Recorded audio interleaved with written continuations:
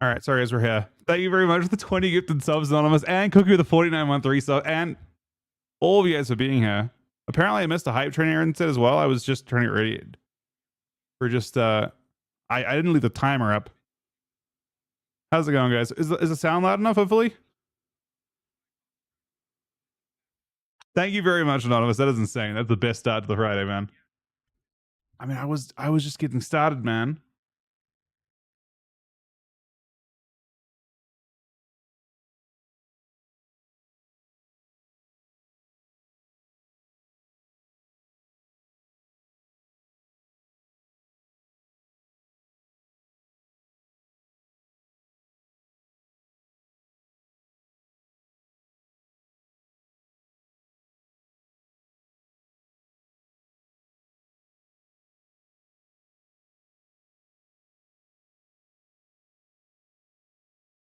Oh shit.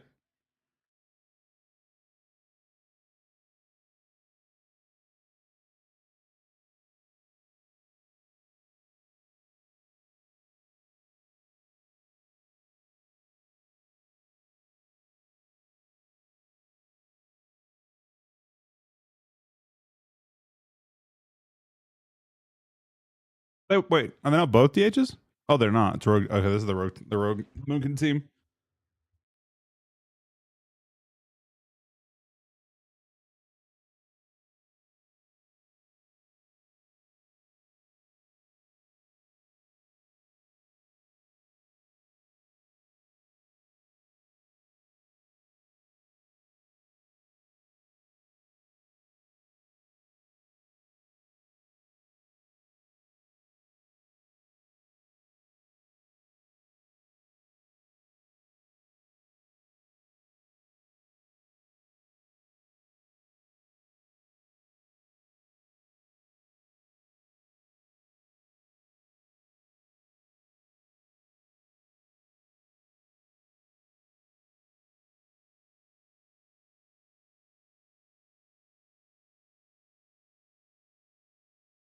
What's going on? No, it's a 20 more gifted subs, man. What the actual fuck?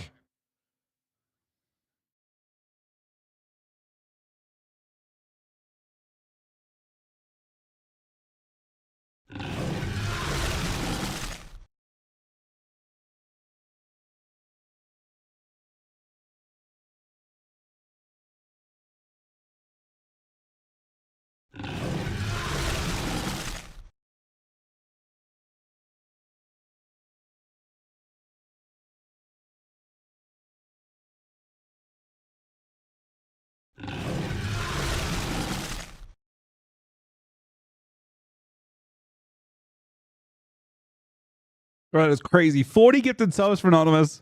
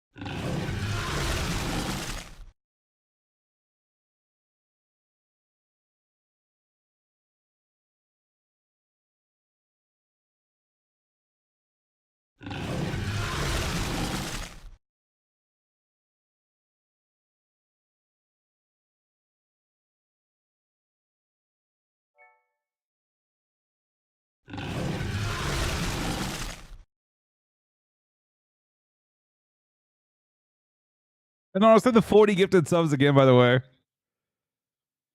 You see the Twitter drama about Trill? Is that clip legit? It is not legit. No. It's two words being run together. It actually sucks for Ryan because that is not who Ryan is.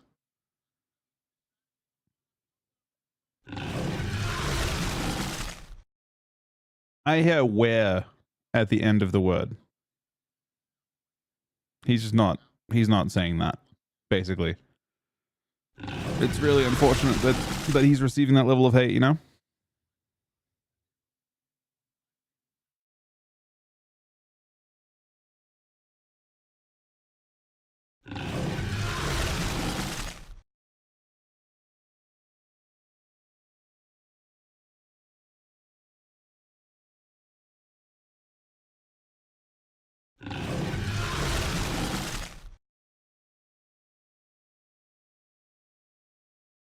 Yeah, it's super unfortunate for him. I feel very, very bad for him.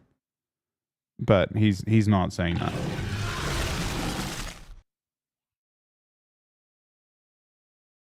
So in this matchup, I don't know.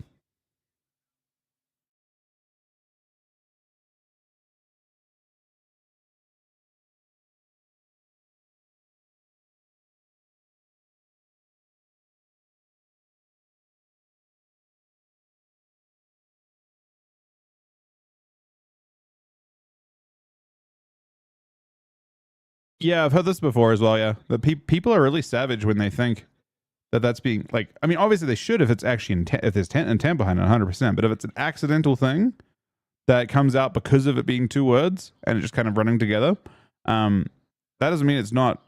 You know, you certainly can't say anything like that. But it's not what he was saying. So there's not really any kind of I think in language, what you're actually saying matters more than what it sounds like you're saying. There are a million things that I say that sound completely wrong. I'm terrible. I'm terribly well spoken, or terribly unwell spoken. I guess. Like I say a whole bunch of shit that I'll intend to say something. It'll come out completely differently. I think what you intend to say, what you're actually saying, is more important, right? That is the thing you are accountable for is the intent behind your words, and the intent behind his were not that.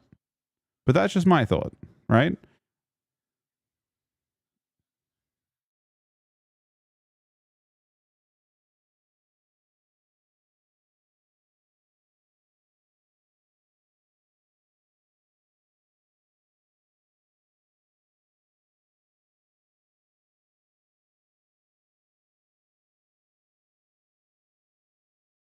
The arena you guys suck for broadcast. I agree. They're doing a really good job with it. It's hard to refine beyond it.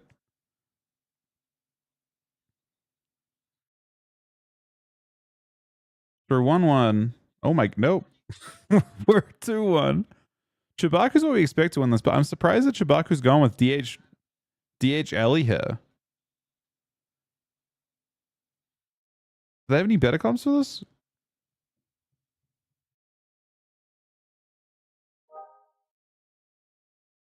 Again, thank you, Anonymous. The 40 gifted sauce. That is insanely kind of you. I will, as I wake up, I need to thank you multiple times because we're half asleep still.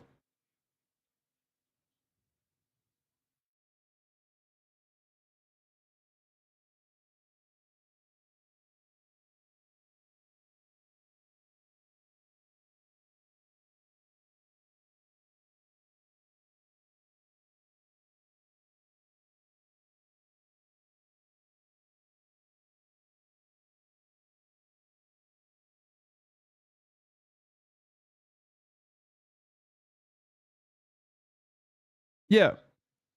There are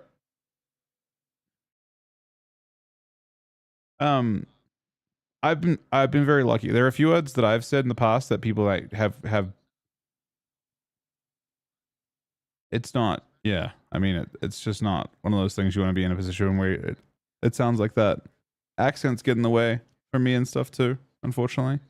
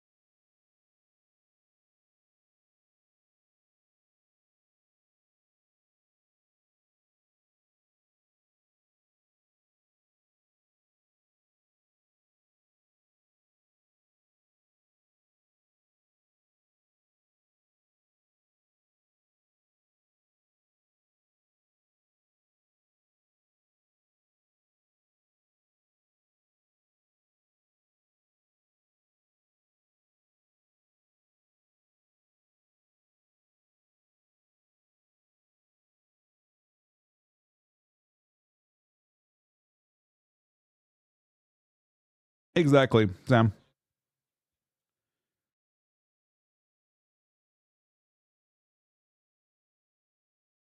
I don't think Ryan's up to anything. I think Ryan just said something that sounded like something else.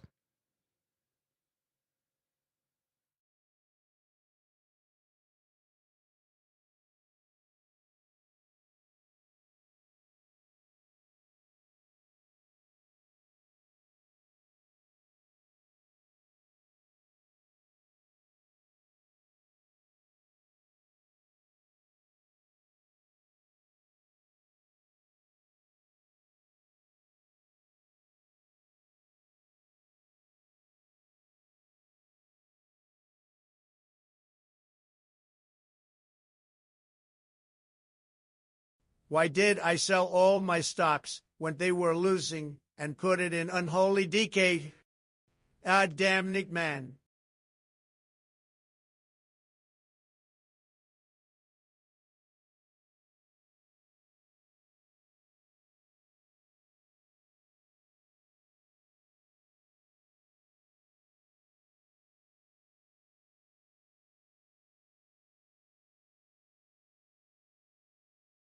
Yeah, you definitely don't want to put stock, any kind of stock, in Unholy DK. 100%. One sec. I just gotta print something for Aaron real quick. My screen will turn off for 1 sec. I apologize. I don't trust that I can do this without giving away your information. You need all these, Aaron, or just one of them? Pardon? She's doing? Okay, 1 sec.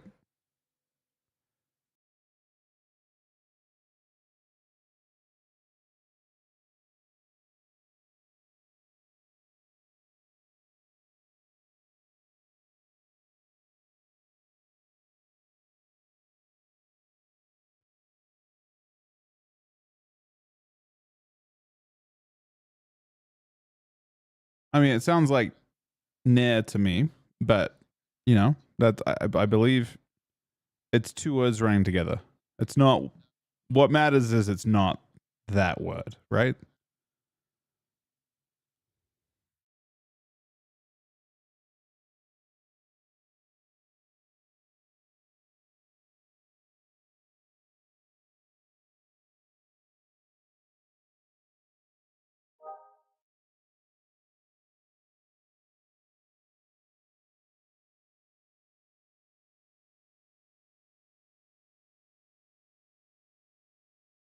Word speed. I don't think it's even word speed. Oh, I mean, it is. It's just two words running together. So, very, very unfortunate for him because it's not what he's trying to say at all.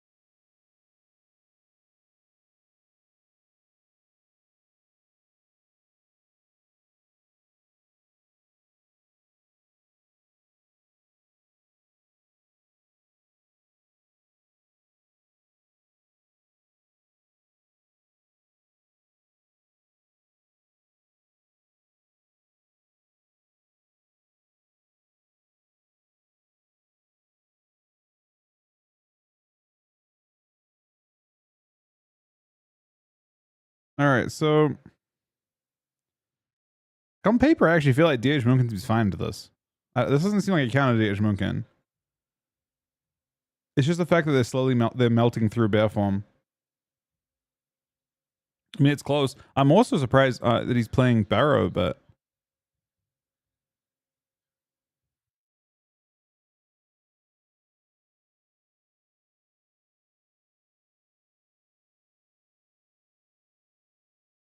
bit mods in overtime. Oh, in where? In here? No, everyone's nice in here. Hasn't been a problem. Has not been a problem at all. I don't expect it to be either. People are really, really nice. I don't think people are, like. think that's what he said, right?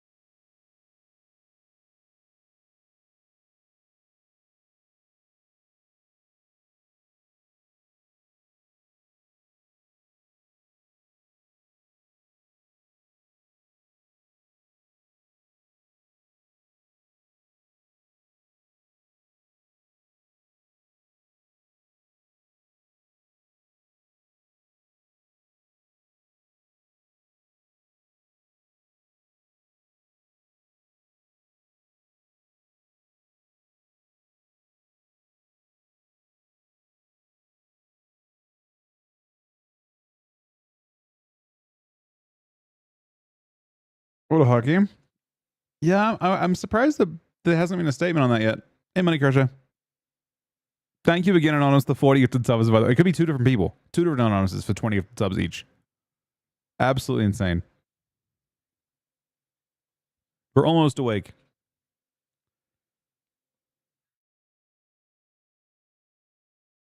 I like David's casting a lot.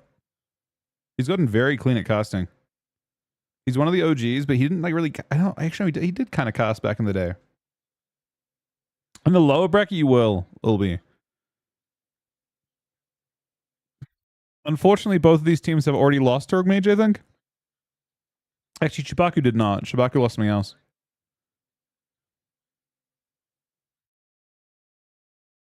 Zeepai looking a lot more chill now. He can die in stuns, but he can't really die outside. He's got every CD. I think it's unlikely Lone Tie can die. Houston has everything again too. No trinket though. So both don't have trinket, but both have everything else. If that's accurate, there's no incon charges on Corky for 20 seconds. So there's not really any threat. Zeepai has every CD, so he can't die. The only person who can die in this game is basically Houston. Houston can die in a big go in 10 seconds. That's their goal. He's got quite a bit. So we don't want to see Houston pre-blow or something like that in 10 seconds. And then potentially pre-nether as well. He pre-blows. So there it is. On the incon. He should be. This is their moment. Right? This is their last big push. They will not get another one at this point. So Corky's dying. Houston uses Glimpse. They use Wall and Zeepai. They've got Nether on Houston. They may have to use. He may have to use. It's over. So Incon's over now. Now they get to push cleanly for the next about minute or so. No threats.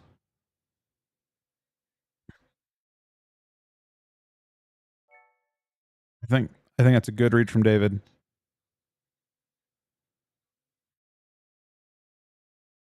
And we can nether if we want to. There's no giant downside to it. Oh, he's dead. Dead. This is the one team that actually beat Rogue Mage that I've seen too. There he goes. They played it really well. They played it very cleanly. Chibaku actually were never actually tapped on CDs really at the moments where it mattered. The key to this type of matchup is basically the incon cooldown on Corky. And I wish I could track it that way in game. Because like understanding the actual CD on incon is pretty OP. Did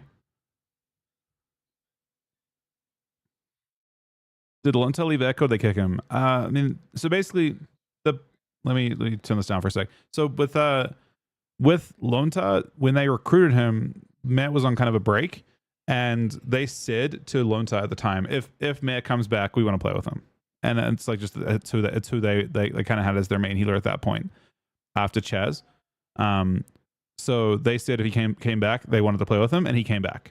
So it wasn't like they kicked him. They just already had an agreement with Lonta that if Matt came back, that they wanted to play with Matt. That's all. So there was no hard feelings or anything like that. It wasn't that they won with Lonta. Lonta won ABC with them, and then they went back to their original healer. I think also Lonta is like not like his main healers are not priest. Lonta is incredibly good and like incredibly diverse on healers, but yeah, their main healer was Meh at the time, so it wasn't like they kicked him at all. Well, they just already said to him like if you ever come back, we want to play with you. And then they said to Lonta, this is possibly very temporary depending on what he wants to do. And then he came back. So Lonta's insane on everything. He's an insane shaman, and I think his main two healers are like shaman and druid, and Mayor's main healer is priest. And for a rogue mage player, for a rogue mage team, and a rogue lock team, you want the you want the main priest. So that was the kind of thing there, I think.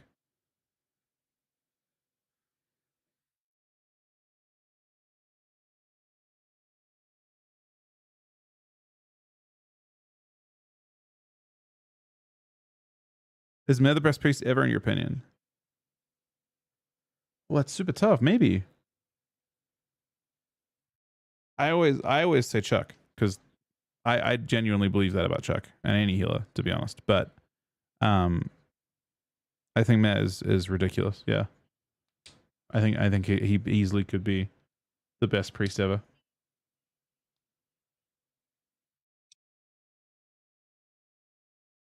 Yeah, could he, I mean if you want to rank that way, I wouldn't blame you.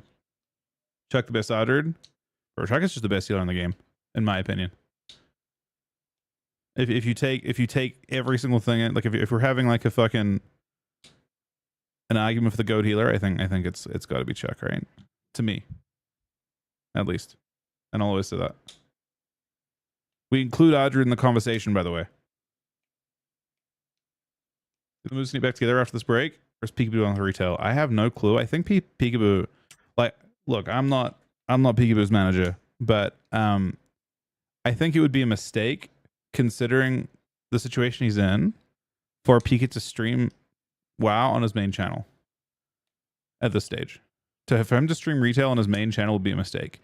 If Pika was to decide to make a second account, a second Twitch account, and stream retail on that seems like an option. But his audience now, that the new audience he's kind of gotten since Classic, they don't want to see WoW Arena, basically.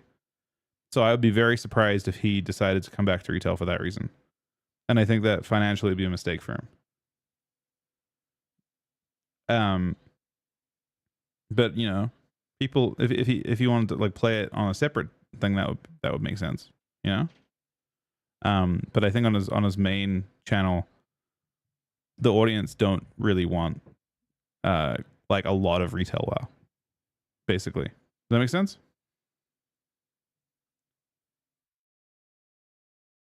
Yeah, I mean, if you made a second Twitch account on resale would make a lot of sense, and you could even gauge how that works. But I mean, at the end of the day, he is in a position to like make generational wealth, by doing other things, and I think that makes more sense. If you're looking at it objectively, that probably makes more sense for him. Didn't Lonta completely outplay Chuck in the finals and Lonta won AWC? I mean, Lonta's also insane, man. But there's more than just the one AWC. And that one instance, there was one singular game, yeah, where Lonta has a crazy knock on Chuck into a root down bottom. Super impressive. On Ruins, I think it was not on Ruins, on Dalaran. But I mean, the previous series, Chuck played. I mean, Chuck always plays insane. Lonta's a really good healer, 100%.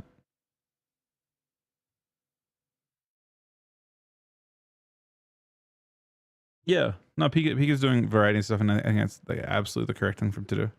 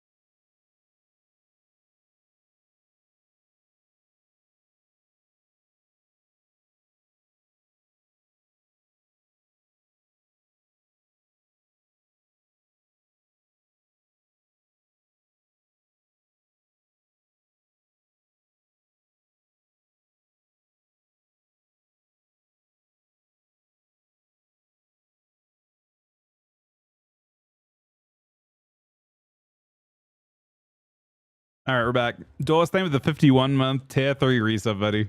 Thank you, Anonymous, for the 40 gifted subs today as well. Best mage ever? I mean, I'm always going to say Sam, right? I love my team. There are a lot of really, I mean, I don't really think, I think it's going to be tough to have me like give you a bit, like someone outside of my team that I think is the best. I think there's a lot of people that are insane, you know? I'm very lucky to play with the people that I play with.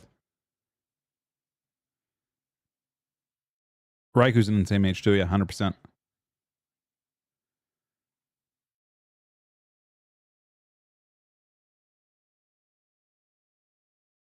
It's out of Java, it's Seizure.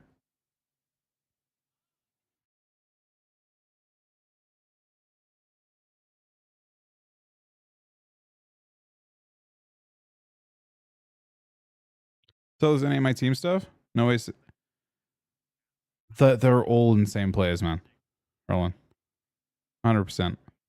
My goal is to not knock anyone down at all. That makes sense?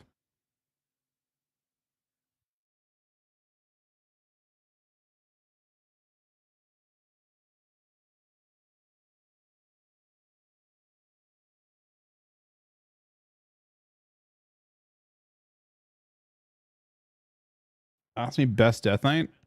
Not me. There's a lot of really insane ones.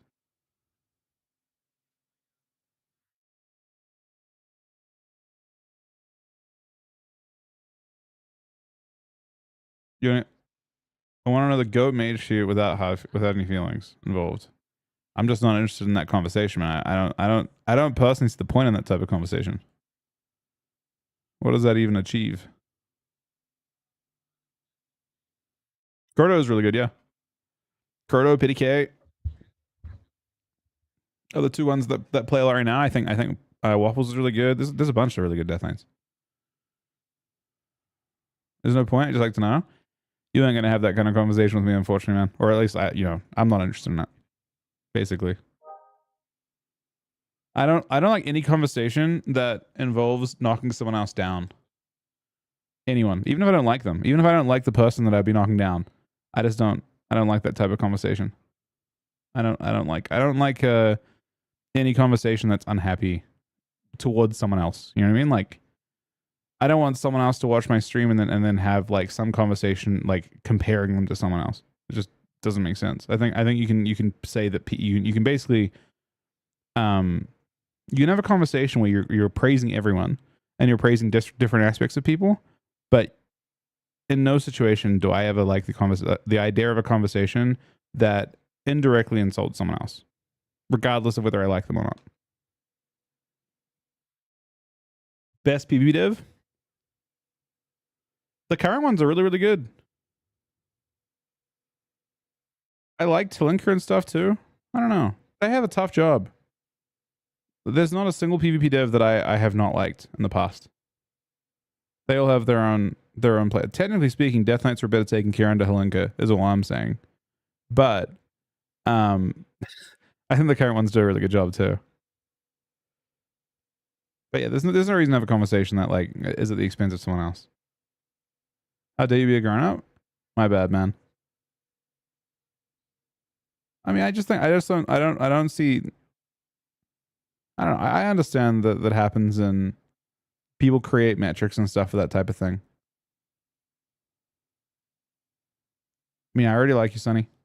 All right, so what do we got here? We got. This is, I think, advantage for jungle, personally. Basically, they have a certain amount of time to win before I think that the rogue will just die. But they have the ability to kill. It's kind of like my experience playing this type of comp. I played this comp into jungle. We actually did kill Hunter a little bit, but it's very hard to kill a feral druid as this comp. And it's very easy for them to kill a rogue or a hunter in this position because they're just kind of squishy classes and they can't kite them. They're currently, as I say that, he was a bit greedy though. He's got Trinket. He just dies. Wait, honestly, what does he actually respond with it? Hang on, let's go back and see this. This is not what I expected. So he's got Incan. He gets bombed extremely late. You see this bomb come down on the DI cheap shot. So his next global from the rogue here is gonna be bomb. Here's the bomb. You can see it just starting to spawn now. And the bomb comes down about 0.5 seconds on the stun. He doesn't know what he wants to do. Now the main thing here, I mean, it's not true shot. It's not blades. It's a random go, but he's caught in caster. I think they just run this one back, and I just don't. This doesn't seem real. I think they just catch him, and yeah. I mean, he takes a single rapid fire, and he gets bombed literally on the next stun. He gets bombed. It has to be at 0.8, right? Because he gets the DS stun. He literally gets bombed at 0.8 on the second cheap shot into a triple DI cheap shot, and dies. The key here, this seems like kind of throwaway. It's not even it's just caught out. He I don't think heart changes anything here. I'm not sure what his options are. I mean, it's kind of it's okay to trade. It's actually no, actually I think it's okay to trade trinket on bomb, I suppose. But they do a really smart thing by bombing the DS stun against the part that kind of really pulls us off. So it seems like a non-result still, I think, in terms of the matchup. But the matchup can play out entirely that way. The matchup can play out entirely on dying in DS stuns, you know?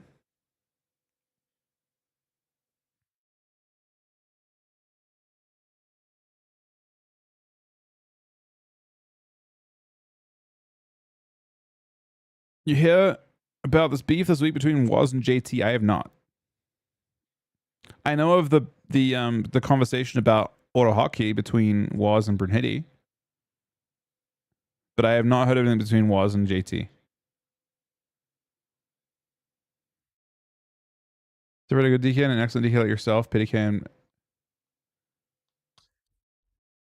I read that question a bit differently.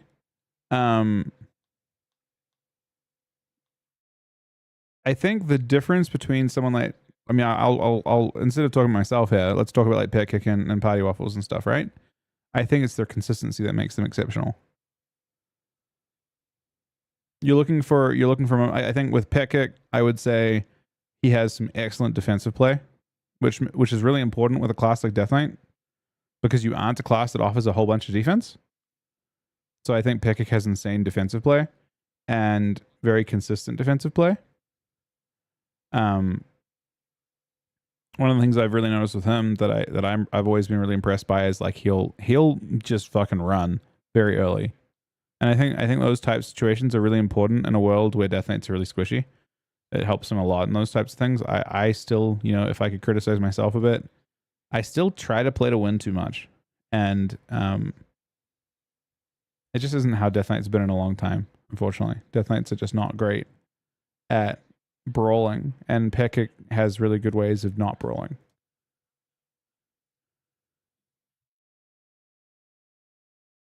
JT was kind of making fun of Waz on stream, reacting to the finals last week, and Waz was in JT's chat shit talking him, and JT being like, I don't know, because I was better.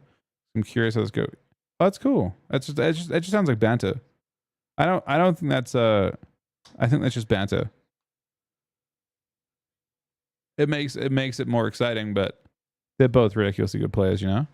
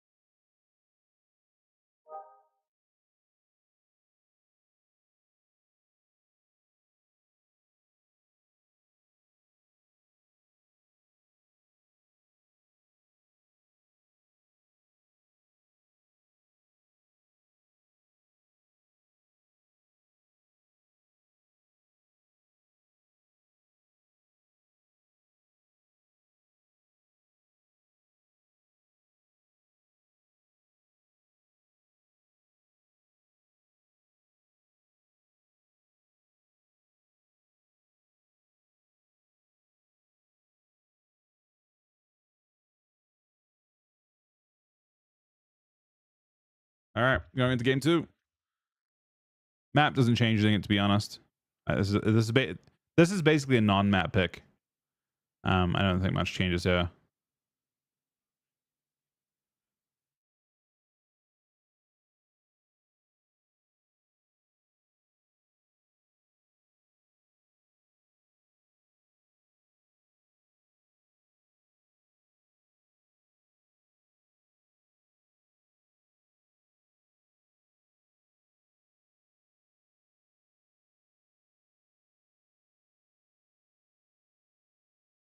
Yeah, so yeah, I think Ash said that right now with DKs being so flimsy, it's how you cope with the really crazy defensive spots that'll make you kind of go a bit further. I think your offense is decent, but it's how you can take advantage of the scariest spots. Bro, he's got the ski goggles, man, on the cam. That's crazy. The ski instructors with the ski goggles, man.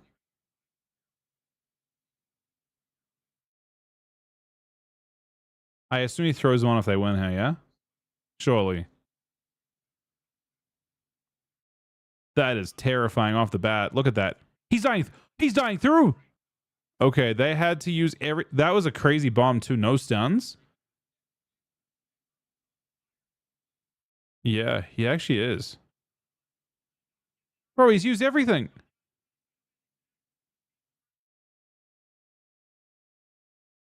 I was wrong, man. This looks unhealable.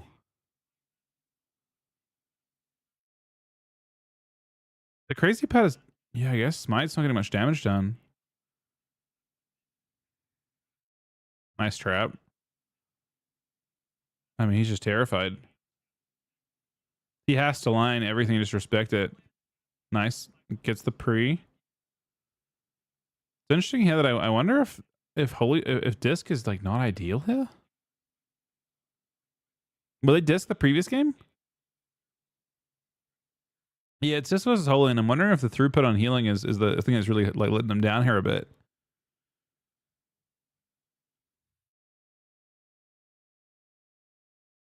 I mean, I think disc in theory is good into goes, but I'm kind of wondering if you just need to have really stable healing. Now they're kind of reversing it quite a bit with pressure. That was kind of everything. Here we go. Nice grip. I mean, full trap. We just run here, yeah? Yep, he's running. Good job. Show meters? Yes, I can. Sorry about that. Good call.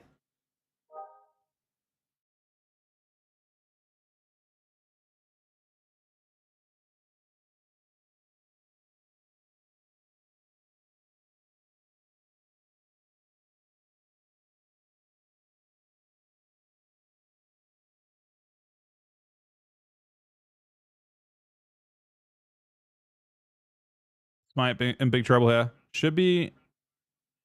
I mean, this is a lot of CDs.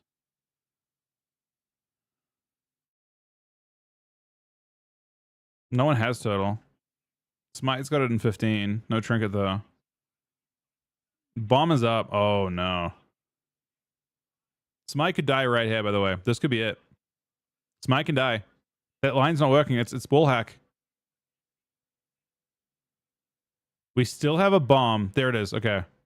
He defended. He defensive bombed. What kind of defensive bombed? Into...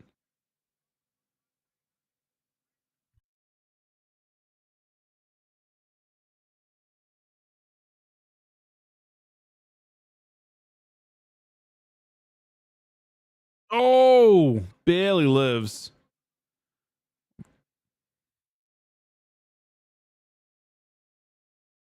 We're probably Wing here, yeah. I think it's probably the play. Beast of Your Wrath.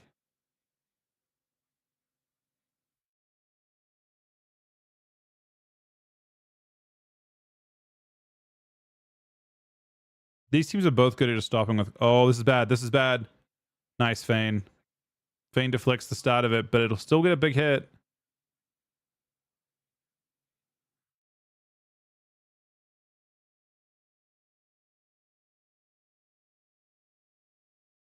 It's really tough to play BM like a melee class here, and that's kind of what he has to do to actually get stuff done to the hunter. Stunned. No feign for 8. There's Ross though. There's Turtle.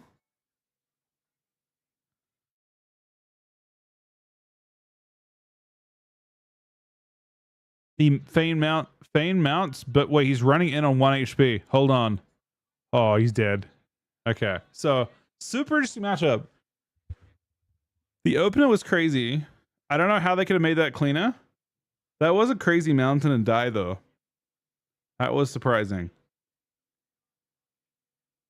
I guess he chugs the energy drink. I respect it.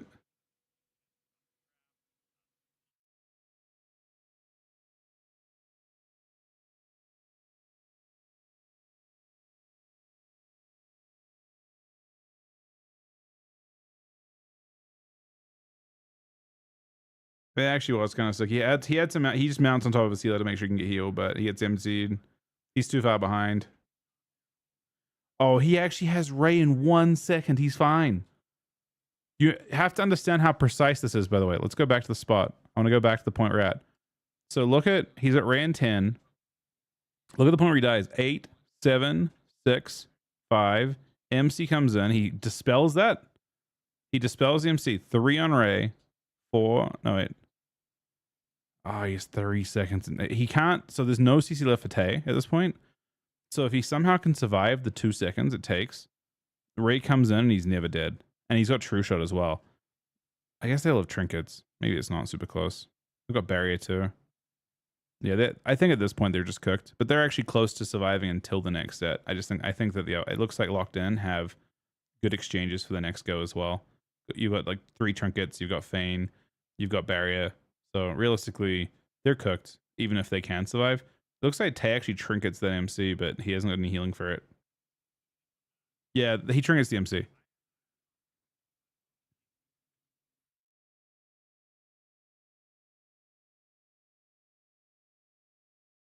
They're all predicting the Thug wins.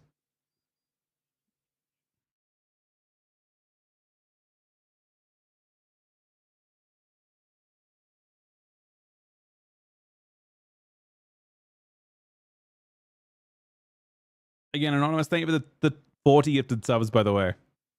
Actually fucking insane.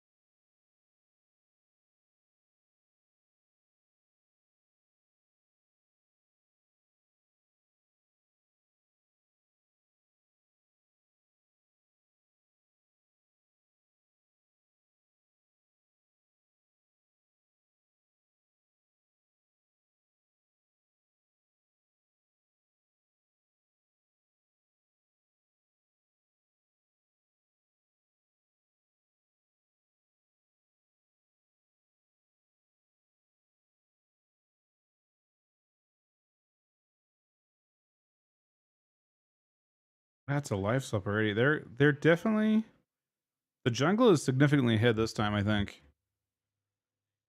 So I mean, seats out of everything except total. No trinket. He probably totals here, and that's it.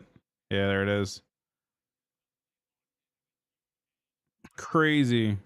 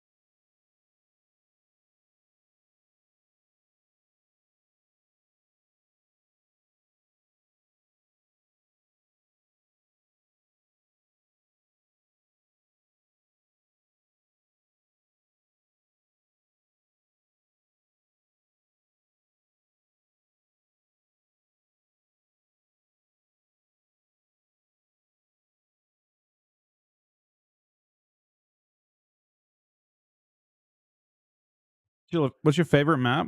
Hook Point, I think. Least favorite? I would have said Tolvaron, but now I think it's Empyrean. I think Empyrean is by far my least favorite, not because of the design of it, because of the blue. It's just too intense.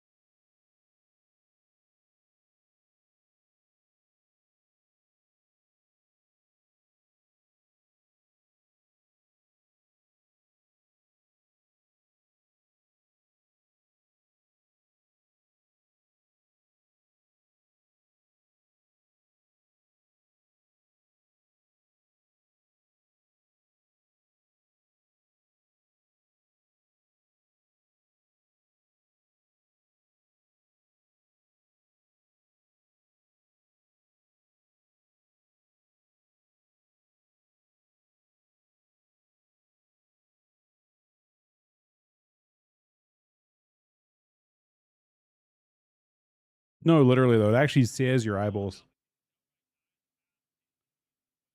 Solo Shuffle Arena mix up, same for like 4 seasons. These are different. These are unique comps, aren't they? These are super interesting comps. I think from my point of view, it's two off meta comps fighting at the same time, so it's less interesting in that sense. It's nice. It's refreshing. It's much more bloody than the other comps, but um,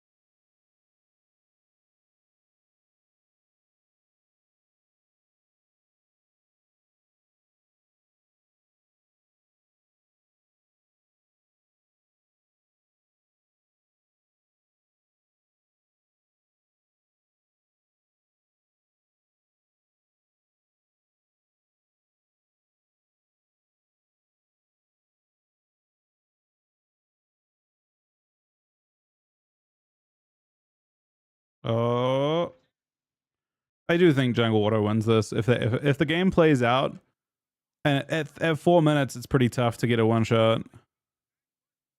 It's Ross. It's Paints up. No, no total. There. Smite can die, but Feign is a pretty strong cooldown if it's used well. We got True Shooter on seat though, so we do have a big go coming up. Very large go coming up. Total in 7. I think this could go 2-2 actually. As I say that, I mean if the game here comes the go now. No trinket. Trap full. This could be game. Here's the cooldowns. He's got a feign. He'll feign off this. There's the feign. He gets away. It's so awkward to fight a Marks Hunter in this. Look how AFK they are. They just aren't playing, which is exactly how you win this. So locked in just to choosing to not play and run virtually at all times, and they just push after.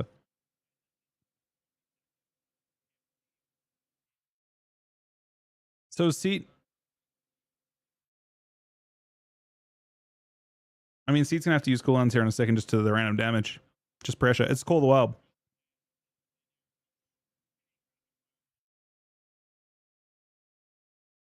Big aim shot. Bear forms it. Could have died without it though.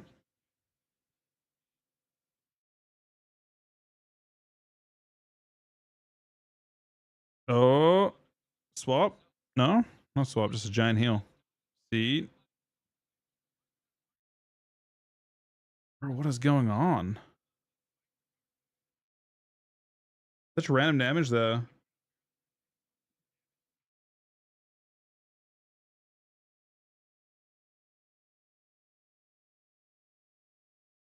Okay, now Smite's got turtle. I got turtle as well.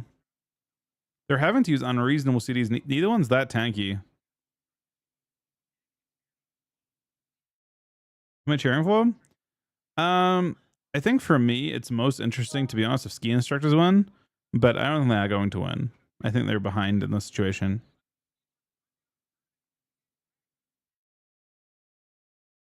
Like, I would love to see Rogue Mage versus Thug.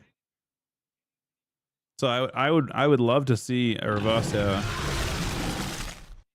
Hey, stay on the Twitch Prime, buddy. Hope you're having an awesome Friday, man. Thank you very much, man. IVDs are pretty dead, unfortunately. Thank you very much, Ace Footy.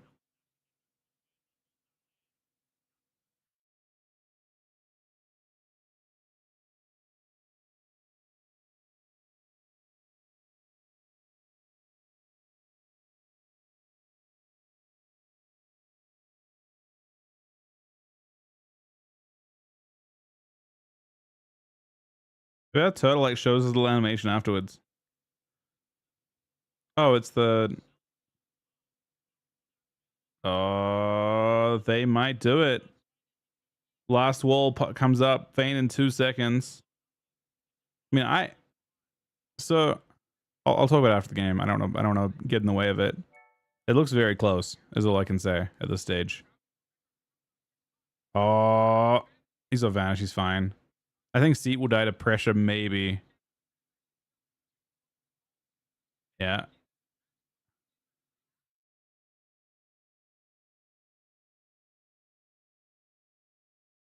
Oh, it's game. He's got nothing. He's got nothing. So what I was gonna say here is, from my point of view, very unfortunate.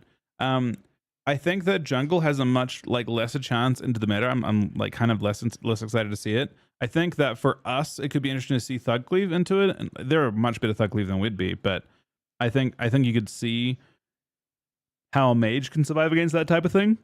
Not that you can really stun a mage, but I think Thug into the meta. Let me see their path to this real quick, because we can look and see. You can actually see like who they fought to get here. So we go to Cup 2 and we go to EU bracket Cup 2. We look at, this is ski instructors. Who do they lose to in the open bracket? So if we go to the open bracket and we go to ski instructors, we'll find them somewhere. They lost to Streamer Zone. So they didn't actually lose to a Rogue Mage. Streamer Zone are Streamer Zone, they didn't actually make it through, but they have, I think, only jungle. So they actually lost. Oh, they actually lost to 2 jungles, man. That's crazy. They didn't even get to use. They didn't get to lose to. They actually lost to jungle, then lost to jungle again. I think. See, I think that Thug is the kind of comp that could could actually crush the meta comps and force teams to play different things. But unfortunately, we didn't get to see it. Well, the new Streamer Zone doesn't have Tessie anymore. They used to have Feral Mage, but they don't anymore.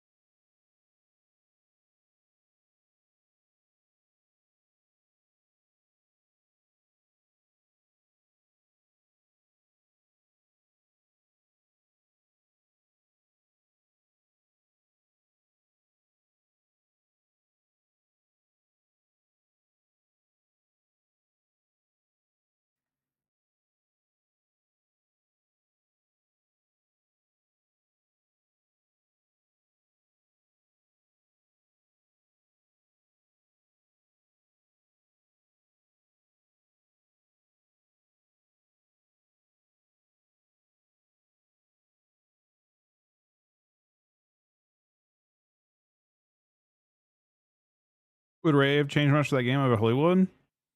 No, because they actually died getting triple killed anyway. I think it just looks like a badish matchup. A better matchup would be a better matchup by far would be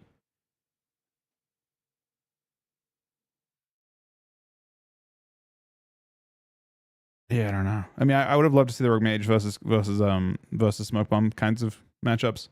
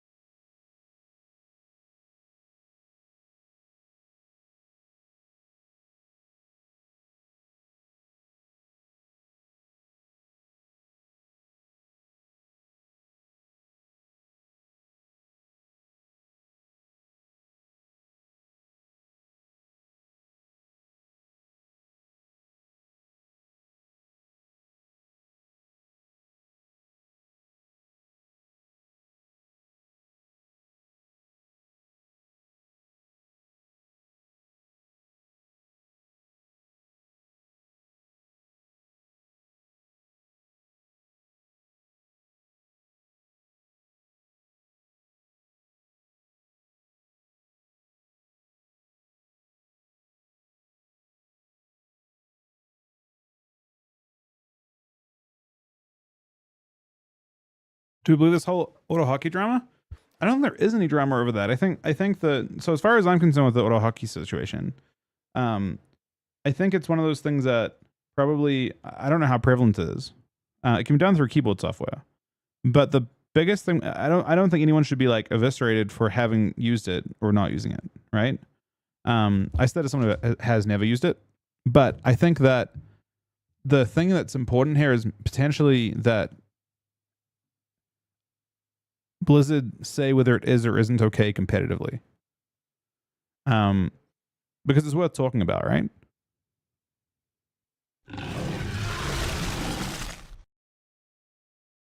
That is kind of weird, actually, with the Killshot talents, Brendo. Mike, thank you for 2-month resub, buddy. I would love to see them come out and say definitively, like, if you are using it, you could get banned for it competitively, because it's very easy for them to track if they want to. Because if they choose not to do that, I think that you run into this weird situation where as people become more aware of it, more people are going to be tempted to do it. So I think that's one of those things that they can be very clear on if they want to be. Well, it's not really Blizzard as much as this is the WoW esports side of things. I think if the WoW esports side of things, they probably should say, like, for competitive integrity, this is either. I mean, they should make a clear statement on it. Probably would be ideal. Because if they choose to not say anything, I think we'll see more of it. And I think this most recent thing kind of brings a spotlight to it. So I think a clear statement would be ideal. Like, we don't allow this or whatever. If you're inputting, if you're using macro keys to input many like key presses of the same thing. Probably, yeah. I mean, otherwise people will eventually just use it. Otherwise, you're leaving performance at the door, right? So I don't think, but as I say that, I don't think if for example Bernhidi used something like that, that it should not take away from his win at all. It shouldn't be like something he gets criticized for. It's just a discussion. It starts a discussion. That's all it is. That makes sense? It's not cheating in the case of right now, but I think that, I mean, at least in my mind, it's not currently considered cheating. But I think it's one of those things that brings a discussion up that I think should be commented on by Blizzard. That's how I see it, at least. Because I hate the idea of taking away from, for example, Bernhidi. This is upper bracket now, and you can tell we're in the upper bracket because we've got 2 fucking mage priests right away off the bat. Wait, no. This is. Oh no. We're going through last week. They ended up double rogue maging in the end, I think.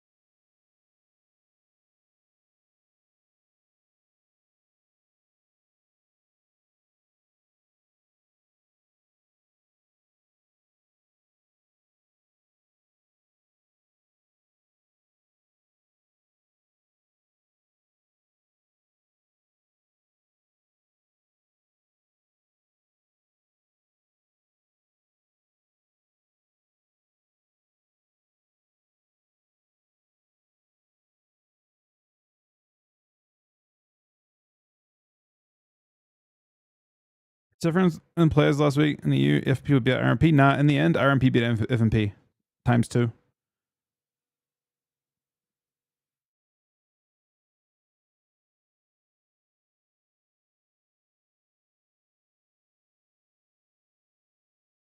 RMP, no. Wait a second. Wait, Overload?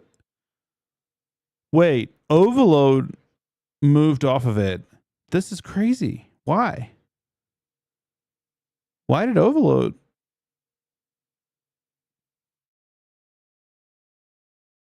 That's crazy. Overload.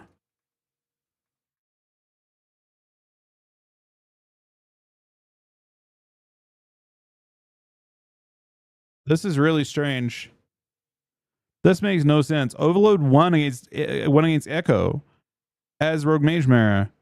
The only way that would happen is if they think Forged RMP have something that counters it. You know what I mean? Like, this doesn't make any sense. Probably just testing grounds? I guess potentially.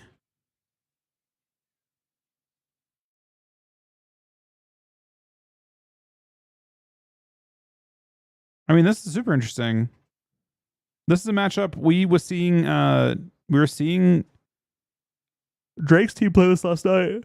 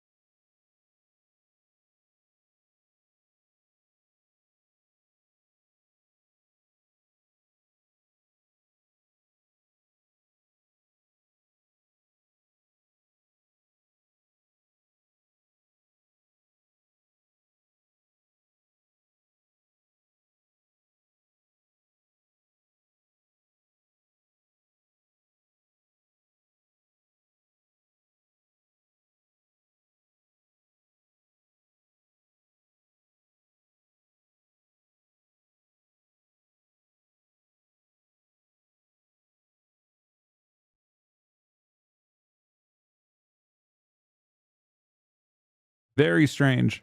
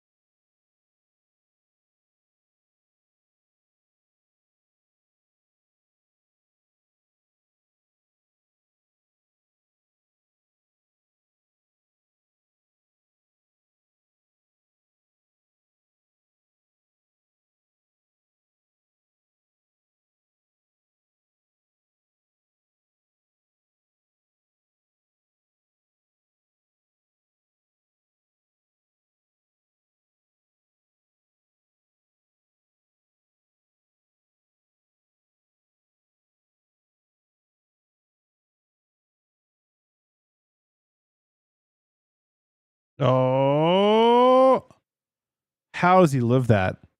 That's a GS proc. No, it wasn't GS proc. He just lives at 1%. I mean, I think they think that Forged RMP have an answer to Rogue Mage that they're afraid of. There has to be something more to this, or like you said, they're just trying to see something. Because it doesn't look like a good matchup already. When you hit 2%,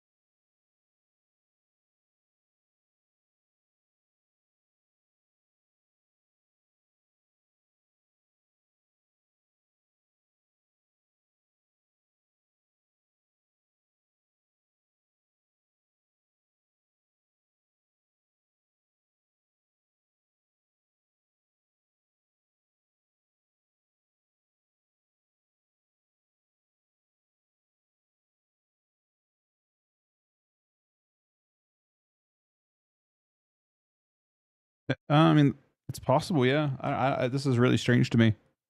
I don't know what's going on. It doesn't look like it's a winning matchup. The Rogue Mage seems better at killing everything than they are at stopping it. And that's why you play this comp, right? Where even on manas, there's no mana advantage. We're ahead on. I mean, you have to understand. Look at the cooldowns on. I'm gonna put on my like things I can show you guys with graphics, but exactly that Sam, you're completely right. They still have every defensive cooldown. So we're not close to losing. The only person who's bled here so far is evasions and stuff, but I don't think they're actually in trouble when they use those cooldowns. They use them offensively. In damp, I do think that the mage will start to feel weaker, but those immunities are really powerful, especially when you can.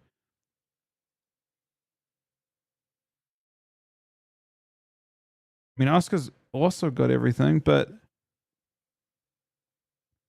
basically, if PMA can hold on for incons and dampening, like it's going to be incon trades for ice blocks and damp that I think you see, and I just don't.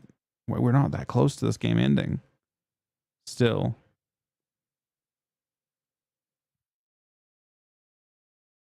maybe Acro can die in damp. Slowly, Dakara's mana is starting to get taxed a bit, I suppose. Right? Oh, there's a block. Okay. Block snap, but it wasn't incon. We're gonna have a trade there, but Oscar's bled even more. Oscar's used everything. It might work.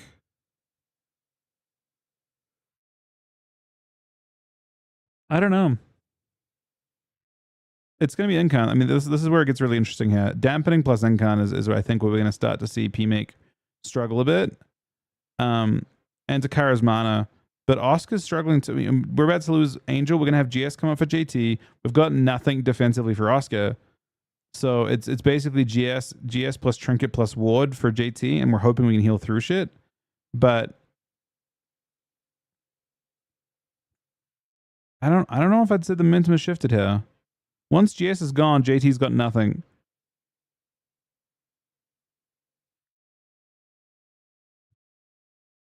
Here's the Inca. Oh, this is Inca now. He didn't trade block for it. I think Oscar's in danger here.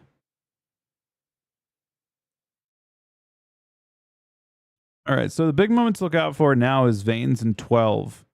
I think they'll get to it. That's Wool. Okay. So we're gonna have a clean Veins window from PMake, with only JT's like Trinket, but nothing else from Oscar. So I actually do think there's a real chance we're gonna see Oscar die to Veins right now. Here it comes. There's the Veins. He's dying. He could die with that block, but this is his moment. This is his big damage window. The GS is being traded. They probably win on the GS. We've got Trinket, we've got Holy Ward, and we've got no defensives on Oscar, plus we've got a Veins for another 10, 15 seconds. So they need to push hard on Oscar here to win. And they're struggling to get much done. Acro's dying a little bit too. I do think that they just lose to mana just barely though. They lose to mana just barely. Okay. He had block, but is that convincing? I don't know if I'd say that's convincing. Yeah, they had swap and block there, but they're totally completely tapped.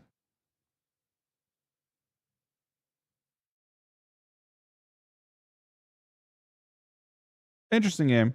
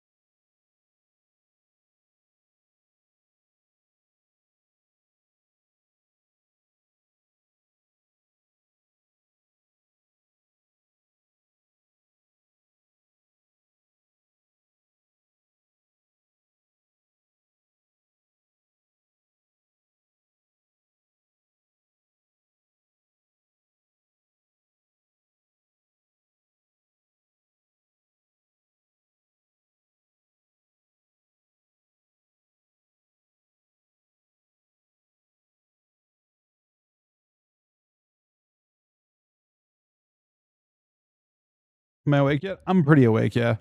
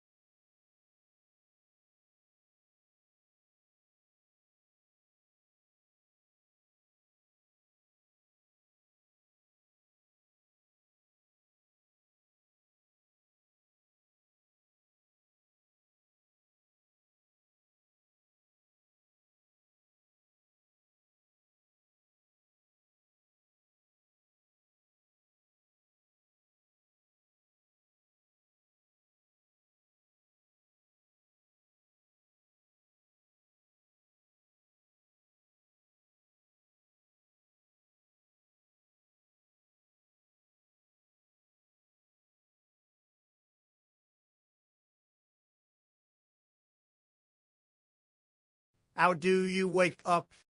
Monster or triple espresso? Monster. It's funny that it has nothing out of Monster for me. I'm not much of a coffee person in the morning. It's like I don't like warm drinks in general.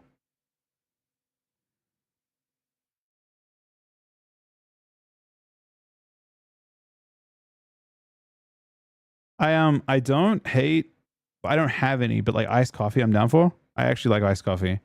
But like yeah, cold brew's different for sure. I just don't have any. I think like if I had cold brew it'd be different probably. But the only problem I have well, cold brew can be sugar free, right? I don't like having like iced coffee because it has sugar in it. And I kind of hate sugary drinks. Sunny with the subject, Happy Dance Master. I thought it was gonna be Monster for some reason. How often? Very little. I mean, it's just not. Again, from my point of view, and from his point of view, and from everyone's point of view, it just isn't what is being allegated. It isn't. It isn't what he said. Deductive reasoning would suggest that it's not even a conversation to have, at least from my point of view. He feels awful about it because he didn't say it, and he's being, his name is being dragged around, and he should feel awful about it because he just didn't say it. It's that simple. I don't know. Oh, okay. This actually does look decent now. I wonder if it's another match. I would love to see a different matchup, but what was it wasn't said. I mean, he didn't say it. He just didn't say it. If you listen to it, it's two words running together and unfortunately sounding that way, which has happened a couple times in the internet recently. But exactly, there's just nothing to say. He didn't say it. People are trying to make it sound like he said it and trying to cancel him, which is crazy. And I feel incredibly bad for Ryan over that. I think it's fucking terrible that people would, especially like Carlos and stuff, like Absturge trying to cancel Ryan is crazy to me. That is wild. Like I don't. He is trying to literally fuck up someone's life over something that clearly doesn't sound that way. So I hope. Yeah. Exactly. Ryan is one of the nicest, purest people that I know. I yeah. There's no conversation to even have. There's not even a conversation to have. The easiest way of looking at it is it's very murky audio, but we use deductive reasoning in these situations. You can tell what he doesn't say, and it is the bad word. He does not say the bad word. You can't easily tell the two words he's saying.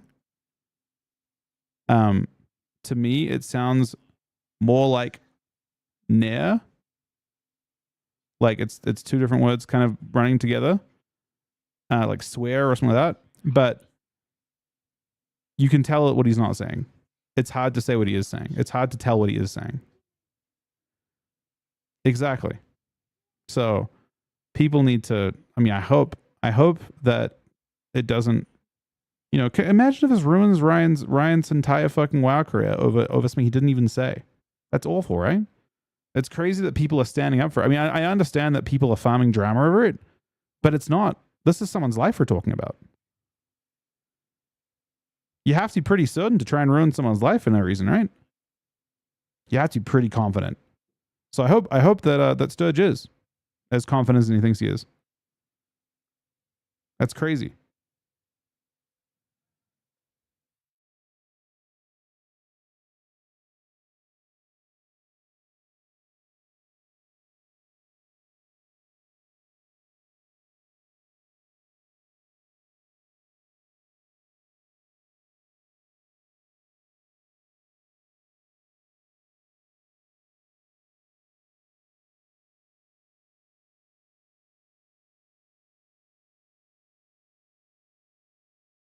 Absurge. I mean, I think that Chuck considers Absurge a close friend. Absurge has lashed out against me at least once for no reason, but to go after Ryan in this kind of form is,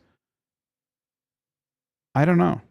I don't know how to feel about it because I know exactly how Ryan feels about it, and Ryan feels fucking terrible that people think he feels like, from Ryan's point of view, this is, again, I would rather not even talk about it because it's not even a conversation. Because then it adds credence to the people saying that kind of shit.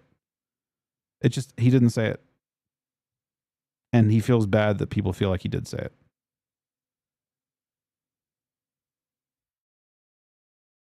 But yeah, Sturge is the person right now that I see his shit, and I'm like, I don't understand.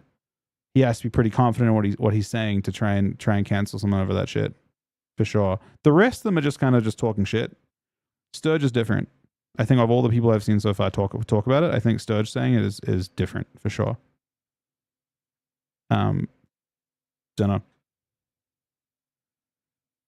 I think everyone else is just farming drama, and Sturge is straight up trying to cancel him.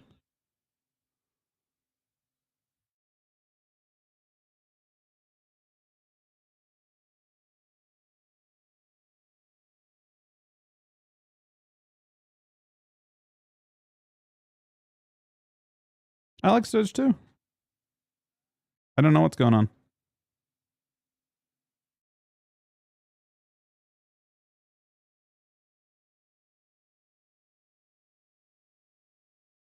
Yeah. I mean, I look, in this case, I can't make excuses for Sturge because he's trying to cancel my teammate. And I'm sure that in his mind, he's not thinking about it clearly, and he's not thinking about what he's actually doing, like his actions. But that's what he's doing. I don't think Sturge thinks that's what he's doing, but that's what he's doing. Just so we're on the same page.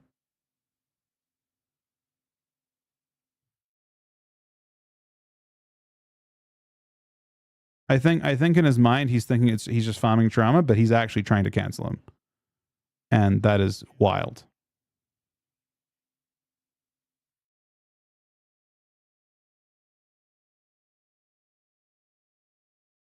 I think Bean's just being a moron and trying to farm drama, but and that's kind of just kind of how you. I mean, it's not like he's being serious about it, but I think that because Bean's just silly like that, but I think Callus is different than what he's saying.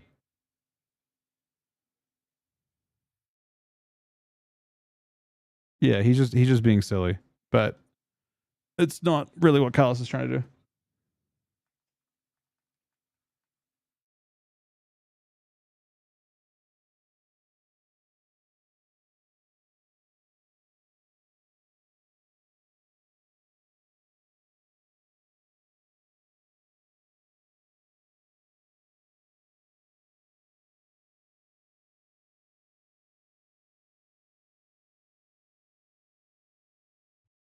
Yeah, so far the shamans look.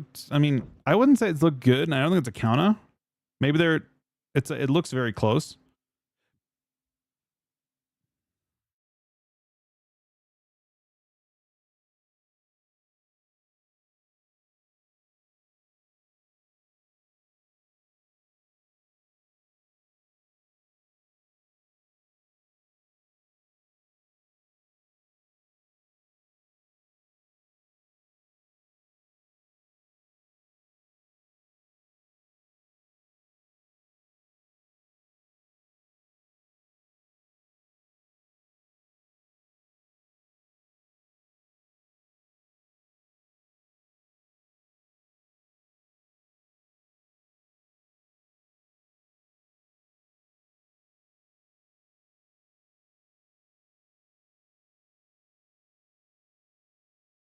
Nah, it's a really close matchup.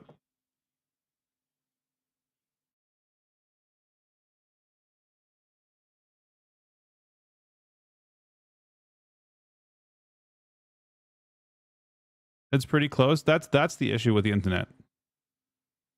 That's unfortunately the issue with the internet here in this case. People are reaching because they think it's close, but when you actually listen to it and you look at it from like a deductive reasoning standpoint, you can tell what he's not saying clearly. You can't tell what he's saying clearly, but you can tell what he's not saying clearly, which is how you know. Exactly. There's bad faith acting going on here.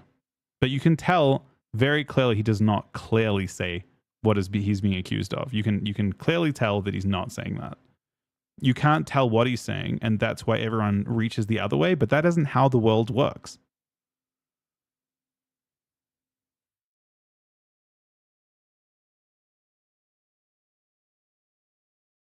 I understand people farming drama. Happens all the time. People go for the, like, oh, it sounds like that. That's funny. It's not actually how it works. We're talking about someone's livelihood.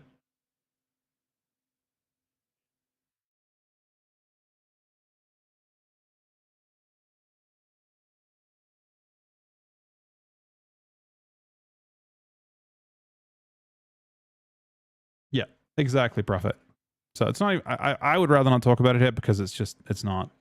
I people will continue trying to farm drama, but it's just not Ryan. It's not who he is. Can say that very, very clearly. The Ryan I have known for the last, it's been 8 years now that I have known Ryan. That is not who Ryan is.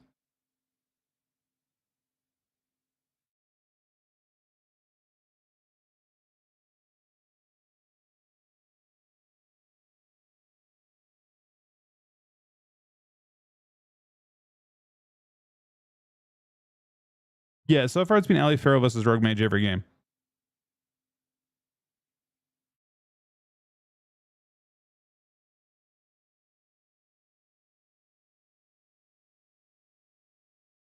This is okay.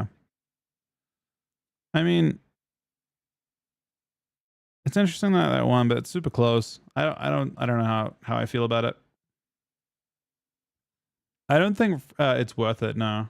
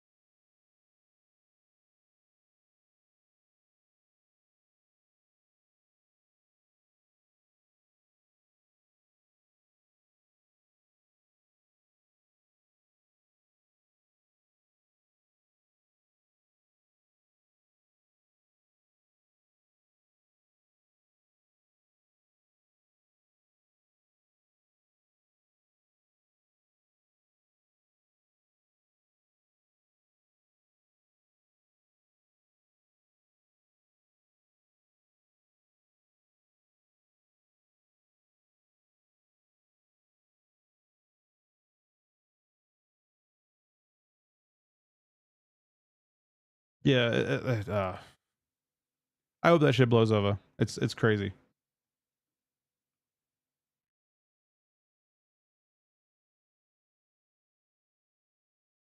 I'm Bean.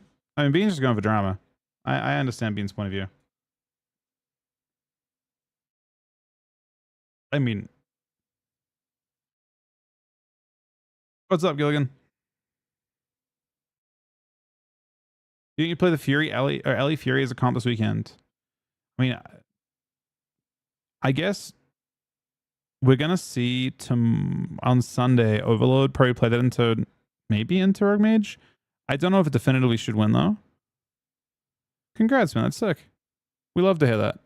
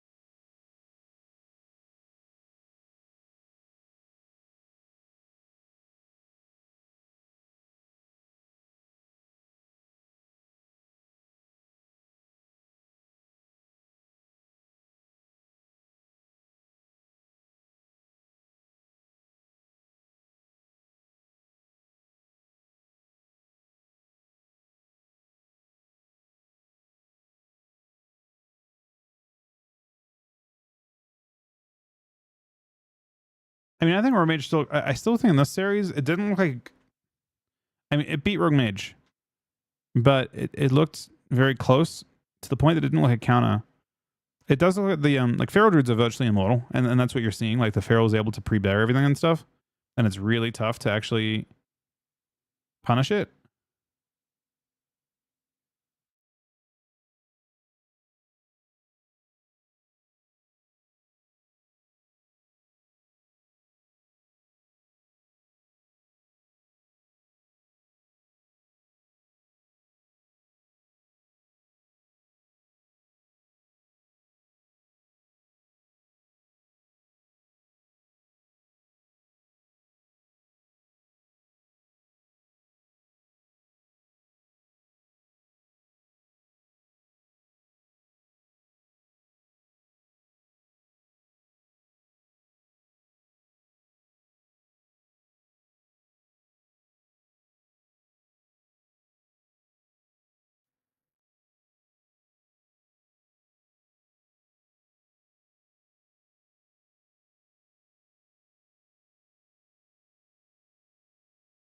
Didn't even saying LA Feral beats Mage teams all season.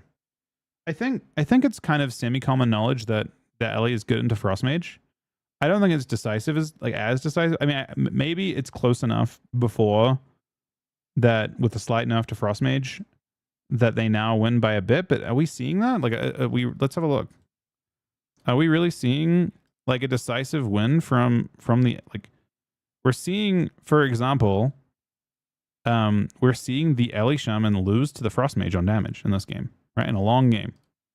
In this game, he wins. No, wait, no, that's the end of the game. Let's go to a short game, or like the previous game. In this game, he's ahead by a very small margin, but he dies. So like we're that's less than his entire health bar, right? I don't know. In the first game, again, we're within a pretty decent. I would say the Rogue seems behind the non-setup coming. Maybe it's a situation where like, okay, does Mage Feral? I don't know why they didn't try Mage Feral into it with Swapsy.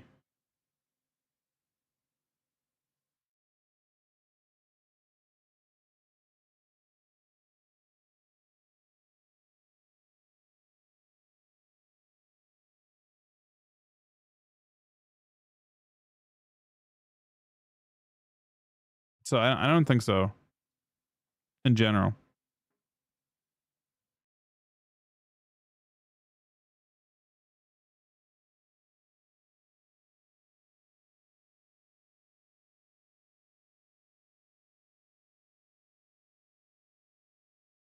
Goes. I don't even know if RMP is bad here. To be honest, if the games are this close, do you think that it would be close? So like, I don't think Forged RMP are bad RMP by any means, but last week we saw Forged RMP do quite a bit worse than like Overload's RMP and Echo's RMP. Like in the specific matchups, like if you like benchmarked them, there was a specific benchmark matchup that we saw. I think it was I'm trying to think what it was. Basically, like it was a team that Forged RMP had trouble into, and then Overload and Echo just both smashed without any trouble. So basically, my question is this: um, is it like a situation where a better RMP, because it was close, would just win? That's the main question, especially if it's more like setup based. So those are close games. Like that could have been a 3-2 series either way. Even though they won 3-0, I don't think that's representative of how close that series was.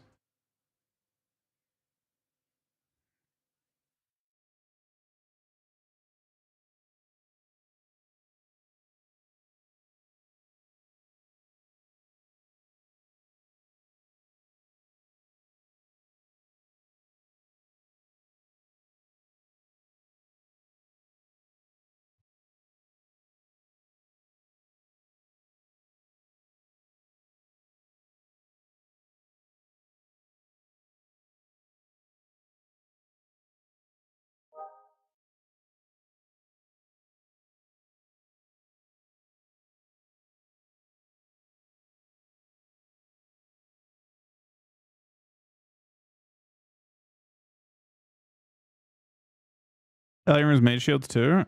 It's a pretty low chance to actually connect with it. They have so many trash buffs for it.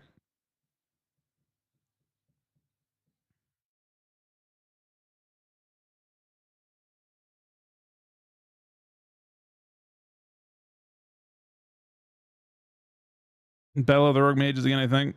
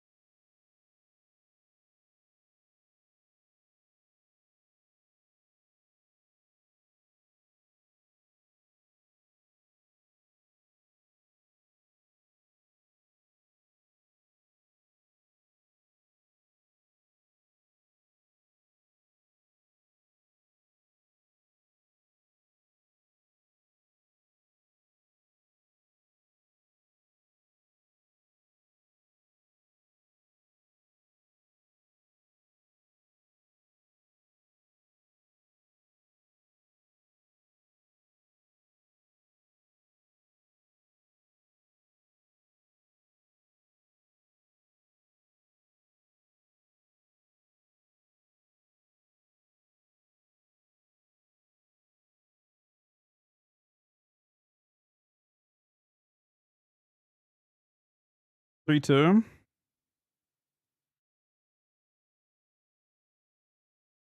Yeah, I mean, they beat them last week. Echo ended up beating them comfortably out last week, I think, at the end. In the lower bracket, they double lost.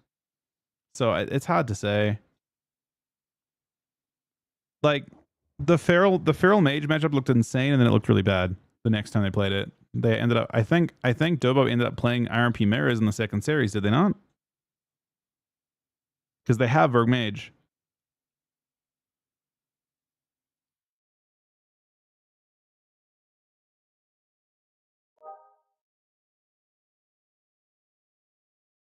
It's gonna be close, maybe not. I don't know. We're still gonna see interpretations of the meta. And the question is, do teams actually like completely deviate from Rogue Mage? And we'll see that again in the lower bracket as well, because there's more games. Ooh, 3-0. I think it's 3-1, maybe. Echo.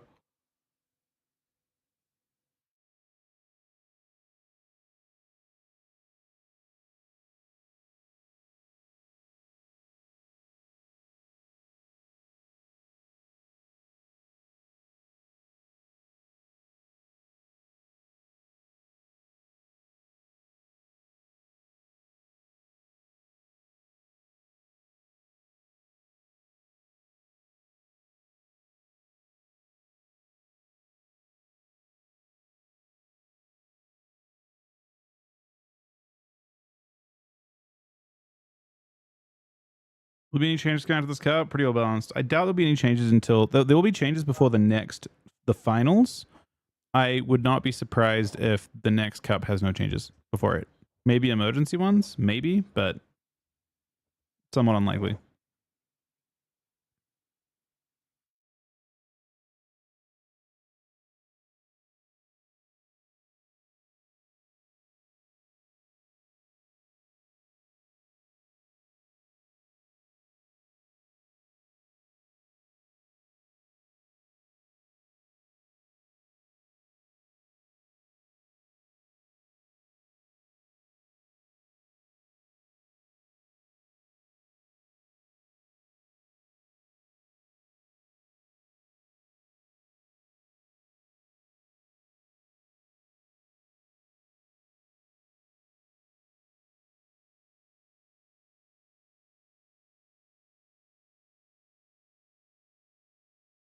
I mean, DK got a huge buff. I don't know if you need more changes to Death Knight at this stage, if I'm being honest. I think we're as buffed as we're gonna get. I don't think we're crazy good with them, but it's hard to say you should be the best, right?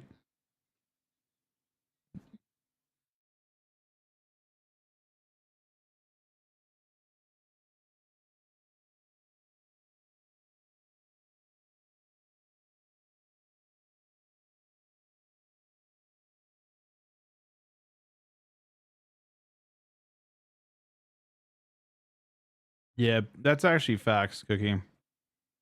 We do have to get in the gym for beef addicts, for sure. It's so crazy that the Trump thing says that. I don't know what he said that made that happen.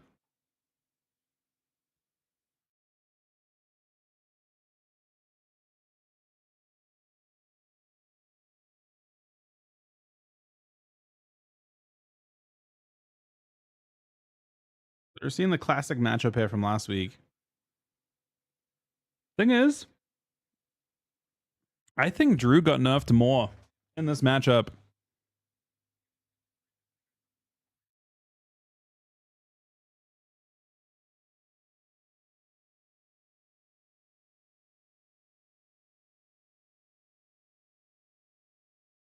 Okay, I lied. I fucking lied. What was that? What was that, man?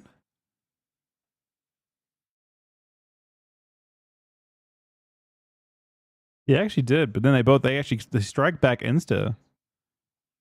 Minute 25, two blocks out of both. Oh my god, Matt is disc in this matchup. To sleep, Ryan, man.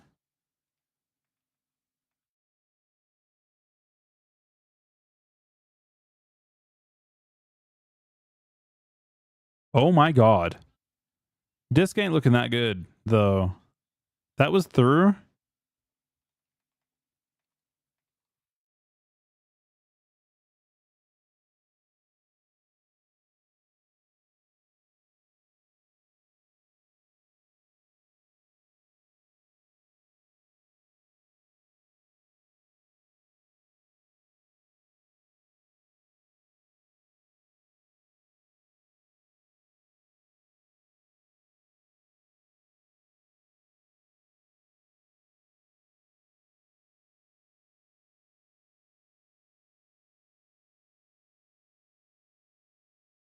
But it's a double block already. They're now ahead. They've struck back. Why is it so much less stable? Tessia might die through. That's a swap. Double block. This looks like less decisive. And the big thing here is Waz and Flap is much closer.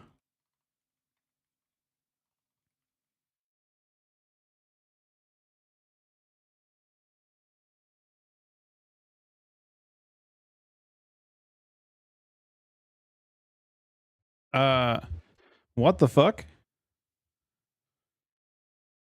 I mean, this is like a crazy game. What the fuck, man? Yeah, I was really surprised. It looks like on paper like they were getting dumpstered. Basically, you know, the rogue mage is actually winning on damage in this case. Maybe that's what the disc is doing.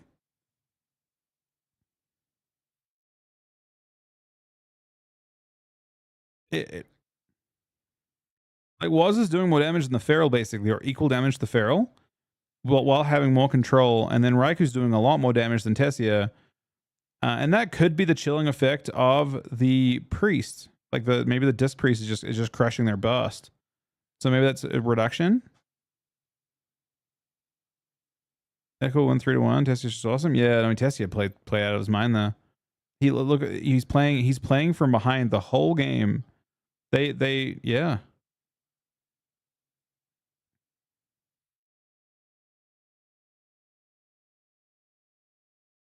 Crazy. Truly.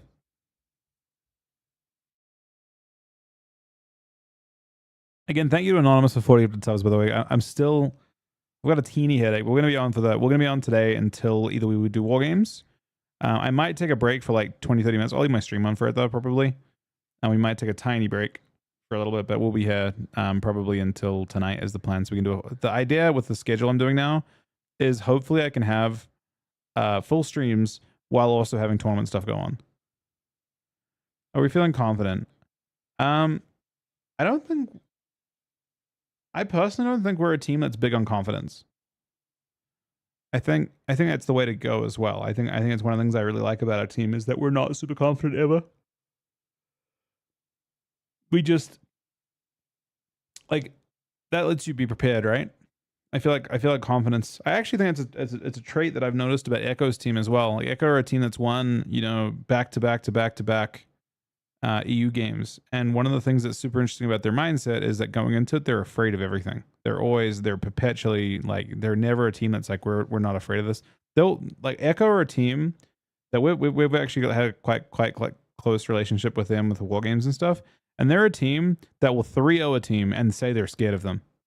Like they'll say they're terrified of this comp, and then they'll play against it and they'll smash it.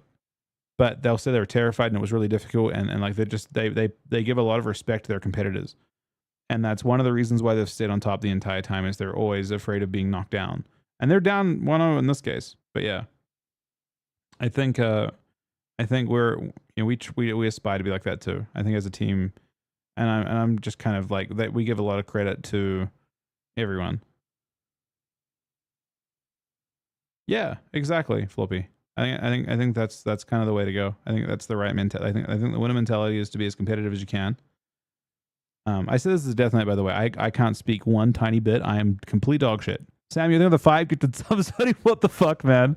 75 total. I said it as a death night, but I think that if I could summarize the way that Chuck and Sam and Ryan have approached kind of every season is they give a lot of credit to everyone.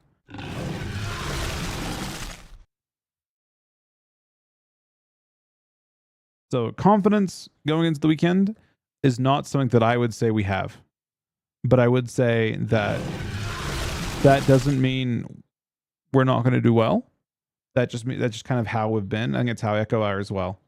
You give as much credit to your opponents as you can. Thank you so much again, Sammy, for the 500 subs. You guys are having an awesome Friday so far. We are now at 50 subs today, 40 gifted subs, and honestly at the start of the stream as well. Sunny with a gifted sub, Mike with a resub, Ace with a new sub, Doris with a tier 3 resub. Today is an incredibly awesome day. Thank you guys for being here today. We're into a game. Similar-ish kind of matchups. We'll kind of break down as we see defensives get traded and stuff, but right now both using Veins. Similar-ish kind of open-ended last time. Still playing Disc, by the way. We've traded a Paints up already. We've got a kick on Frost. They're kind of scary. Well, these changes were actually pretty gentle in the end, I would say.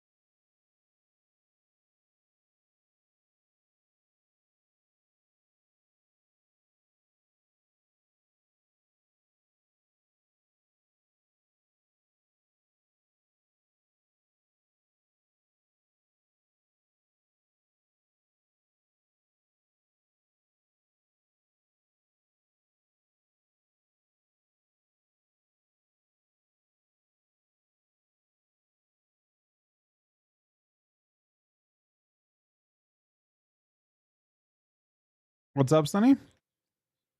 I see a ban.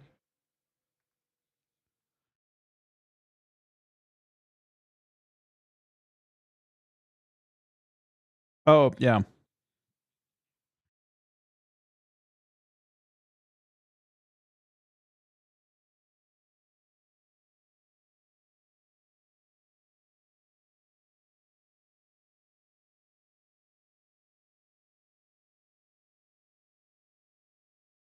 I mean, he has a ban for it. He doesn't say it. I can tell you that for an absolute fact.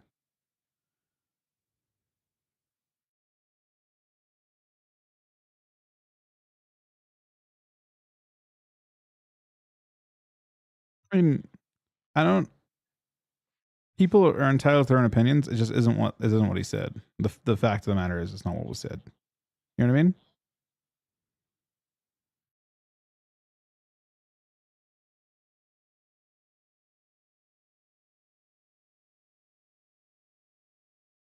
I'm not denying the likeness to it. It's just not what he says. I have no clue on how old Raikou is.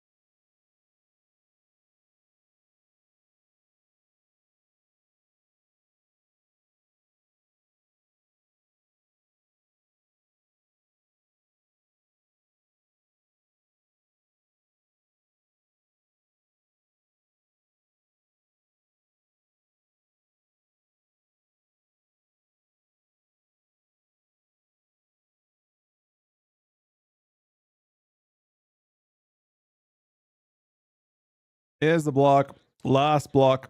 Still might die through. No. Penance still does a lot of healing.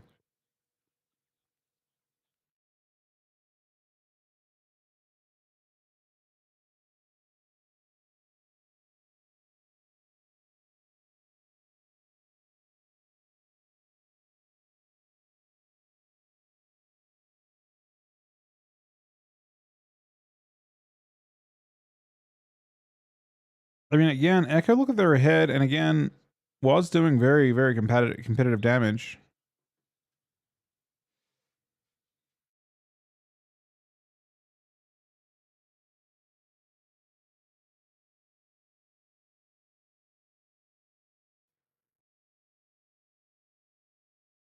Oh, Kitty Mampilla. Insane. Insane. He dies. Swap. Such a crazy kitty, man. That was actually insane. Right as he peaked, just for a split second.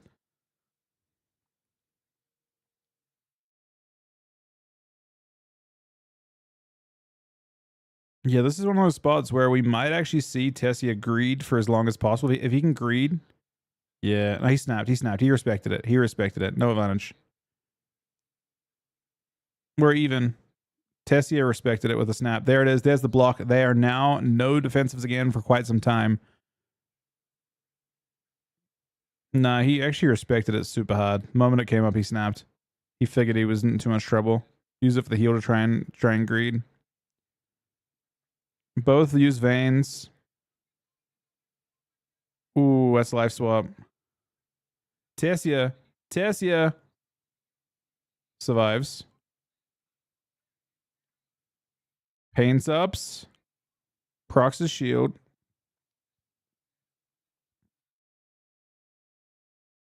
Oh, Waz is dead. What is going on? Why? I'm actually confused. Is Disc really the play here? Disc seemed bad, I think. Both times.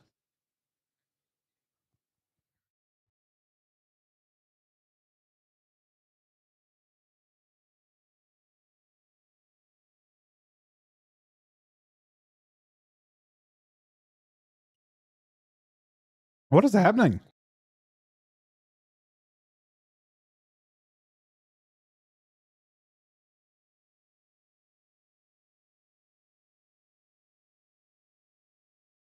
I mean, I think they'll go back to Holy, but I also think it's really tough to come back 3-0. The reverse is really difficult in this matchup. It's too close of a matchup to reverse, I think. So they might not. They might not swap back just based on the fact that it's too close. Mana isn't the decisive factor here in the end, but I think maybe the Disc Priest healing is a little bit.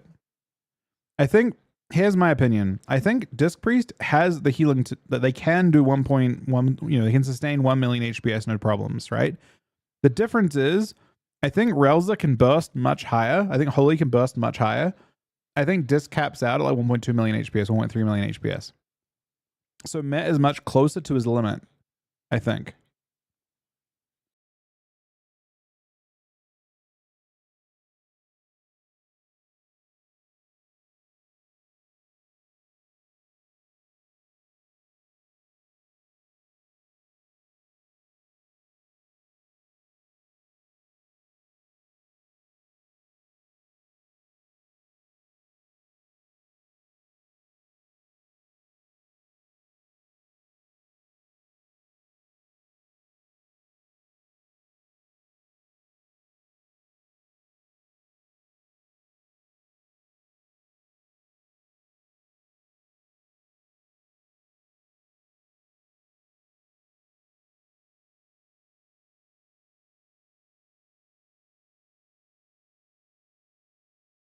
So here's the big thing here. I will say this. Here's my big concern. I think it's probably maybe a concern for us too. There was this idea going into today that we expected a lot of Rogue Mage to continue as before, or Mage Priest to continue. But we've actually seen two things happen from the two main Rogue Mages, right?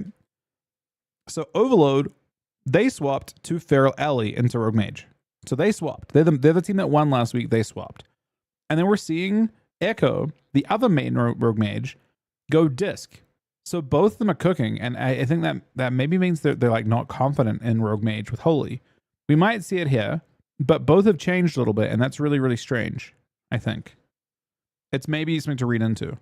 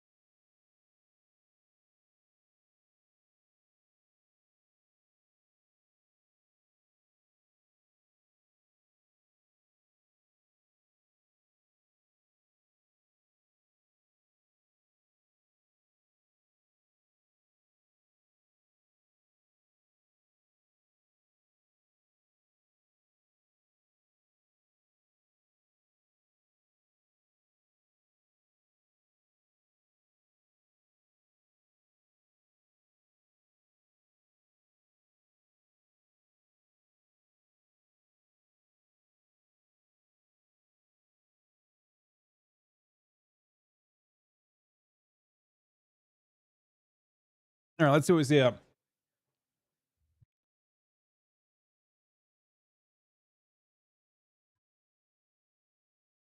I mean, it looks way less stable. Let's just be a paints up trade here.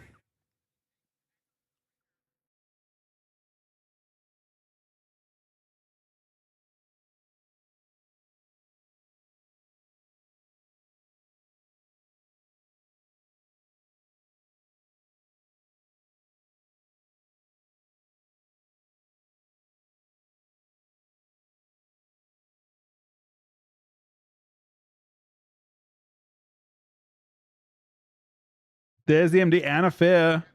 He's in trouble, man. Shield.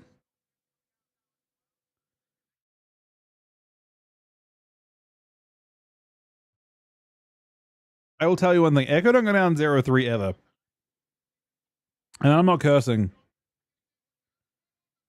Never. Bro. Bro, that's crazy.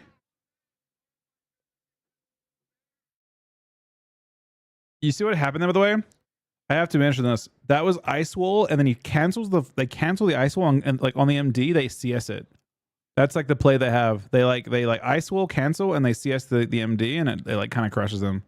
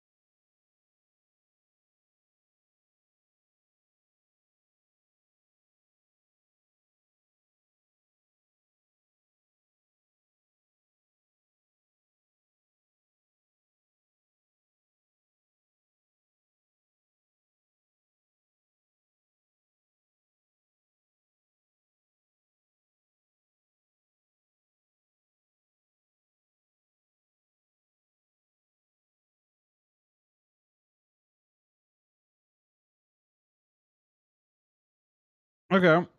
Not over.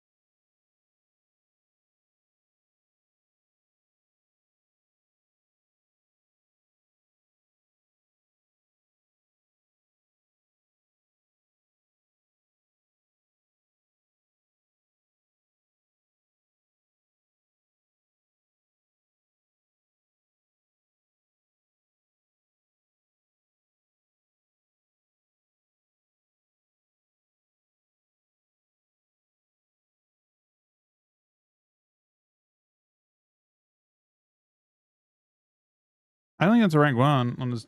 I mean, it's super difficult and lead to. Did he might have got platinum or something? Maybe.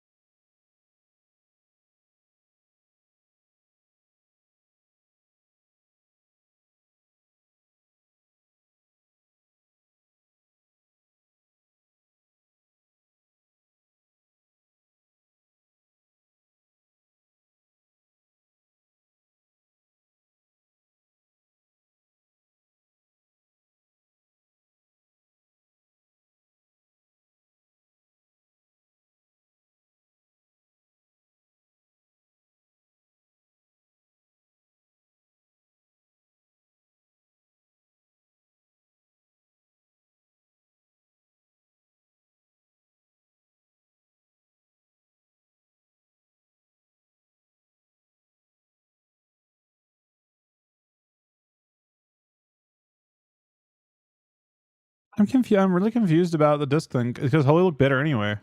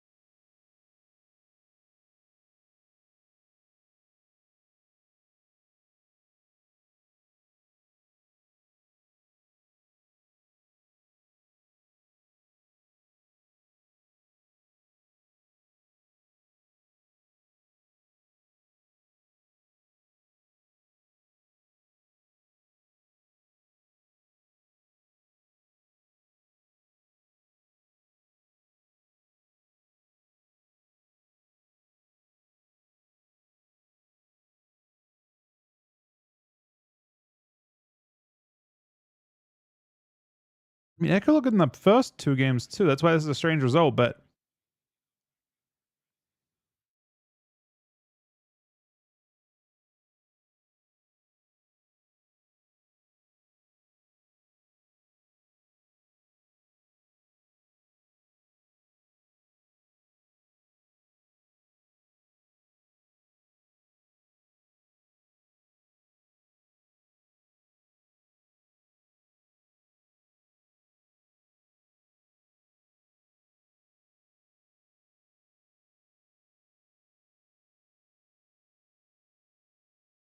oh my god. He has gone from 0 to 40 to like literally he's just going bouncing between 140 over and over again.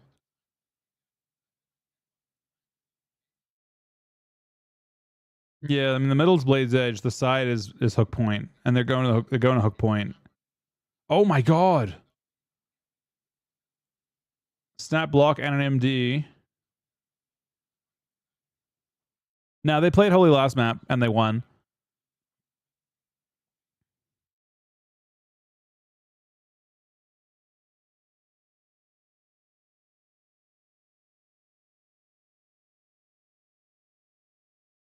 Oh, he's dead.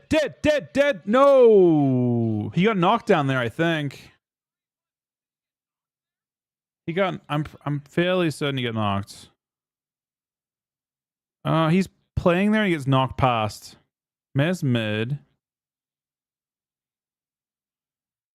And he gets knocked. Yeah, because Mez going across to here and he's gonna get knocked off. And it's really devastating. Here comes there. Yeah, he just gets knocked. I mean, this map is just he gets killed by the map. The Cage of Carnage gets him.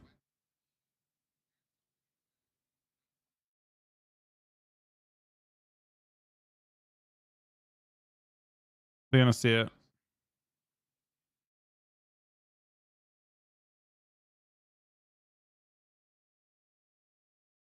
Is he off hypo though? I don't see hypo. I don't see his hypo. Has it been 30 seconds?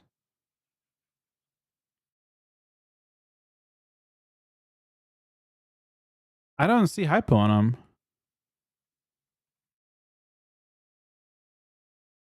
Well, it's only showing a certain number, so here we can see it. Bro, oh, he's locked on Frost, I think. How long is this lockout? Hold on. No, he gets knocked on Poly. Nah, he has block. Oh, maybe not. How long is it? It's hard to estimate. How long's hypo? Hypo is let's do some math here. It's 30 seconds. We're over halfway through it. We're like, I would say we have, so half is 15. We have about 12 seconds. He dies on it. 2, 3, 4. He's still, you can't see it. He's on hypo for like a couple seconds.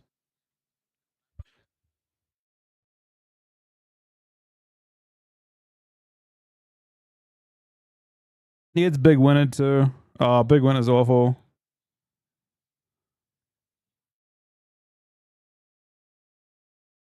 Nah, he had nothing. He had nothing to do. It was he lost to the map and a knockback on the map.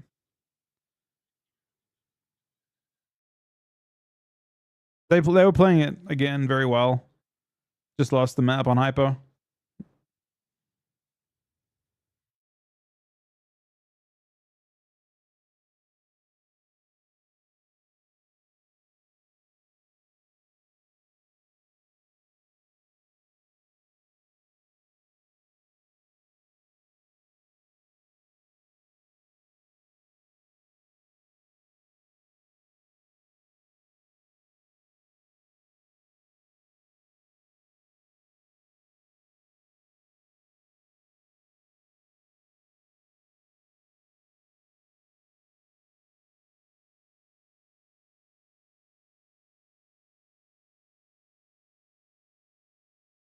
I don't know, man. It didn't look that good, I don't think. Yeah, I mean, Echo. It sounds like in this case, the big thing, the big story here, is that Echo thought that Disc was better in both games. They honestly lost to 3 cheese losses. All 3 of their losses were cheese. Was lost to the wall in the game 1. They were winning pretty decisively. They got both blocks. Game 2, they lost to, I think, Disc Priest Throughput, but they were ahead on cooldowns again. Was died. And then game 3, they won. Game 4, they lost to getting knocked off and dying on hypo. Like, there's no clean trade games where the game just ends at the correct time, you know? It's like every single one of those games had something weird going on. So it's very difficult to say that that's a real result, but that happens in tournaments all the time. It doesn't mean that Dobob didn't deserve it as well, by the way. Like, Dobob did deserve it, but it played out in this really strange way that, you know, if you replay that series and none of those very niche things happen, I think Echo are winning. So like if the weird things don't happen, I think Echo wins. At least 2 of those maps, maybe 3 of those maps. Honestly, I guess they could have easily won all 3. So yeah,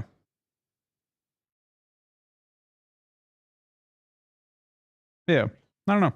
I think Echo played it well. It is maybe the only thing that's interesting about that is the fact that maybe Disc wasn't with it.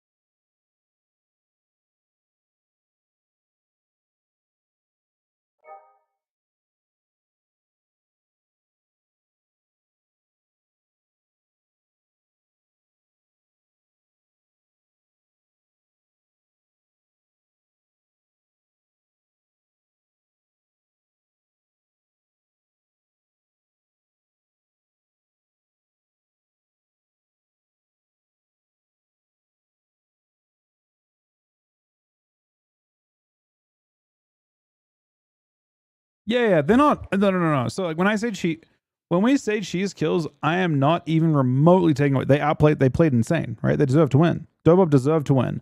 I'm just saying that sometimes you have matchups that are so close that if you play it out multiple times, the result could be very different. Just if you just like run the same simulation a second time and everything goes except for those one moment. Like, you can be losing the whole game and then win in that one moment, right? And that doesn't mean that you didn't deserve to win in that moment. It just means that if you replay it, you might have a different result. So they played insane. I'm not taking away from Dobob at all. Dobob played that, like, Tessia does crazy shit and deserves it 100%. But I just mean that the series is closer than the scoreline indicates. 3-1 does not do service, is kind of a disservice to how close that series actually is. And I feel the same way. Yeah, exactly. I mean, I'm not sure if I feel like it's a cheese kill, again, as much as like a very unique special situation happening and them being incredibly good at taking advantage of it. It's still like a really, really high quality game.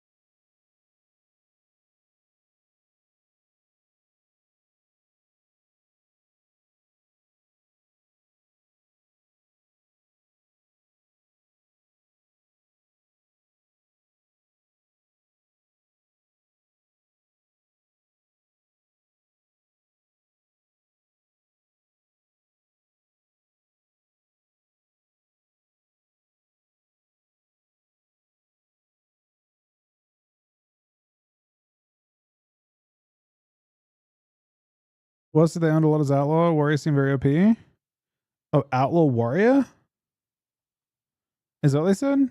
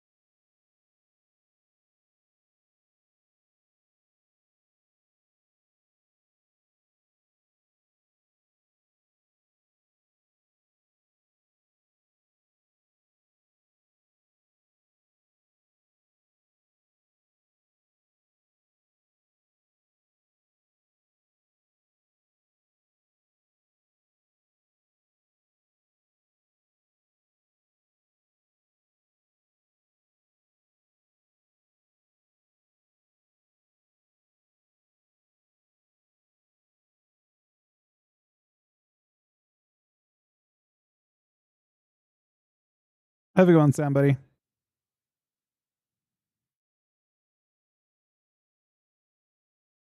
Outlaw Warrior does seem interesting. Could maybe chase down a mage.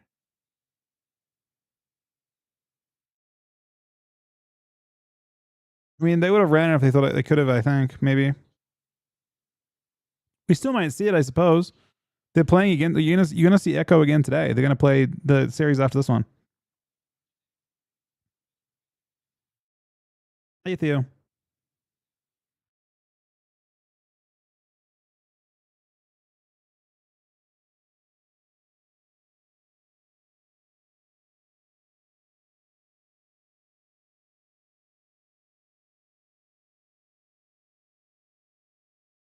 And this is Chewbacca. Chewbacca pretty insane. I wonder if we'll see one Okadike.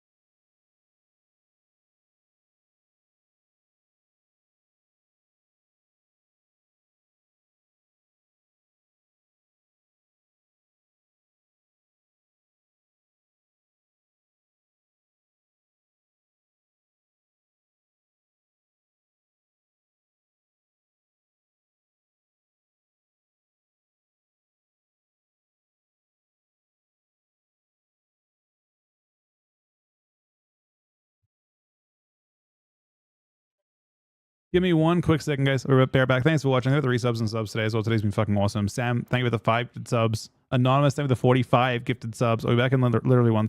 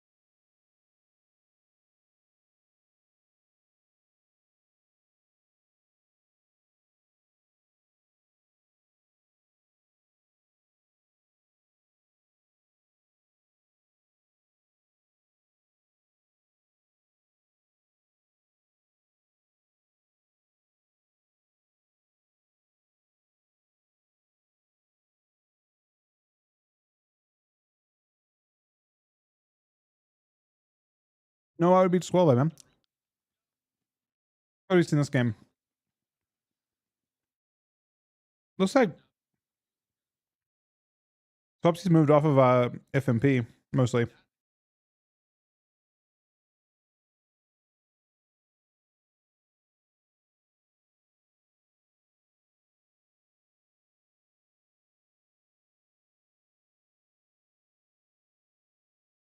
Just some chicken and rice at the moment. Chili.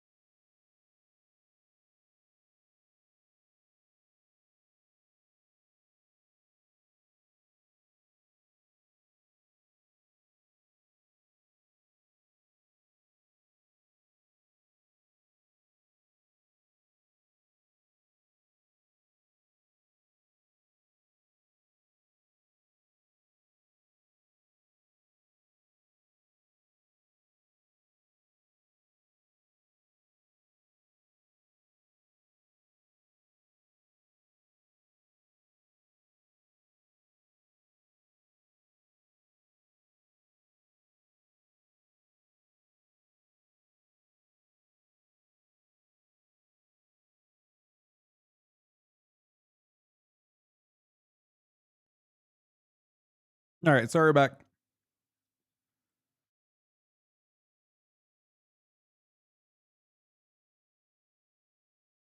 No, what he said was something that sounds like something bad, but it wasn't what he actually said. It wasn't what he said. So that's how it's been the whole time. People like drama, but it's not what he said.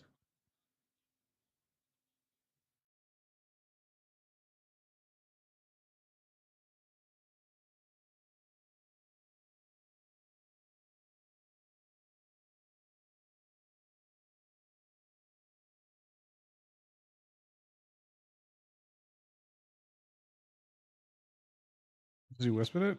Oh, it was it made it it was two words running together. He did the clip will resurface and it's been deleted and it's being covered up. How is it being covered up? As the person talking to him. He's saying he didn't say what you're saying he said. He's simply saying that. He's saying I never said that. That's not what he said. He said something different.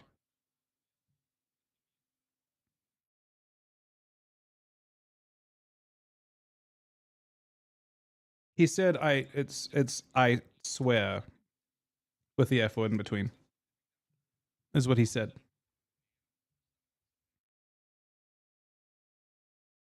No one's covering anything. He just didn't say it, and the internet are being assholes to him. It's that simple. Ryan is not like that. I've known Ryan for 7, 8 years now, and he is simply not like that. And people assuming that about him either just wish bad things on people or don't know him very well. It's that simple.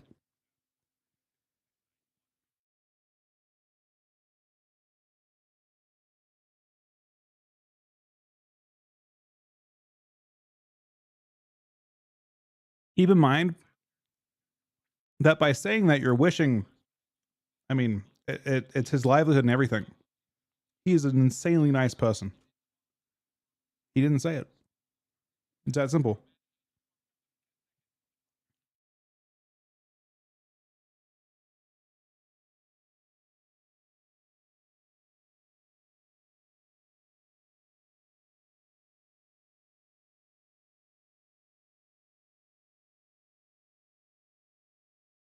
Uh, I don't. Clink, it should be next to frames, right? Right next to our frames.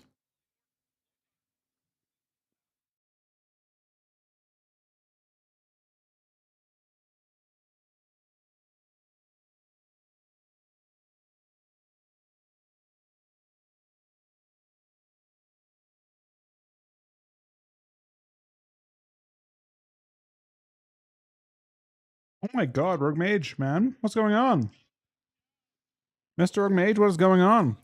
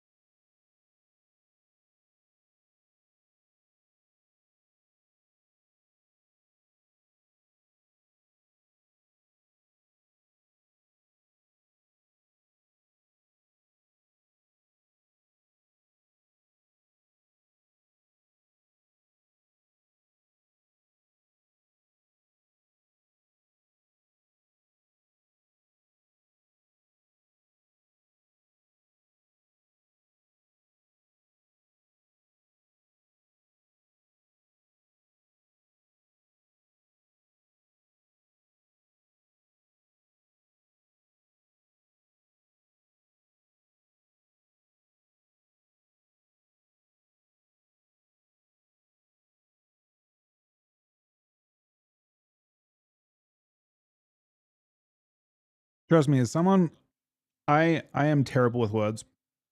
There are many things that I will mispronounce. I'll drop the first couple letters of a word or whatever, because I'll run them together and speak too quickly.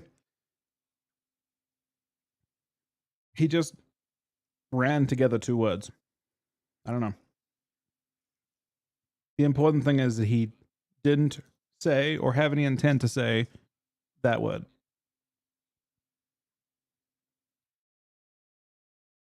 And that's all that matters. Right? Doesn't mean it's okay to say that, but he was not intending to say anything remotely resembling that. That is the...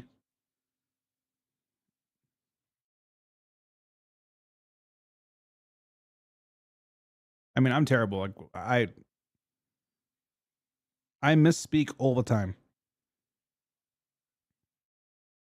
And in Arena, everyone's speaking quickly. Everyone's dropping letters. Everyone's like, yeah, it's just how it works.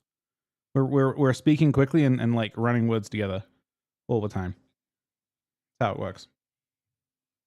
That's why we say things twice, by the way, because that happens so often.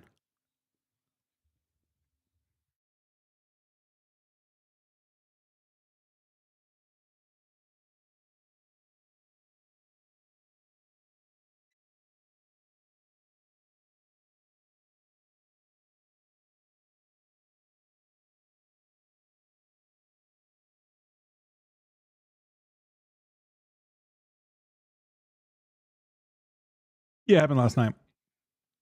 Again, not a conversation. Like knowing how bothered Ryan is about the fact that people think he said that. It's not the conversation that I want to have a whole bunch, personally. But I also don't go the route of banning everyone for having an opinion. I happen to know it's the wrong one.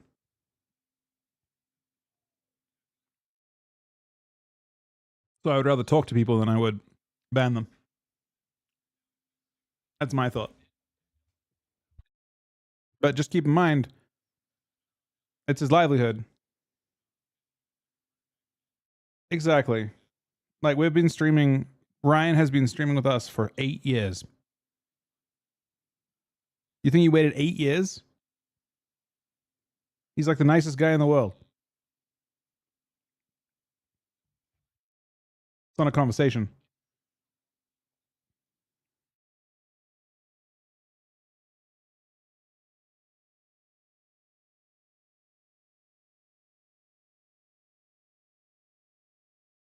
Yeah. People don't realize how hurtful it is to him. Not to say that if that was real and he had said that, that wouldn't be hurtful to other people as well. But he didn't say that. That isn't what was said.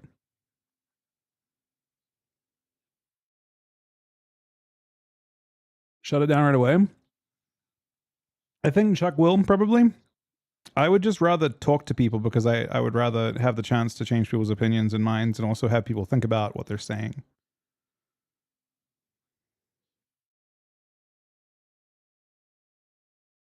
I would rather have a chance, even if it's only one person's opinion that I change on it. It matters, I think.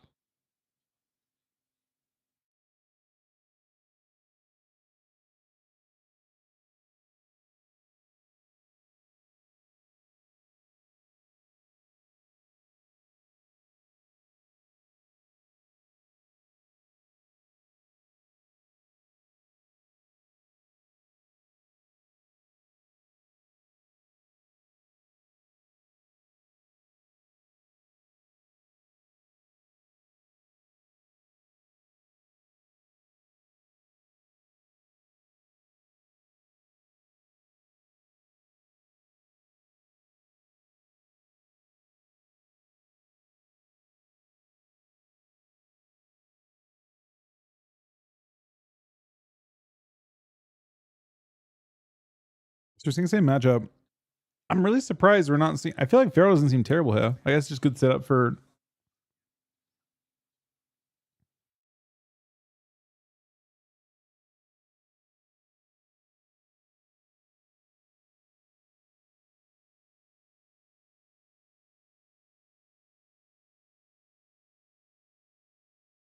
Yeah, Ellie's great. Ellie's look good today in general. It's like 2 Ellie comps have won so far.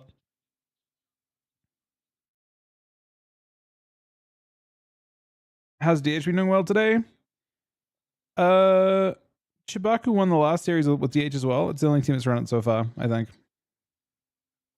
How's D Machine casting? He actually does a very good job with it. Does a very good job with it.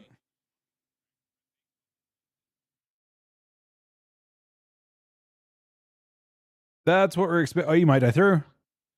Bro, he's greedy. Good greed though.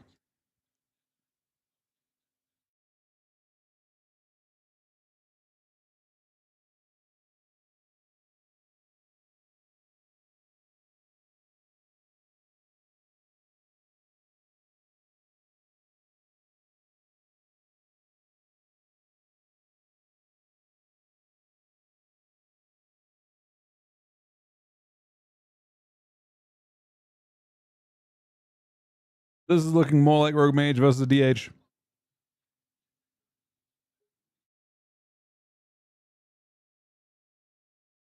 You're thinking RMP this week. The tuning came in and it matters a little bit.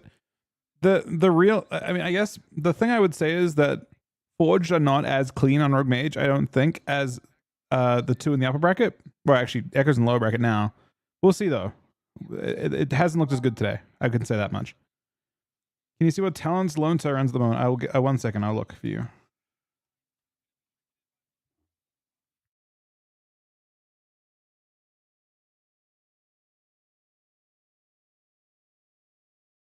Lone Star is playing Double Dispel, Spirit of the Redeemer, and Phase Shift. I'm happy to look for people. I'm happy to look for him.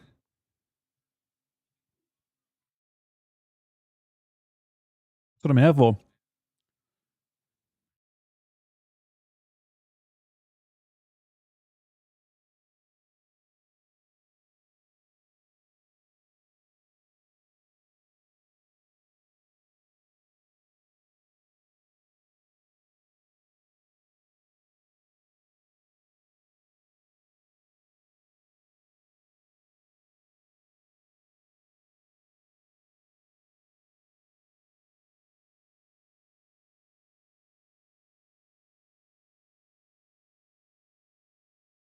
Exactly, Lemon.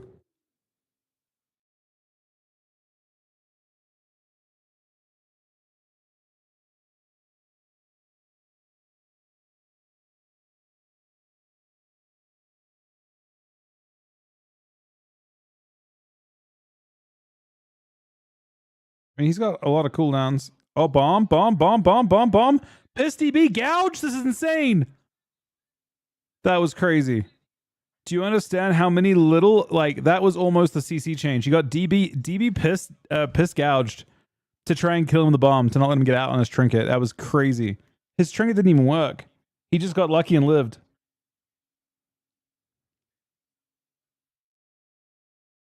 I mean, I hope so too. Ryan is having a tough time sleeping. Seeing everyone say brutal things about him when he didn't say the things that people say.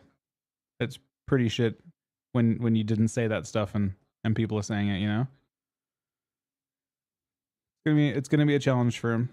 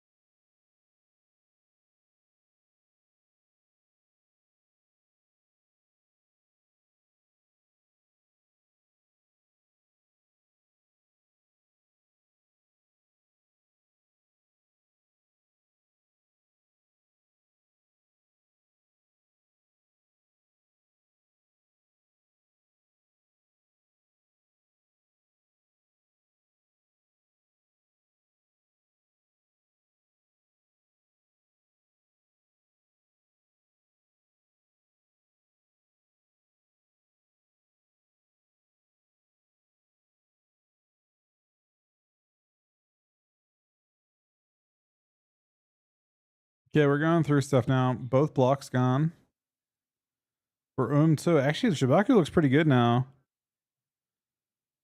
No. Oh, this could be it. This could be this. Bomb, bomb. He's got Nether out of this, though. Nether.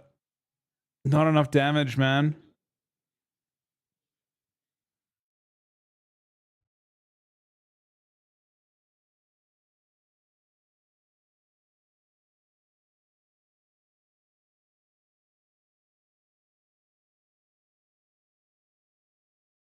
They're out of time. P-Make is so good, too. Here it is. Here it is. Here it is. Nope. Lives. And there's an Ascendance, too. Is this real Ascendance? No. Proc Ascend. Boom. Honestly,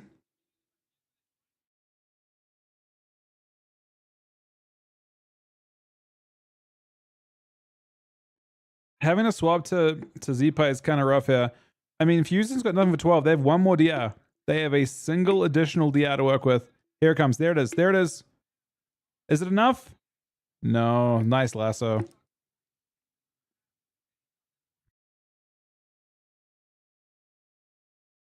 He... Hmm. That's a tough one. The DR stream does live.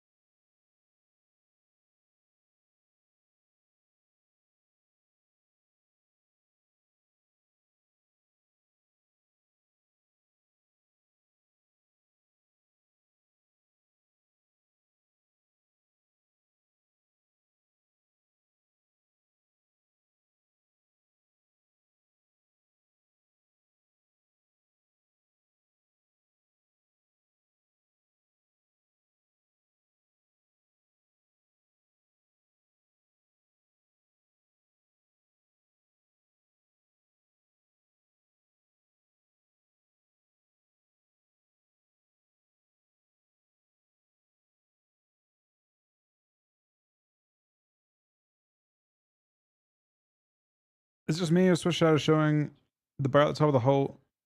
Oh, that's weird. Wait, I'm full screen. Oh, wait, I'm on. Okay. Oh, it's interesting. If you want to watch and not have that, if it's a problem, you can watch on YouTube. There's also no ads on YouTube. I'm streaming on YouTube at the same time, and it's not monetized or anything like that, so you can just watch it without any kind of issue.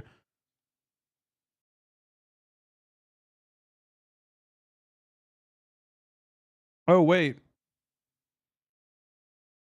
interesting. I need a second browser, I think, and it won't have It won't have the commentators on YouTube. Hold on, I've actually raised a point for myself here. I need to download a different browser to put it through a different audio source. How do I do this? What's another good browser I can use other than Chrome? Because Chrome is set up so it goes through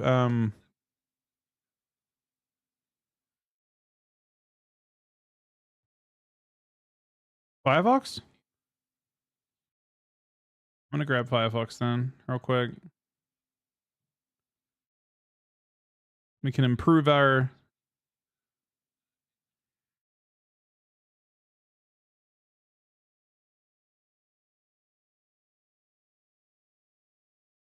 One sec. I'm just gonna quickly install this, and it's gonna play it through a different...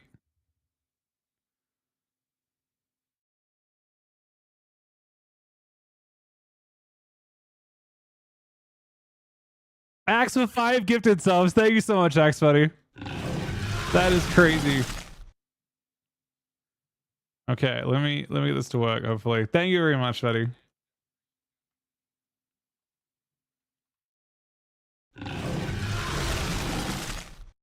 Lost to an Ellie Shaman. Okay. It's Oh, just been I'm sorry.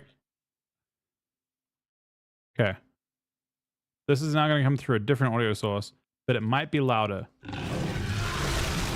all day, and it can get tilting, right? Like you got a matchup. Like Oh, that, it's just way start tilting. louder. It's like, oh my god, grounding totem again. Like I can't.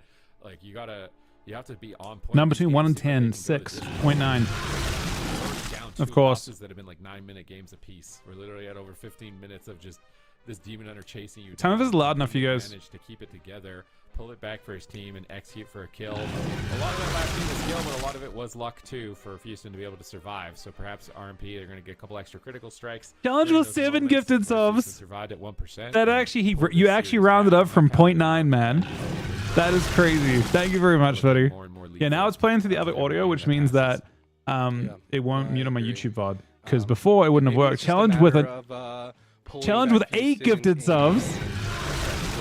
Axe with 5 gifted subs. Connect and to get this pressure out on the mage, he really does have. For those to, on YouTube, I definitely somewhat screwed up. overextend. It's That's interesting to my know, bad. Too, that like when you think about rogue mage, you think I about ghosts, right? I You didn't think about check all the which different audio source was ways coming in which through. These ghosts could be interrupted by the So it was like elemental trolling shaman and not having any so audio. Now much. it'll actually have audio But on top YouTube. of all that, you have a holy priest that has. You guys are holy fucking war, amazing. death, and- You guys need to and know also that. Fade. Today On is an top of that, also have actually Chastised amazing day. Stun. And you might be noticing Lontar is pressing that stun almost like every kidney shot that's on. Like if he's not caught in cross CC and his demon hunter gets stunned, he's following up that stun with his own I stun. gotta pin this to my thing so I And can that's do it just tomorrow or next so time. Disruptive. Everyone Axe on the with 5 team more gifted of subs, Chewbacca man. Sensei 10 seems from to Axe. have an answer 8 for from the Challenge. ghosts, which means you Thank need you guys to again for secure the and like fight. absolutely fucking ridiculous It's support. hard That's to 18 seize subs in the that last because you 1 see, second. like, the It's been a minute and a triple half. cheap shot, 2 like minutes. the double cheap shot Somehow ghosts 2 minutes. themselves, where they're synchronizing their own chastised stun, but it's they're locking down. I don't know what we're at for the day. It's so scary. I think By we're making sure that that mage is possibly at forever. It 60. just never seems to be able to be 8? followed up on. I'm not doing correct math there, It probably. makes sense when you see this How's DK Z-Pi feel since the buff? user nameplate on the other stream. Doesn't feel crazy. Feels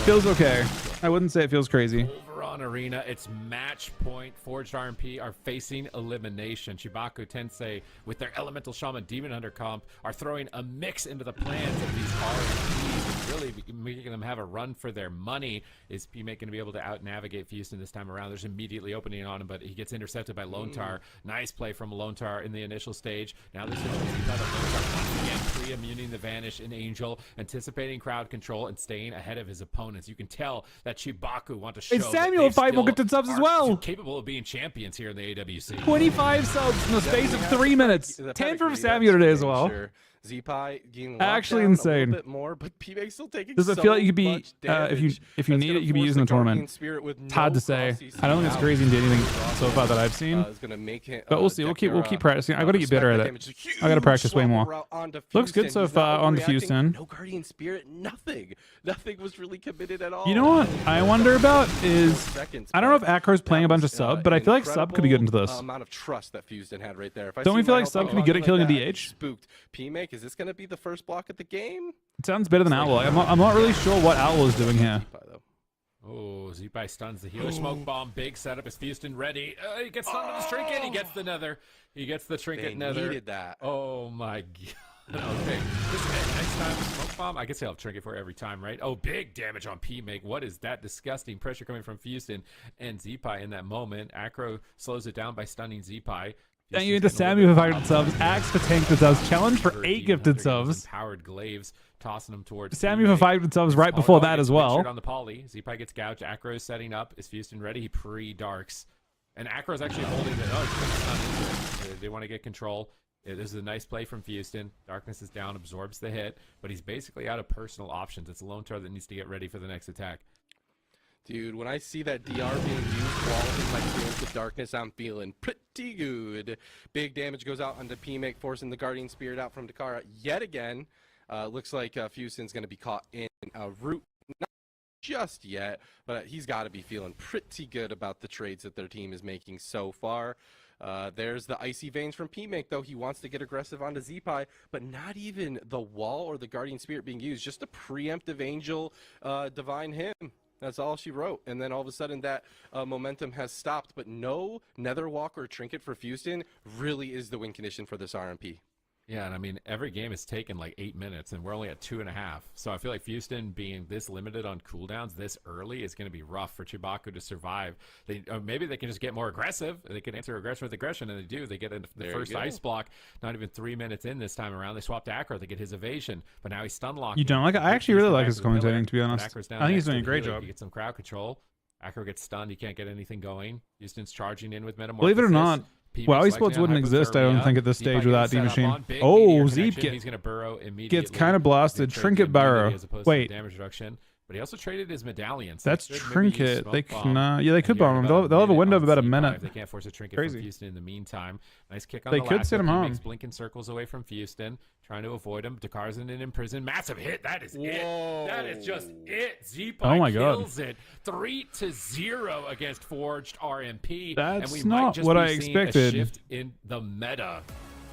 All Looks three like we are RMPs have witnessing lost. it in real time here, Super T's. All three, 3-0 man. Is far away from what I predicted in this matchup. I was all in on RMP. Like, yeah, sure. Kinda everyone has been there, but I was thinking the meta was the same.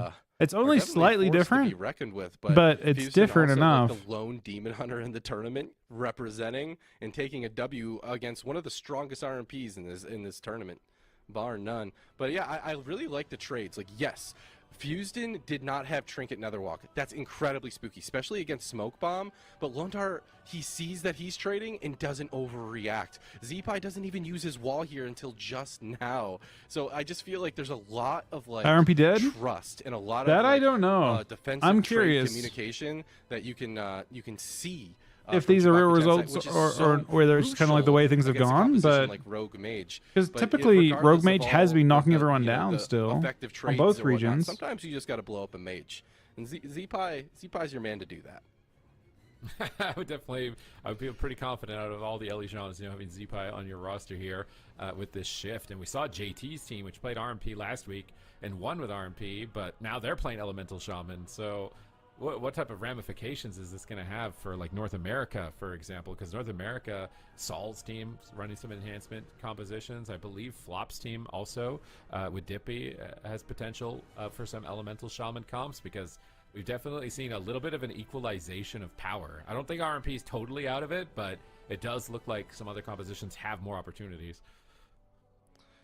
I'm taking a quick look at some messages that production was sending us throughout this, and there was some extremely close calls on the side of Houston. There were so many moments where I literally thought that the health bar just Why are they showed playing that Adder? That's a good question. I don't know if take a people. look at this. This is unbelievable. I've seen that bug or The not. window of opportunity is crazy. Okay, what is this?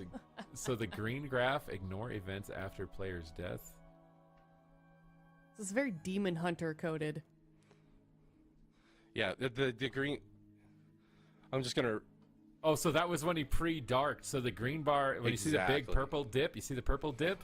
Darkness bought the dip and saved him with huge absorption value right there in the middle. That green bar is his darkness damage absorbed right when he hit, like, what was that, sub 10% health? So a little lucky. Sometimes lucky. Sometimes lucky, absolutely. But really good presence of mind to use it preemptively, knowing he doesn't have that Trinket Netherwalk, Impressive stuff.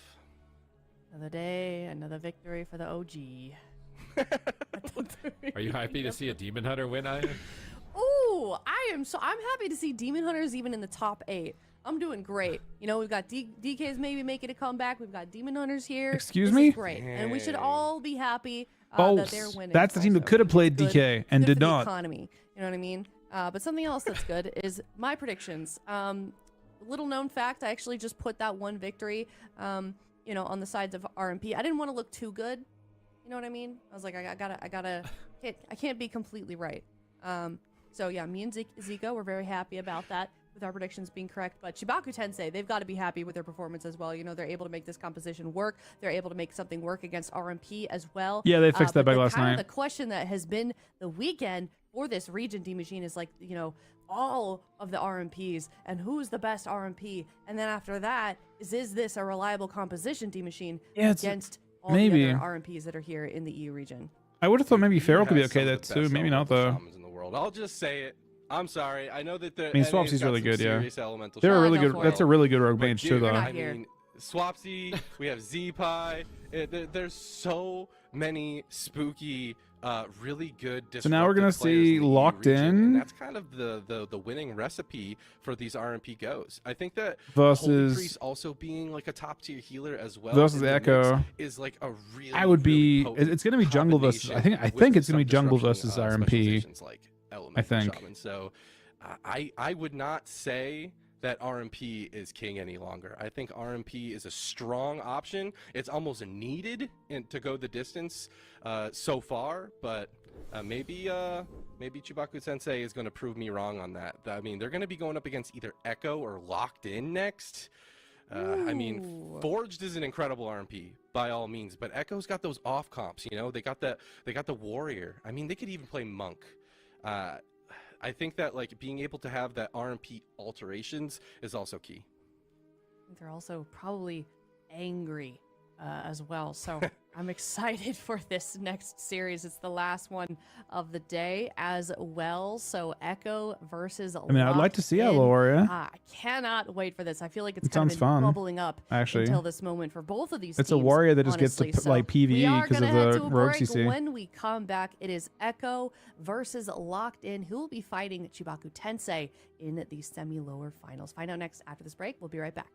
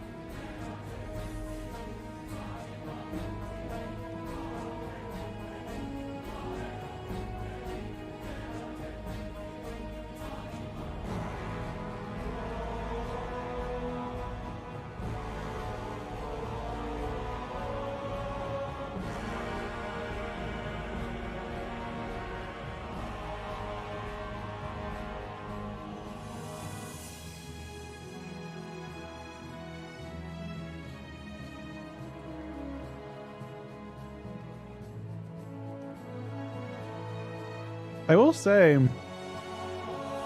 has the healing meta been just Priest today?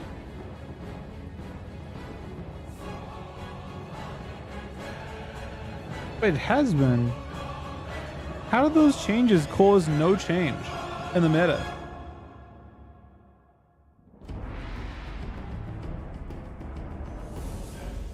I think it's been literally Priest in every game. There's an Ashram healer?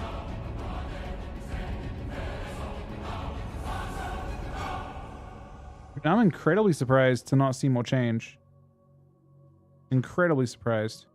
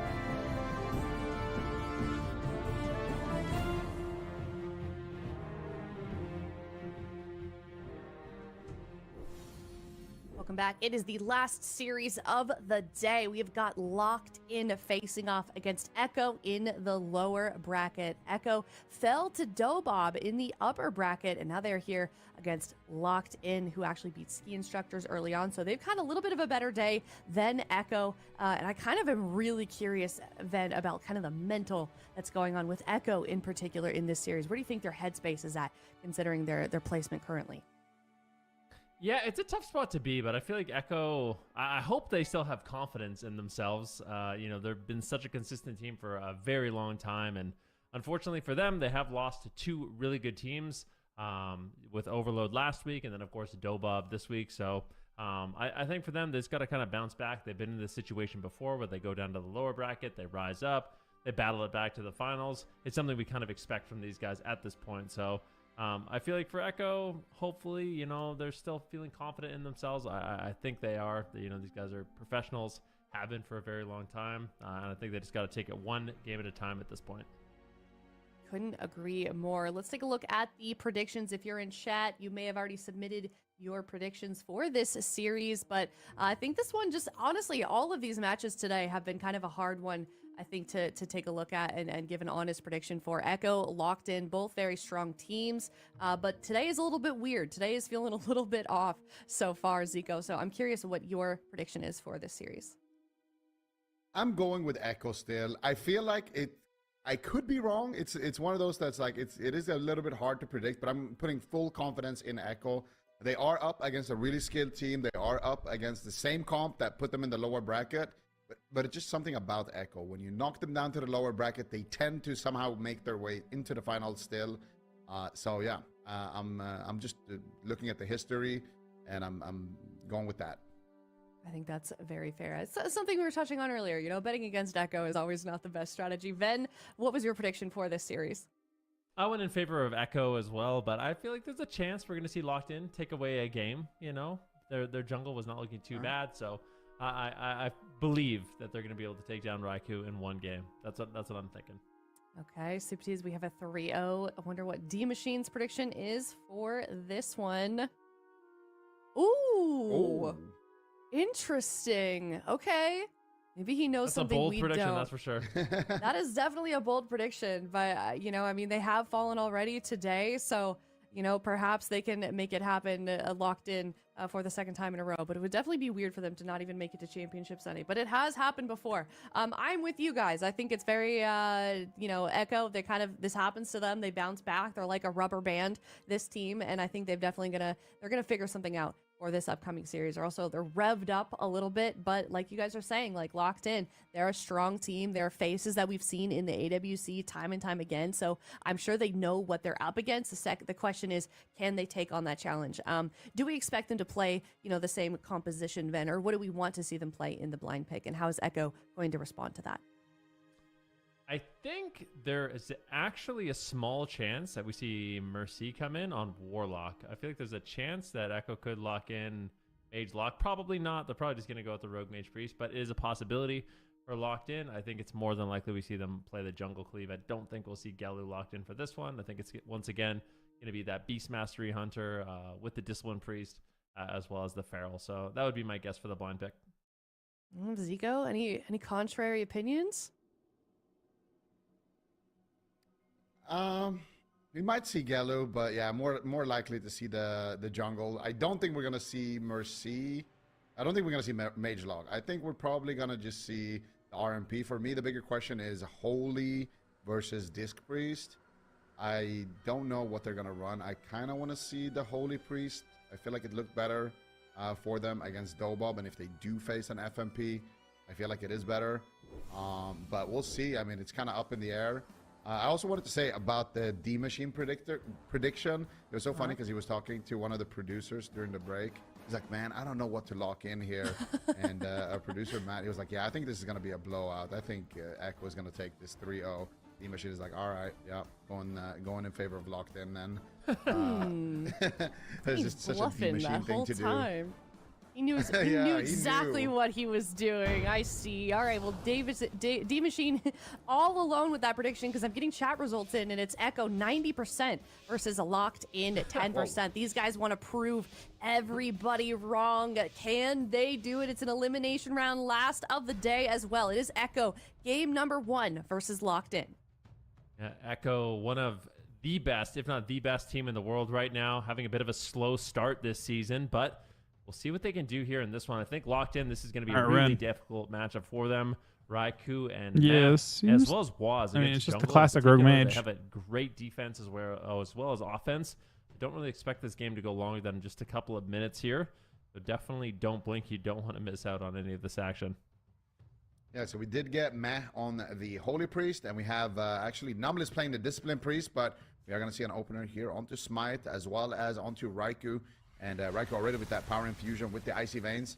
I actually got shut down a little bit on that, but I should have a lot of damage here. They're going after Cassidy on the side of Echo, but Cassidy not going to be taking too much damage. Doesn't even trade the Bark Skin, and already Raikou is taking a decent amount of damage from this Jungle Cleave. Already the Ultimate Penitence coming out onto Waz, doing a decent amount of damage. And now we're going to see a potential setup here from the jungle. Raikou is trying to eat the trap, but Waz also shutting down the trap here by stunning Smite on that Hunter. So they're not going to be able to land that trap just yet. Smite could be in big trouble as well. And they managed to snipe a sheep in the backline. Smite could be in trouble. Good counter pressure onto Raikou as well. They don't actually panic on the side of locked in, though. And they're just able to top him off here without using any big cooldowns. Yeah, Raikou in a stun, but he's getting a lot of heals here. Man, Michael into some CC. No, the smoke bomb drops down. Does he get out of it? I think Numbless is able to heal him, but he gets counterspelled at the same time. Large damage on Smite and Cassidy. Echo really making some nice setups here. It's been a struggle. Raikou doing a really good job playing on top of Meh. Really eliminating the traps that can come in. Smite is really, he's overextended at the same time. Nor can I see a possible universe where that happens. Ray of hope. Because again, he didn't say anything. Shut down on any potential cyclones. I think Raikou should get topped off, but it's an overwhelming amount of damage. Oh my god, they almost got blasted. Raikou's into the first ice block. A great push there by Locked In. Yeah, I really like the BM Hunter pick here from Smite. It's such a annoying thing to deal with if you are that Frost Mage. And now here comes Waz in the kidney shot onto Smite, doing a lot of damage. And Raikou as well, still on that hypothermia, is taking a decent amount of damage here. Raikou could just go down. Well, big Guardian he's running to us together, so it's not super clear. They're onto Cassidy and also onto those BM Hunter pets. But he's actually trying to say there. First, Echo looking for the polymorph. Can they find it? Doesn't look like a Dragon Breath connects. Effing swear. By Raikou. Doesn't actually manage to That's what he's saying. And Numbless, I think, Numbless walks into it. He got blast waved into it, I think. But they run together. A good play there from Raikou. Manages to still land that crowd control, but Smite does recover. And now I am super worried here for Echo. This is lower bracket. They cannot afford to lose already. Yeah, that would be an absolute disaster losing to this team. I mean, 90% of chat is going in favor of Echo. Locked In does not have the odds, that's for sure. Kidney shot onto Smite, down to about half health. In the middle of the map, just putting as much damage as possible here onto Raikou. Almost still in the back line, playing that Discipline Priest. One of the only people playing Discipline Priest in these tournaments, in these cups, holding it down, doing a great job. A full stun, though, into a polymorph. Raikou finally secures the crowd control. Smite's getting lower and lower. They need to stop the follow-up polymorph if they can. Smite pre-turtles. Does not want to get stunned, but they make a swap on Cassidy. Numbless has a lot of work ahead of him here, Zico. Yeah, absolutely. That was a good pre-turtle, though. Cassidy had to trade out the renewal as well as the bark skin. Stun onto Meh, into the trap. They're swapping to Waz. Big damage here onto Waz. He's got nothing for this one. Can they take him down? Is the question. Meh is going to trinket. Trade out the Ray of Hope here, and that should be enough defense. People sets up a kidney shot now onto Numbless. And it's super unfortunate that people are like that. Numbless with no because trinket here. I think more important is what he intended to say than what people are hearing. From Numbless is going to be enough defense potentially. Because what he intended to say had nothing to do with what people think he said, or what some people think he said. A lot of people are nice and they're listening to it and giving him the benefit of the doubt, as they hopefully should. Trying to push this hunter so over the limit, but it looks like Smite is going to recover. The most important part is intent. You understand? So it's that overpowered barrier. If he needs it, he's caught into people a stun. He misspeak, blinks in, he gets interrupted. Be careful, Raikou. Words come out incorrectly all the time. Like he will survive. Smite in the meantime. He had no lower intent lower, of what people are saying. Lands. Smite is on the ropes, but the crowd control breaks, and Numbless is able to get off the void shift. That's a great setup there for Locked In. I mean, the fact that that crowd control broke early, it freed him from Numbless having to actually use that medallion. They got the swap off. They recover. Locked In. They got away with that one with minimal damage. Yeah, that was a really good disengage towards Numbless to actually break that sheep by Smite. So he's going to be able to at least hold on to his trinket here, man. Now in a freezing trap, big damage onto Waz. Did they have the follow-up fear? Huge vanish coming out from Waz. He gets the sheep shot as well, but Matt is forced to trade out the Will of the Forsaken. These rogue swaps are very deadly. Full Ring of Frost onto Numbless. Overlap though with the fear as well. Numbless is just going to go ahead and Will of the Forsaken. He actually deft the ring and then wills the fear. Beautifully done there by Numbless, holding on to his trinket cooldown there. Now Matt in angel form, spamming out the heals. Waz is taking a lot of damage here. He's got no defensive cooldowns. They might just be able to run him. I mean, we're over, speaking quickly and we're like, that's why we say things twice in arena. Oh no! Oh no! Waz could actually die. There by Raikou peeling for his rogue. The Guardian connects as well. Numbless now in a kidney shot into a potential fear. They get the blind actually onto Numbless. He's got no trinket for this. This could still be danger onto Waz though. The pressure is absolutely insane. Smite, he's got no turtle for another 10 seconds. Oh he no! needs to stay alive for 10 more seconds. Can he do it? He's so low. The shield comes out. He manages to survive, and now Waz is going to be on the back foot. It's a positive ray. Recover as well, but they've done it. Meh has basically no mana left, and Smite, he's Wait, they're winning. Oh, it's so back and forth. Waz, though, I don't think he can recover. He's so low. No! He's doing what he can. The swap comes in from Matt. All three members of Echo are rotting down, locked in. Nobody believes in them, except 10% of the chat. And we'll see no way does Rogue Mage lose every series today. This is not good for us, man. We need... Come on, Waz. Pull it together, man. Not overreact. We have two. Someone's got to do this shit. They just got to make the right. If it's not you guys, it's going to be harder for it to be us. Though, unfortunately, that pain suppression won't be able to land, but there's just no follow-up damage. And Waz, I'm mostly afraid from him. It's a full stun. Do they have the trap? Waz, can he eat it? The main stun comes in. They do not land the trap. Cassidy gets feared away, but Meg gets scattered into a trap, and Waz likely going to fall. How is he still alive? Big heals coming in from Echo pulling off miracles, and now they make the swap. No way can they take down Cassidy. Barkskin is enough. Bro, they're out of time. They're almost out of time. They got a little time left. Huge swap right there onto Cassidy, but he had the Smite can die. He can't get stunned. There's the pain sub. Pain suppression comes out right before the sheep connects. They just need to keep doing the damage here. They get a full cyclone onto Meh. There's the block onto Meh. That's going to be the ice block off Raikou. Now to swap it to Waz. Do they have the trap as well? Scattershot comes in. Bro, this is crazy. They're actually losing. He's going to die. It's game over. Holy fuck. No, man. Locked in. Defy the odds. No fucking way. There's no fucking way. Are we really seeing I'm not smiling. I'm actually terrified of that result. That is not a... I don't even know when that has happened. Bro, what is... Locked in and locked the fuck in, man. That's crazy. RMP, what is going on? They've lost every round today. They've actually won one game total across every series. And there were like 3 of them. Game 1 here against Locked In, but this series is far from over. No. This is not an Echo thing. Echo, they kind of struggled. I mean, then maybe they're having an off day, but I don't know. As soon as Locked In started turning their attention more on Waz, there could be some confidence issues. I have no clue. Like going after but they look good. I mean, Locked In look good. I don't know. It looked scarier. Waz putting up the bleeds.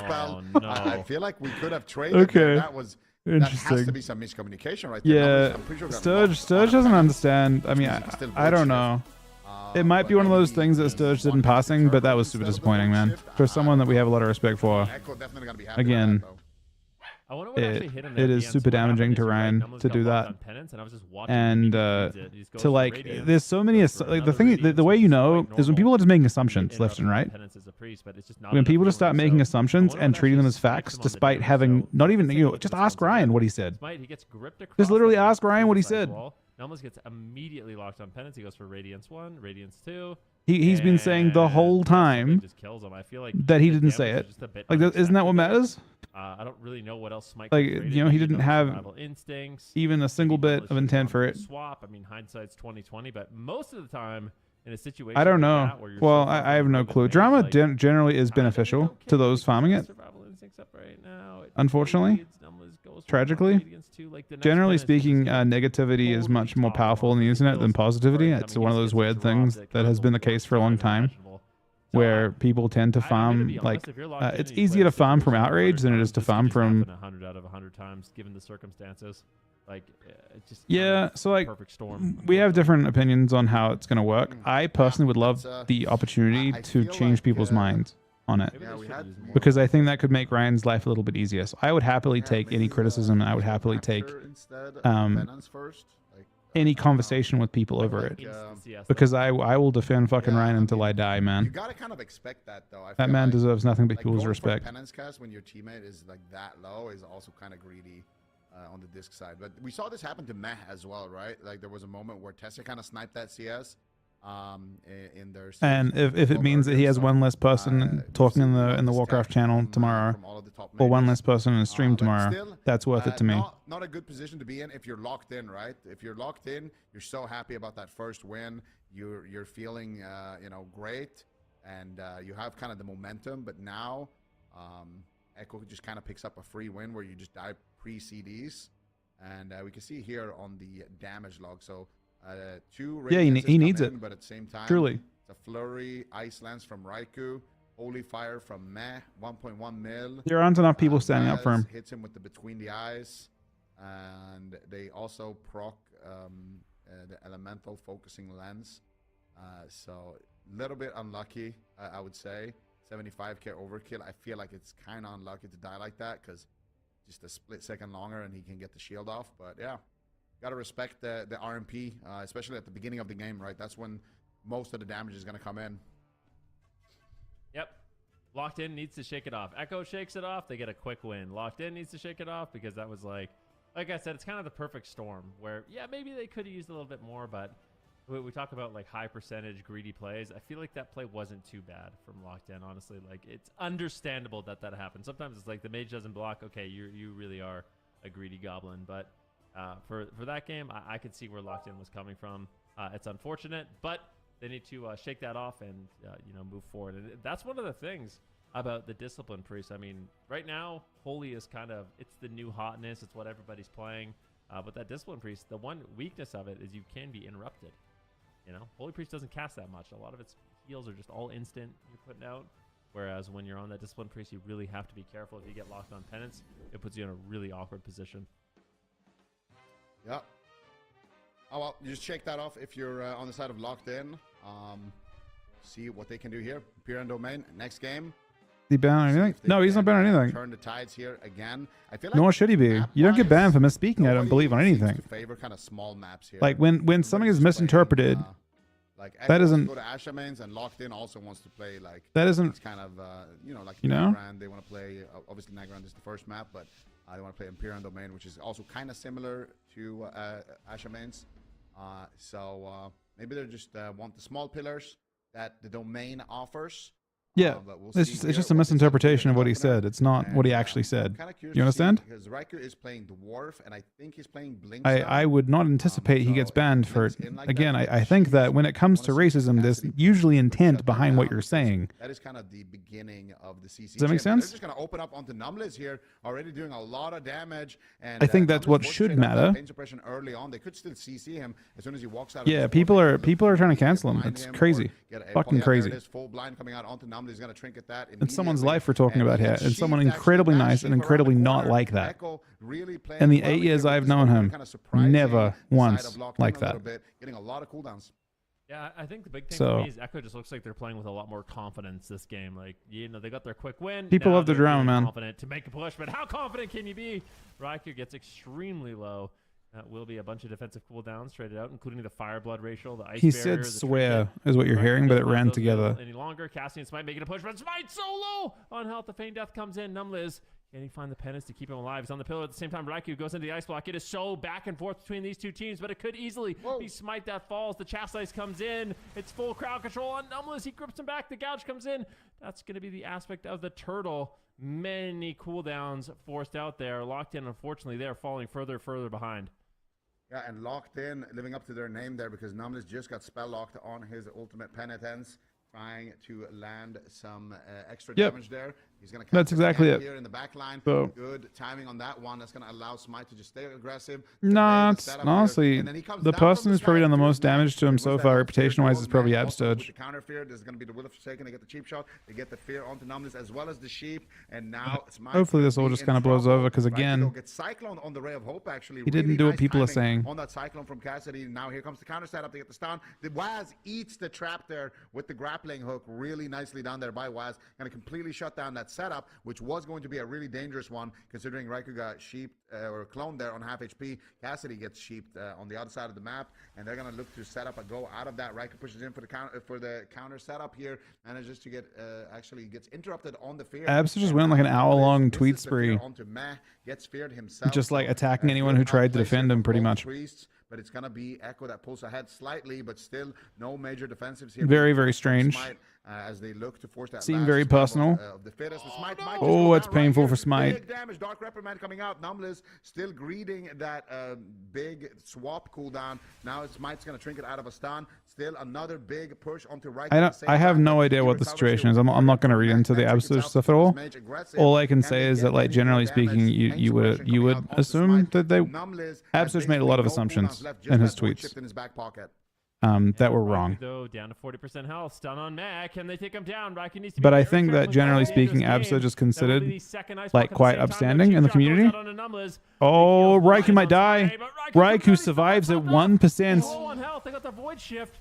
Matt trades it out. Smart. But is it enough? I mean, Raiku's still just outright dead. He's dying. He's doing what he can. He drops the Ring of Frost. It's a Ray. Smite is low too. It's a race to the finish between these two teams. Oh my god, I think Raiku's I have to behind. go No, with he's fine slight edge in for favor now. Of Locked in at this point. Numless just has more cooldowns. He can trinket. He can void shift. He There's does the it. swap. And now I'm afraid for Now Raikou here. everyone's out of everything now, Arla. It's feared here on his trinket. Raikou could be in trouble, though. He managed to recover Smite on the side of Numless. Can he get anything more there? I don't think, generally speaking, when it comes to this type of thing, there's almost no risk to Sturge. His turtle coming up. He needs to pre-turtle the stun, though. He could just go down. If they land anything But on the Numless, he might just in a fair universe, what Sturge is doing would have repercussions, but it realistically won't. Running crowd control just yet. Meh now in a scatter shot. There's the kidney. There's the bomb. They're trying to rush him down, but he's going to be able to access that turtle. Nicely done there. He has the sacrifice. There's the ice wall as well, but Raikou not able to land that ice wall due to the disengage, and now Raikou caught up in a stun. I very much doubt that, just a guy. Here. They get a full fear on the Numless. Will up the second, comes back off cooldown. He gets counterspelled on the penance,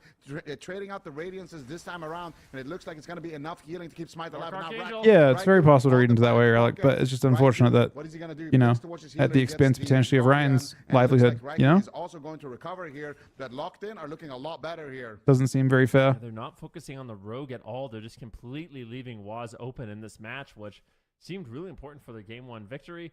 Raiku's handling the situation well. They're pulling back. They had a full trap here onto Waz, but that means they have no trap from S. Scatter comes in.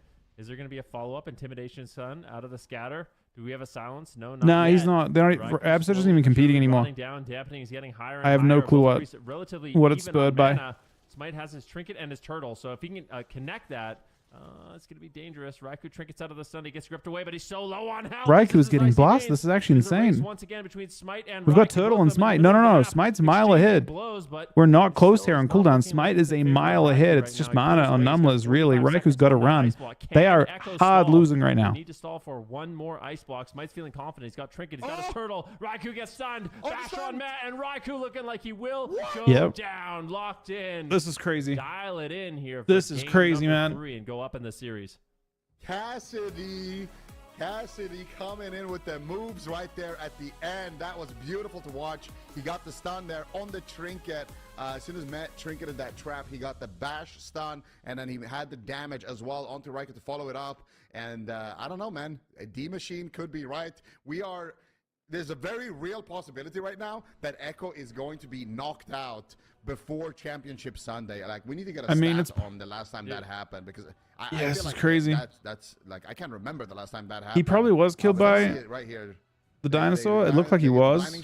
Oh, it actually is green too. Oh my god, he gets fucking stomped by it. What were you gonna say, Ben? I was gonna say, like, can you even, like, is it like, this is? I don't know if it's intentional. I don't know. It's too much to read into it to say it's intentional. He just is very confident in his opinion, and his opinion is just wrong. Like you know, like Sturge's opinion is. It could happen. Misguided at best. Dobo was, I think, 20 points. I'm not gonna say it's disingenuous that he's intentionally doing it, even though he knows he didn't say it. He may believe that, but I know he didn't. And the other things he's made as assumptions, he's like has this like whole story of like, oh, he muted his stream but didn't mute Discord, and but he whispered it. His noise gate didn't pick it up on his stream. We deleted the VODs because Chuck deleted his VOD because he didn't want to have drama over something that didn't happen. He didn't want to have like this crazy firestorm on Ryan for something he didn't even say. Such an incredible team. Made perfect sense. In my mind, Echo's still the best team in the whole world. So it's just crazy. The whole situation is crazy. Hopefully Ryan gets an hour of sleep at some point. I don't know if Ryan slept yet since yesterday. He's been awake. He might be finally trying to sleep. Even stronger for the third cup, but it's not over. And then when he turns the stream on tonight, he's gonna get shit. When he goes on the stream on the Warcraft channel tomorrow, he's gonna get shit for something he didn't even do. Locked in very confidently. Situation is unreasonable. Hunter Feral, Discipline Priest once again. Not to say it's important to not say those words. It's important. It's important. It's important to understand that's not okay. But that's not what he did. He didn't say that. Play Outlaw Rogue, Fury Warrior. Hook point? Makes it look worse? No, it doesn't actually at all. Keeping if someone we saw a team in Legion run. No, Sumi, if someone says something, if I'm streaming and someone comes into my Discord and says something that sounds bad, you delete the VOD. That is the correct way of doing things. You don't want to have that on the internet. What do they have in Legion? In 5 years' time, where it can be used out of context. That is the correct thing to do. Oh my god, what a throwback! That's what you have to do, to be honest. Oh my goodness, that was. He didn't say it. Doesn't mean it didn't sound like something that he didn't actually say. Yeah, plunder armor. That makes sense. I forgot about that one. Yeah, maybe. I agree, Naskin. I think you have to be pretty sure that he's saying it intentionally. He's not. That was a good call. Can you admit it? That was a good call. It's out there now. I see it. Doesn't mean it's not the correct thing to do though. Flight. All right. The delete VODs and stuff. It's the correct thing to do. It hasn't been too bad. I said that before I even heard the thing because it's the right thing to do. Actually, people will use it out of context for a long time. This season, very unfortunate. If we put it like that, if we calculate. I don't think Chuck cares to delete the clips at this stage. This weekend. Actually, he probably will after the drama's over.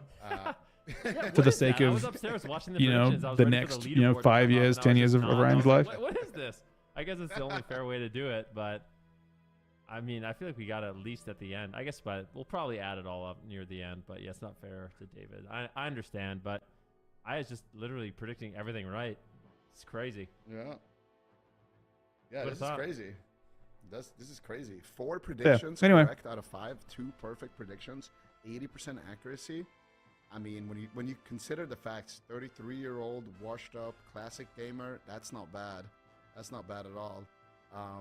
But what I was gonna say, moving away from the predictions here for a second, I wonder if Echo wins here. Yeah, I mean, people go for the most, like, what is to them the most entertaining outcome. I'm glad that you guys have been really nice today, by the way. Like, I hope so. That's the kind of chaos I hope that we need, right? Yeah. So let's take a look at this. So I hope that when Ryan has his next couple of streaming experiences, and hopefully when he streams when we compete tomorrow, because Ryan will be playing tomorrow. That hopefully he can not have to. Hopefully there's people like you in chat, and there's people like you around, and not, But didn't Forged RMP get knocked out? Yeah. Oh, they yeah. did. They Forge had a little RP, star next that to them. That asterisk. star threw me off. Yeah, yeah. The star is fake news. Forge RP is out. But if Echo does get knocked out here, and let's say they have a bad run. Oh, I next know. weekend, But it's not. they don't I mean, even make top if it were what was being sudden, said, it would not be nothing. Okay. teams that can pass them. But I happen to know, Hey, really? and I Okay. happen to know what he was trying to say. It is not what I feel like Echo. I'm still, like, people are I feel alleging like I'm still happened. favoring Echo for the series, honestly. Like, Yeah. but we'll see. This is a crazy composition. So these kind of outlaw cleaves are something, I have a little experience with myself, playing some Windwalker outlaw. It is crazy. Like outlaw rogues and rogues in general. kinda doubt he'll enable stream the other today, melee to stay on a But he'll target. definitely Fury be Warrior on a obviously in the target Warcraft is chat basically tomorrow, in the undealable Warcraft channel damage. tomorrow. The only thing that's scary is you don't have that much defense. So Mez going to be putting a lot of crowd control in this game. Yeah, we'll see here already. Mercy is taking some damage, but I'm excited to see what this Fury Warrior Outlaw actually can do, because I feel like you're not completely wrong here. I feel like this could be a very solid pick to just tunnel down this Hunter. They should have an overwhelming amount of damage, especially if Mercy can get uptime. Is going to be the sacrifice coming out there from the Hunter. Smoke bomb attempt here immediately. They're going after I mean, Cassidy, Kelvish is correct. taking a lot of He damage. understands the Numbers point. The with second tweet he OT has, Penny is gonna he be said, able not to taking into account, recover it's that most likely an really obvious filter. good It's because timing he's right there. Matt mumbling and he also has a noise explained gate that on this his could be so on his he's stream, gonna have that and the as noise well gate is in not the his same back as the pocket. Discord noise gate. And now, Meh Discord looking to has be positioned here on Discord, top of sorry, Smite, Discord actually just has very aggressive. They're all just dogpiling on like Smite a here. thing that basically Echo boosts your looking voice. It has very compression aggressive here. built Paint in, suppression, but your trades out, OBS doesn't runs have compression towards the built in. setup, Your hit the full OBS just has a trap. noise gate. Cassidy looking for the Cyclone. Waz is gonna shrink it. I think actually no. Uh-oh. Waz just gets out Oh, of no. there. But look at the swap. Huge swap on the Cassidy. Can he take him down behind the pillar? What is this Knight combo? being This able looks to kinda get a full crazy. fear onto Numbless. He's got no will of the Forsaken. He doesn't want to But they trigger that. maybe they can't Cassidy play it is on the gonna map. trade his own I mean, look at renewal this. in that position. Look at his But health, still man. really He's not going up. Trades out the survival. Okay, there it on is. Extremely low HP right there, but they does manage to recover there thanks to Numbless. Wait. Yeah, Mercy is Wait. the full trap here. Wait. Mercy isn't Oh enough. my God. Regeneration, it has to No. be enough. He leaps away. No, but you fucking did might be I. Danger time. Met trying to connect some heals. Lands a double penance there, topping off Mercy and Waz. That should be enough. We'll see what happens. Interrupt there on a We numbers. Thane? Offense Oh, we're there Thane. by Waz, slowing down the heels. A full cheap shot lands. Matt is rolling over. Can he find the fear? Looks like he will be able to land it. Smite is in This a comp lot is of trouble. The sacrifice trades as well as the wall kinda pain brutal. suppression and Numbless' trinket. So a massive overlap there for Locked In, but they stay alive. Yeah, but I mean, again, I don't. So the way that I'm talking about it right now, Roland, is probably not how the team will deal with it. I don't think Chuck intends to even entertain the conversation because, again, he doesn't. He correctly doesn't feel like he should have to. I think Chuck's plan is to simply ban anyone and not and move on from it, which I think is fine.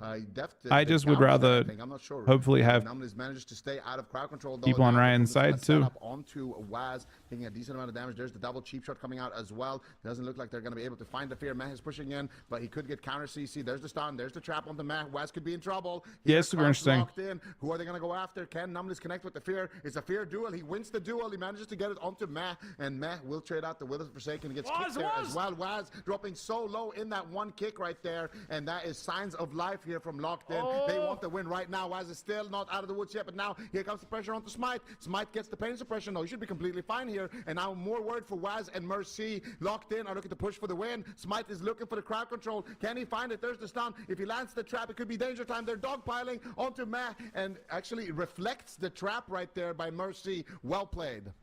Yeah, really good reflect there by Mercy, but I'm still afraid here for Echo. Both sides could easily fall, but Numbless has a little bit more to work with.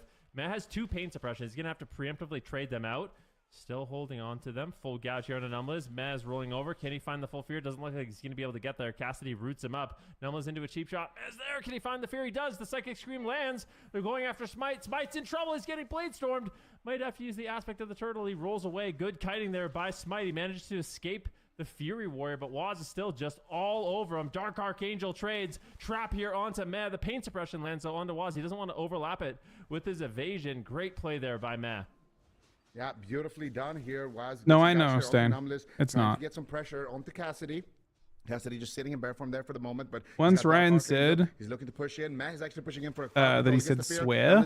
I can't not hear the where part of it, basically, which obviously is not correct, right? When you listen for what he's actually saying, he said it's very obvious what he's trying to say. He's got survival instincts coming up in a couple of seconds. He's got But Barkskin. yeah, I mean, I'm not saying that the conversation will be entertained by Chuck, because I feel like Chuck and Ryan feel pretty betrayed by everyone. Does that make sense? Set up onto Numlis. Can they get any follow-up CC? The fact that people would turn on Ryan like that when he's had a track record of being, I mean, again, for the 8 years I've known him, nothing but a nice person. Counterstun. Matt's pushing in for a DR Fear. They get a Warrior Fear actually onto Numlis into a triple DR Fear, but no damage to follow it up. Can they get the damage actually? Big heals coming out there from Numlis as he manages to keep Smite aggressive once again. Pain suppression, power infusion coming out, but Mercy eats another trap. Spell reflected once again. Man almost dies. He's taking a lot of damage here.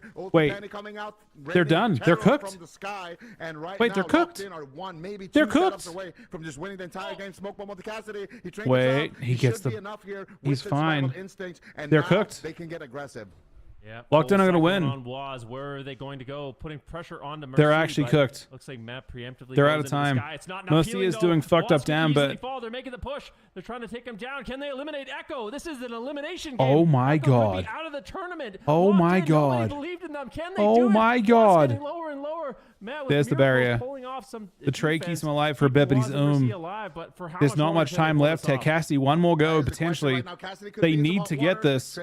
There's the trap, late trap on the thing. It was sitting there for a while. Missed trap trinkets. No, gets the spell, goes for it. Was 1% health. He's just fucking sending it. Was played really fucking well. Another trap connects. This is it. This is it. This is it. No way. No way. Mercy dies. Mercy is actually less tanky. Big damage here onto Waz. He's kiting around the pillar. Holy shit, man. He could fall. The pain suppression. There's no way. They're too cooked. They're cooked. That's it. They're fucking knocked out, man. Rogue Mage lost every game except one. And no one believed. That is crazy. 10% of the chat believed in Locked In. That's actually crazy. Rogue Mage got clapped today. Every single one of them lost. Not a single series won by Rogue Mage today. I mean, and there were 4 of them. Wow, I did not expect that. Meta shift, maybe. Expect Echo to be eliminated. They're out. Today. I mean, that's really bad for us tomorrow. I'm not gonna lie. Stats on this, but I'm pretty sure that's really bad for us tomorrow. Good thing that's really bad for us tomorrow, man. Championship Sunday. Holy shit. That's insane. Yep. That's insane. I mean. I'm gonna say it. We're all stun locked. Yeah, I'm a little stun locked right now. I'm frozen. But like, look. Honestly, Waz had some insane plays here to survive as long as he did. I thought it was done and dusted. I mean, we can see these final moments here. Waz is kiting around, doing the best he can. But the big difference in this game is just Meh has no mana. Numlis is he's still got gas in the tank. He can still heal. Meh really can't do anything at this position. It was a little before this, actually. Waz had a beautiful hook over on the Numlis. Got a gouge on him. Hook back when he was like 10% health, and there was a full trap on to Meh. I was like, if they turn this around, that's going to be like the play of the century. But unfortunately, it was just too little too late. It was really good pressure for both these teams. As you can see, it's an extremely close game. But the main story of this match is just Numlis' mana. Like, he was able to hold on for such a long time in this game, despite the fact that Waz and Mercy were putting out so much pressure in this game. He still had mana in the tank, and it just allowed their team to go the distance. Yeah, I think Numlis in general played an absolutely phenomenal game here.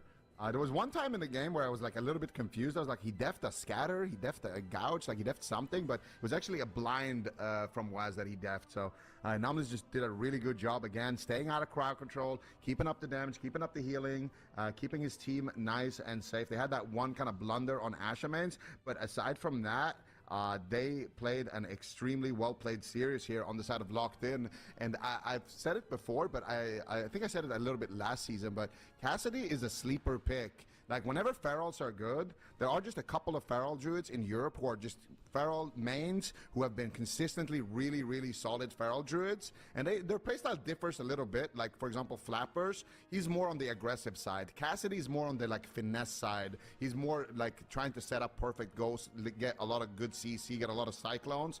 But Cassidy has been one of those sleeper picks who consistently performs in every meta on the feral druid. Obviously, we got Tony as well. We got some other ferals, TJ. There's a couple, but Cassidy is definitely a sleeper pick, and usually the teams that do pick him up tend to do really well when feral druid is meta. And this is has been a tough weekend for Echo. First, they face Flappers on the feral druid. He knocks them down to the lower bracket, and then they face Cassidy, and he knocks them out of the entire thing. So this is got to be a wild championship Sunday. Everybody's talking about RMP, but so far, RMP is getting absolutely stomped today.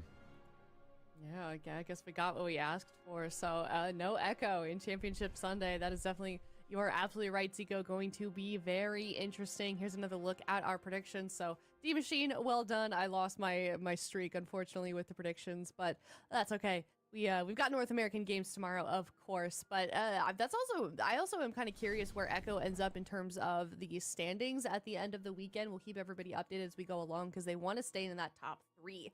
The gauntlet is not somewhere you want to drop because the EU region is already looking so competitive. As you can see, they lost that star next to their name, meaning they are no longer in the running to gain any more points. So they're going to be ending the weekend with 140 points. Overload and Dobob and Chibaku Tensei, all right, surrounding them, sandwiching them, basically have a chance to make even more points here in the EU region on Championship Sunday. So for sure, looking forward to seeing how that is going to shape up for the EU team. So that's going to wrap everything up here for the European region. And like I said, we have got North America tomorrow. So before we start talking about that, we can get one final look, of course, at the bracket where everything kind of ended up. Overload and Dobob in the semifinals. Winner of that one moving on to the grand finals for the second Cup Championship Sunday here in the EU region. And then Chibaku Tensei locked in down there in the lower bracket, both facing elimination. So very, very competitive weekend so far for EU, and I expect that to continue. But let's take a look over at North America. I am just as excited for these teams. We've got 8 teams over there as well. Some returning teams from Cup number 1, as well as some teams that didn't make it for Cup number 1 that we are now seeing surface in Cup 2, Ven. Yeah, I mean, we have some incredible teams in the upper bracket. Let's just look at the upper bracket first. So we have Liquid versus Left 4 Dead. This is the matchup that we saw play out in the last cup. Liquid came out ahead. Their RMP was looking good, but if Europe has taught us anything, it's maybe RMP has lost a little bit of steam. We'll have to wait and see. Welcome to the Jung versus Tiger Toads. That's kind of another RMP versus a potential Ellie Shaman Feral coming in from Welcome to the Jung. That's going to be an interesting one, but yeah, these 4 teams are looking super solid in North America. And then, of course, in that lower bracket, we have some new faces. We got YPPM, which is Aiden, Thugonomics, Abrua, and Garbage. You know, some friendly faces we know and love. They'll likely be playing some Mage Lock, some Rogue Mage, maybe some Rogue Warlock. I'm really curious to see it. Maybe we get to see Thugonomics on the Destruction Warlock, Control Alt Defeat. Which is actually going to be a Rep Paladin team. So for all you Rep Paladin lovers out there, we might actually get a chance to see KZ Fox do it with either a Hunter or a Warrior. That should be super fun. And then F tier, we didn't see them last week, but this week they are back. Windwalker Elemental Shaman. They're going to be bringing in Laros and JT Heals as well. A different JT Heals. Same name, different player. And then, of course, Gustbusters, which is Chun-Li, Flop, Nazem, and Dippy. A phenomenal lineup. And I think we could see Dippy on that Elemental Shaman, could see him on the Frost Mage. We have Flop on that Druid, which I think got a little bit of a power spike this week. So some really good games lined up for tomorrow. Most definitely. So make sure everybody is tuning in for North America's games tomorrow for that top 8. Same thing that they did over in EU. They had that open bracket. They battled it out on Wednesdays and they made it into that top 8. So looking just as competitive over there. So make sure you guys are tuning in twitch.tv/Warcraft. We're also on YouTube, same time, same place, 10 a.m. Pacific or 6 p.m. CET. And thank you everyone so much for watching. We will see you tomorrow for North America's games. Goodbye.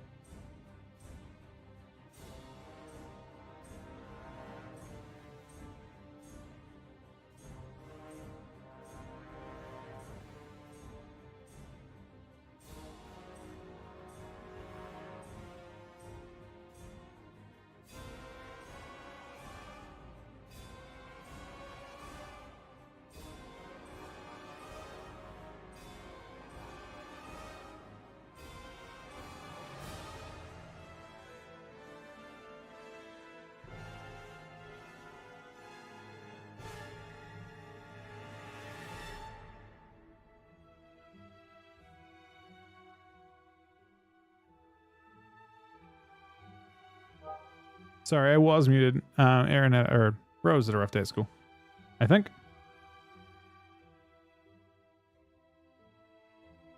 What did I miss?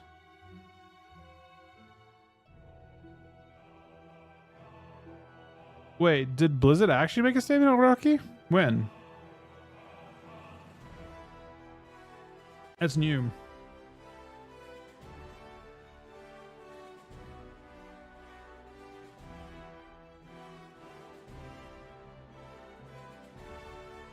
I'm just saying stream. I mean, that's crazy work, man.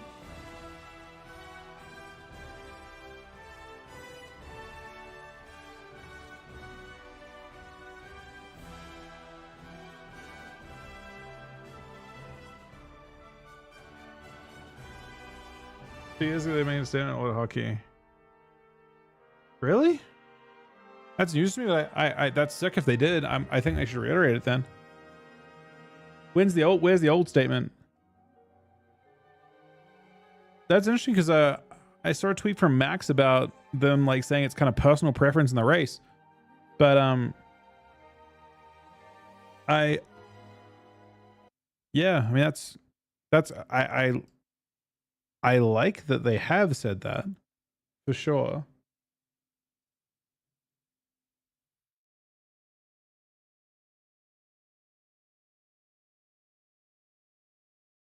This might be too loud now. It's not too loud actually. During Shadowlands, I don't think I even knew about auto hockey at that stage or any kind of advantage we could give. The only time I like found out kind of like how it worked and like it was when people were talking about it and in Wrath Classic. People started like going crazy over it and showing these things that people were doing, and I was like, huh. And it always seemed very sus to me. So, you know, again, I wasn't I've never used anything like that. Nor do I ever intend to.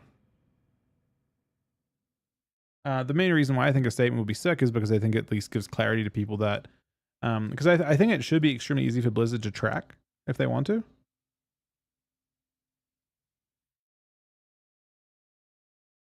Oh, I think I remember that.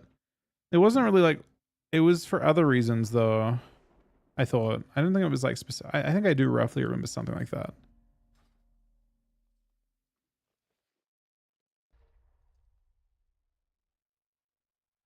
So what do we think? What do you guys think about the situation with Echo? I think it is the first time that Echo have not qualified for a Sunday in I don't think it ever happened with Lone Star. The closest they've had was with Lone Star. They had like a fourth place finish maybe or so.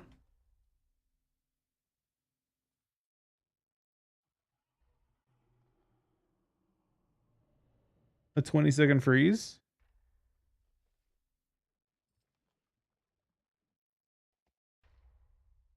Okay.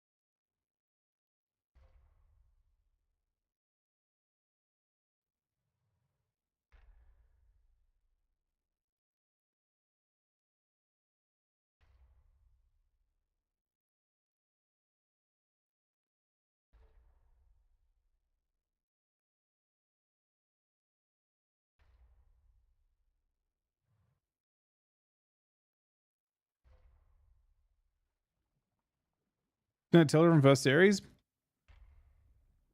Yeah, I mean maybe. I don't think they're the kind of team that tilts though. I think the first series was like crazy close and not representative of how that went at all. It like seemed like they were just winning the first series the whole time practically. So I'm, you know, again, somewhat surprised. Second series, I mean, maybe Jungle's just supposed to win that. Maybe it's news. Jungle did seem really good though. I guess now I'm curious to see how Jungle does in the tournament overall. NAS tomorrow, yeah.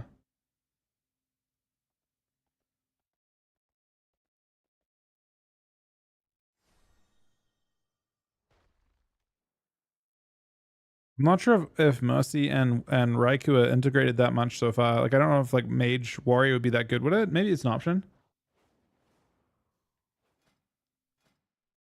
I mean, Hunter looks sick. Hunter look great. Scramble's still in the 7-month resub, 17-month resub.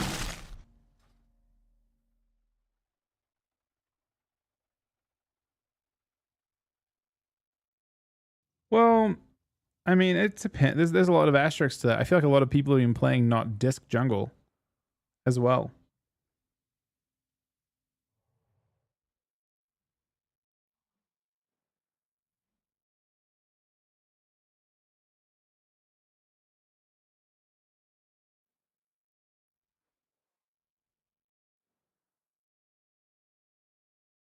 Like disc jungle hasn't really been like everyone jumped across to Holy and that team played disc and did fantastic with it.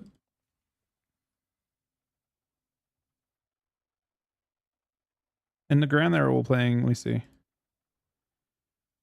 mean, honestly, yeah. Disc seemed more popular than I expected with Holy Nuffs. This was kind of surprising to me. Is Smite playing double 4-piece? Yeah, he is. Interesting, man.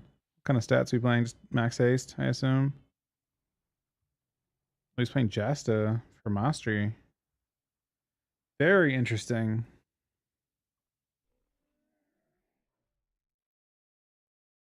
Honestly, his verse must be really low.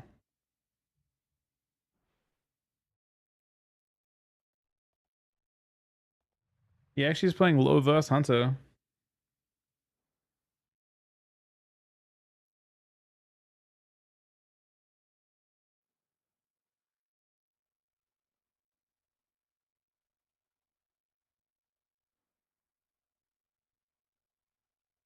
What's nerfed by 90% in Arena Draft?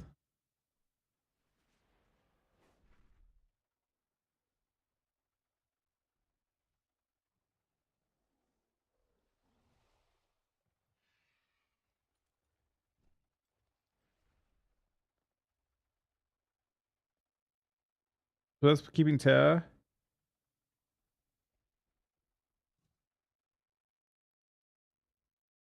They probably, I'm not sure the extent of their issues.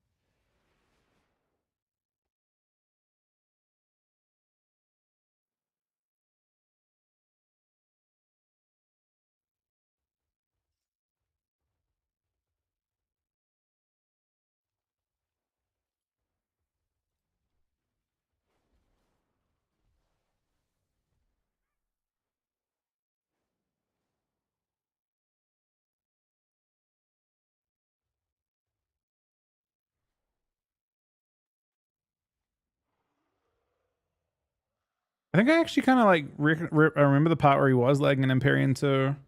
He had a couple moments where he just kind of paused.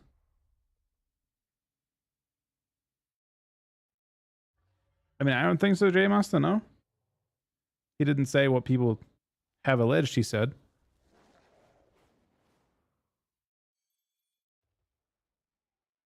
I get that people are trying to burn him down for no reason.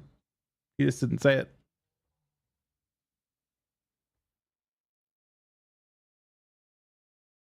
I don't see why that would have repercussions for.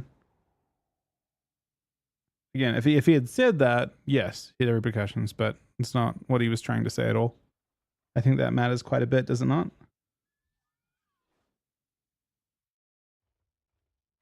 This is the lag point here. I'm assuming it's the same point I'm thinking of, where he just kind of stands still after. Oh my god! And you can actually, it's actually super clear in this one. Oh my god, he is lagging like crazy.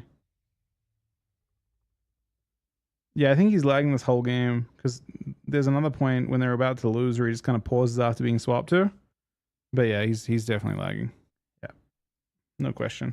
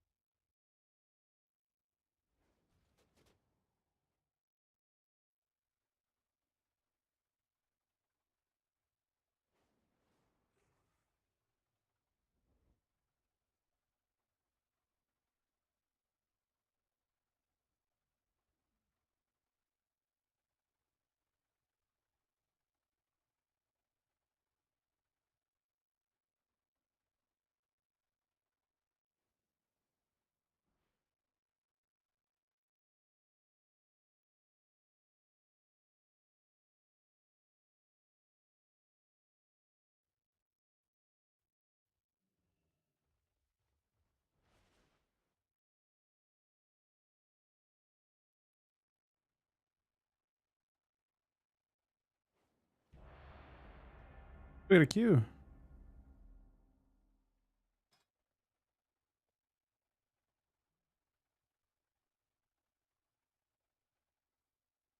I think it's DDoS.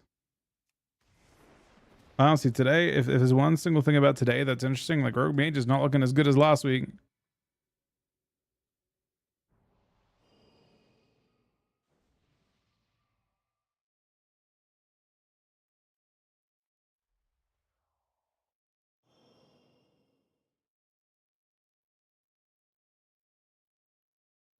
Crazy, every item's been updated.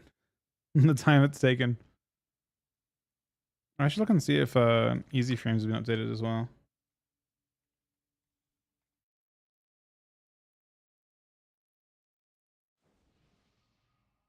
Dated March 14th. I have a pretty good chance that I haven't downloaded this version actually. I have to modify it though.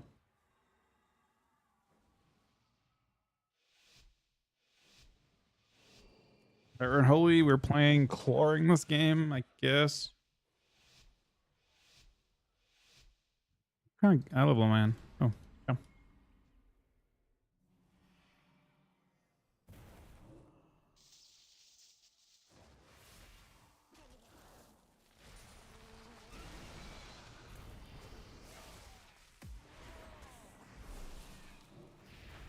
Bloodlust. Primordial. This guy said I got some good news and some bad news. I'm in full greens, Ground. and he is in fact getting kind of destroyed.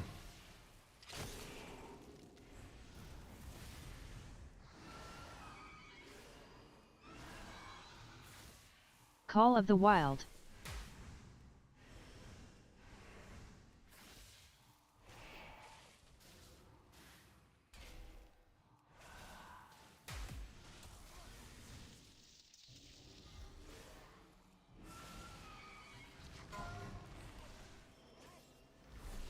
Primordial.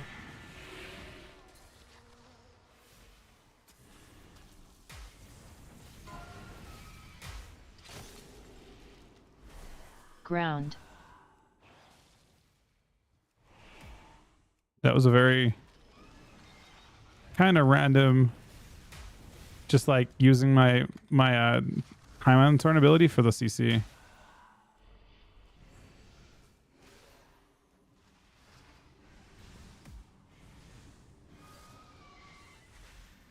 Bloodlust. Primordial.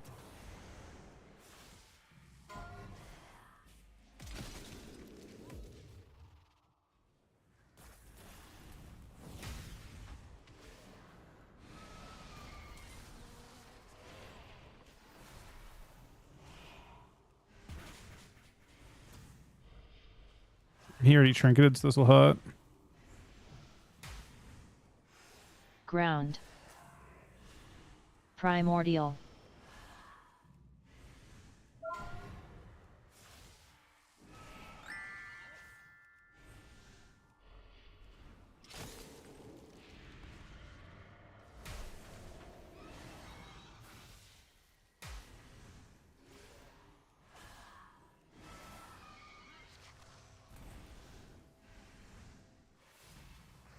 Ground.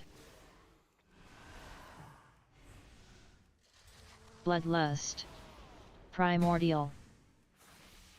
Oh, the XQ's perfect. Now, that guy's in full greens, but he's still blasted, man. Very well played. How's the damage look? Is it just bugged? No, it's not bugged.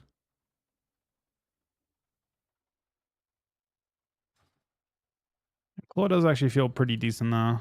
I do wonder if maybe... Well, I'm playing Bloodforge. That's definitely not good.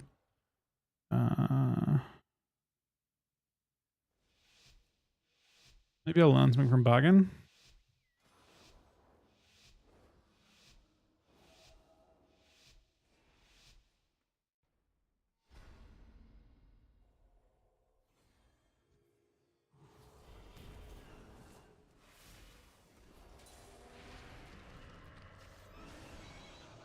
Very unfortunate. Incarn. Bloodlust. Primordial.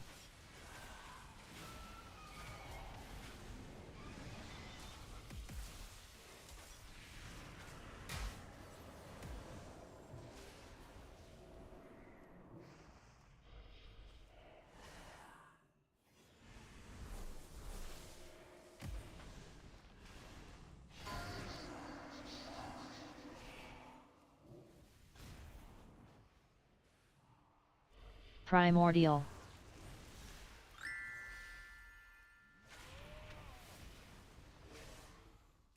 Incarn.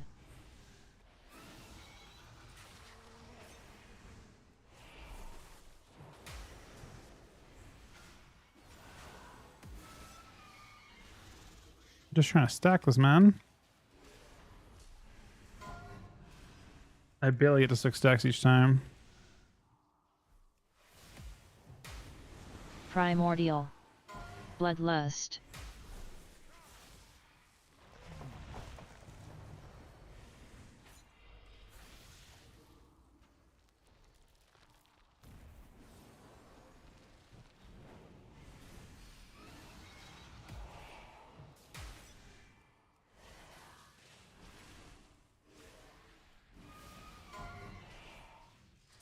They were doing a Incarn. better job this time.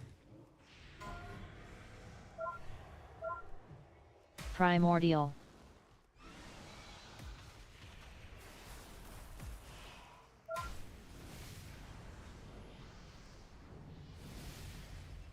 Let's have a look. Chat block, a good call.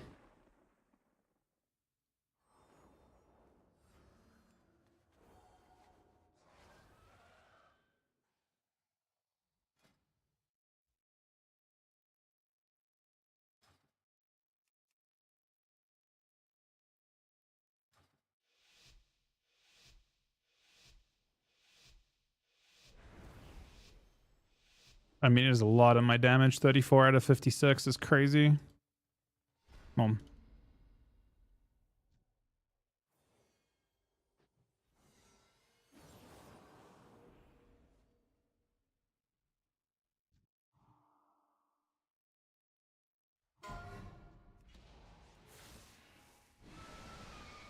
Incarn.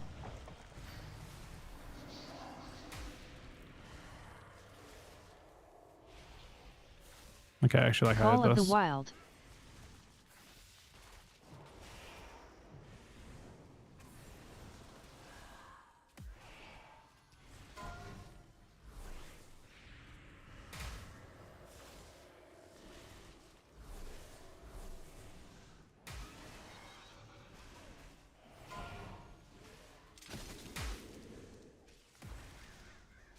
So you can see we're about to have, I think, Expire insta stack it again. Insta stack. Immediate 6 stack. Incarn.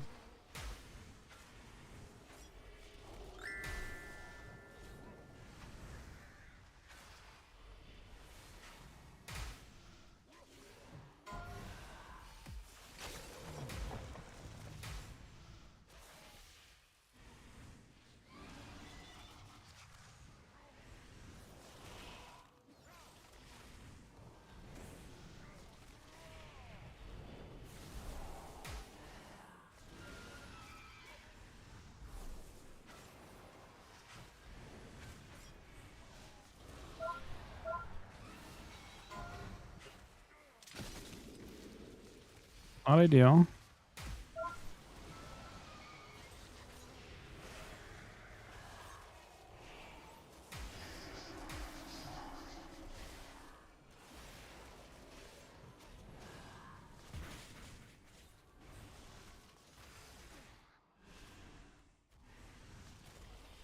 Incarn.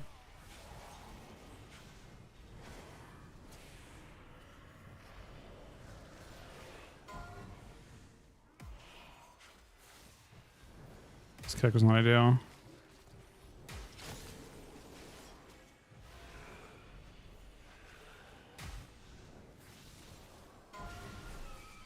Call of the Wild. Oh my god, it was close. Very close. I could have absorbed that game. 148, so 86 on him. And oh shit.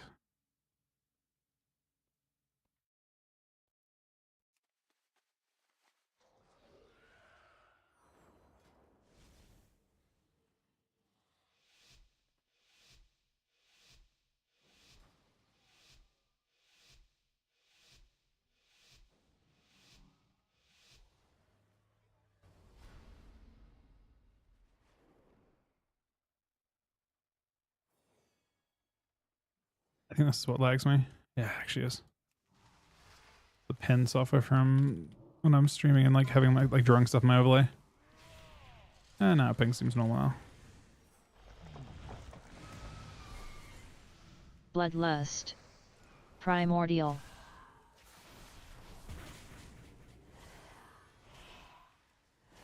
Call of the Wild.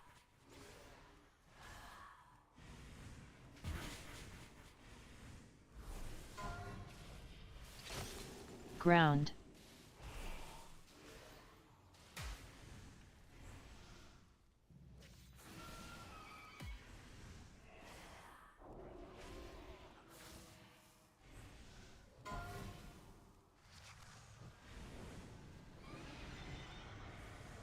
Primordial.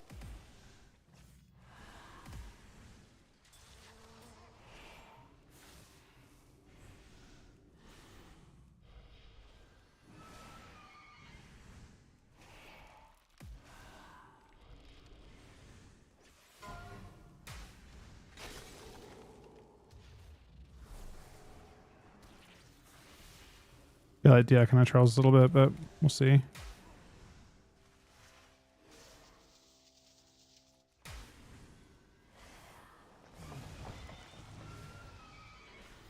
Primordial. Ground.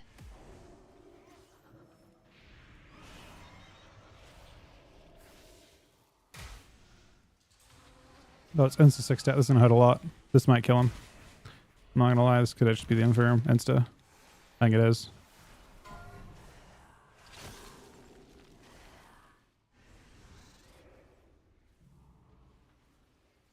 It's full, unfortunately.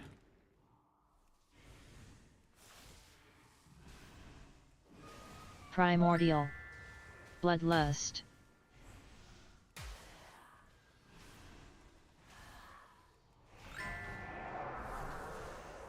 He walls. I can wait and use this on the next go. I think.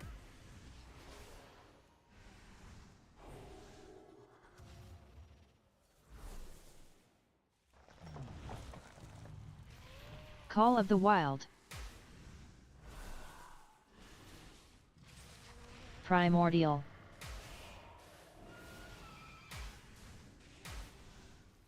Ground.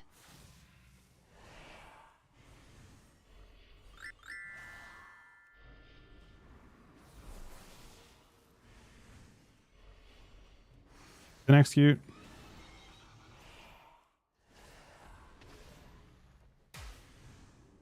We're gonna insta stack this again too. It's gonna be kind of sick. If I can get it. Ground.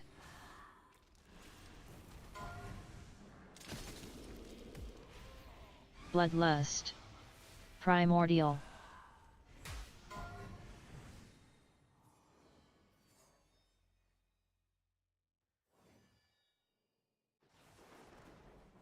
Okay, we did not win that round.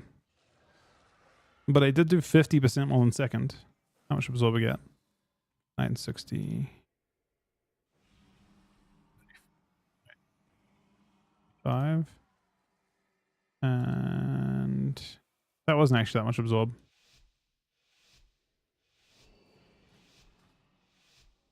Is it gonna be rough this weekend? I don't know. It's hard to read into those games too much from today. I think. Like, the games were so close. Like, I mean, I do think the Swapsy games, that, like, not Swapsy, but that team, I think maybe they had options that were different. Perhaps. And maybe they didn't pick the best of those options.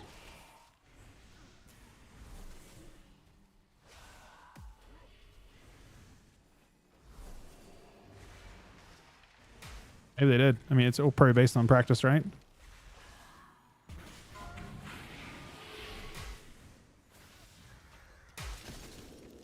Call of the Wild. Incarn.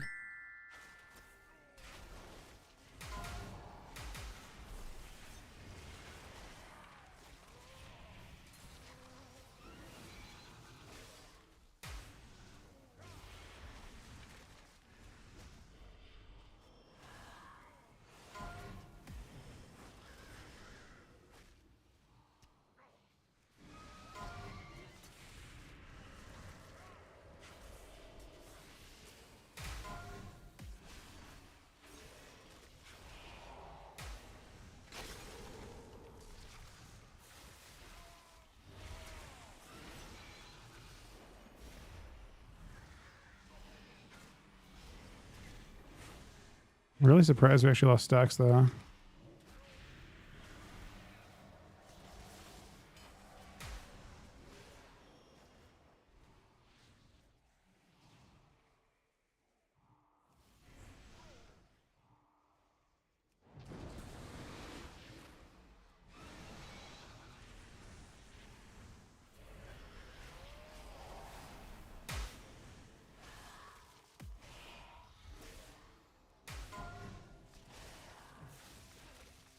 Incarn.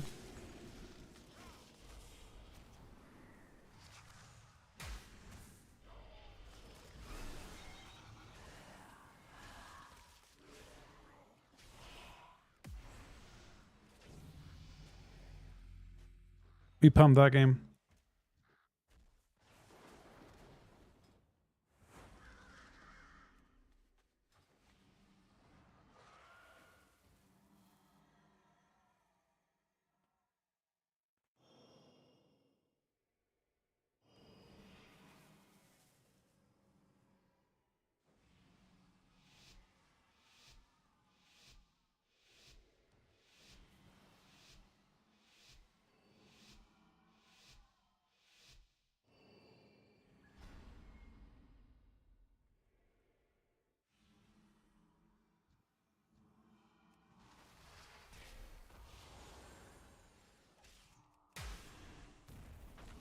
Bloodlust. Primordial.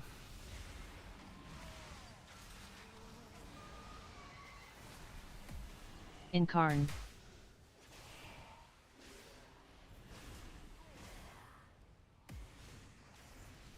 Ground.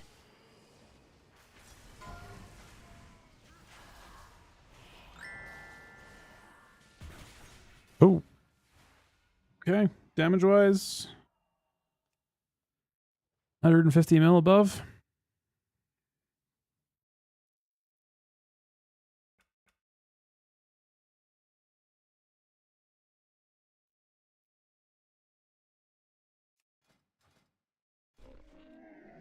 I'm using a bit of Blizz plates now. That's what I've changed to. Okay, I need to modify those easy frames real quick.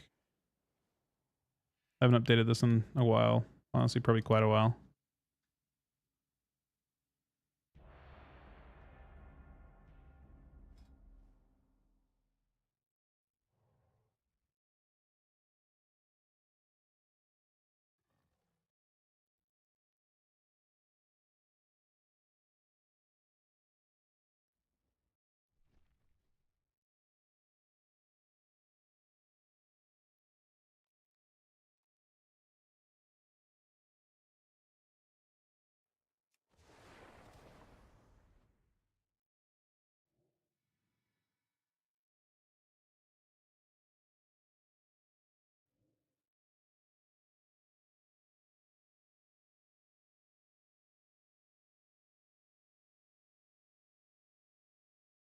I think it might be good now. If this works. Yeah, okay. Updated.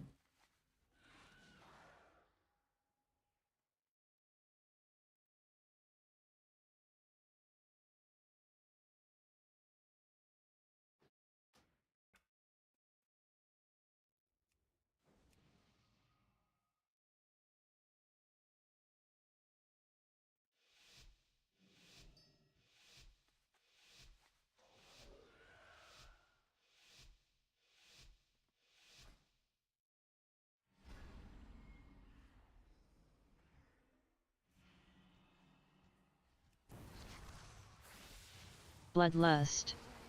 Primordial. Volley. True shot. It's a couple CDs, huh? Cap. Ground.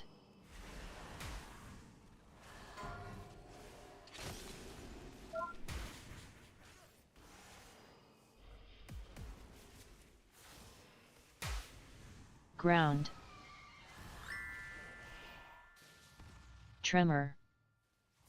I wish I could apply some like logic to these the way that the buffs look on this. I mean, I could do a weaker for it too Primordial. and track it that way, I suppose.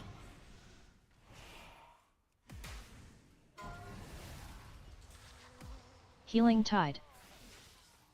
Volley.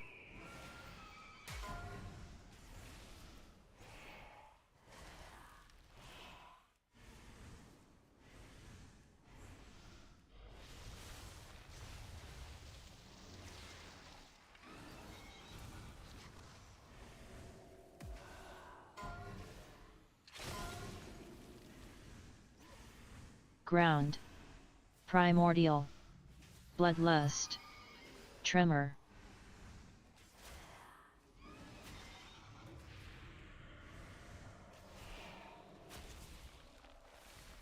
Cap.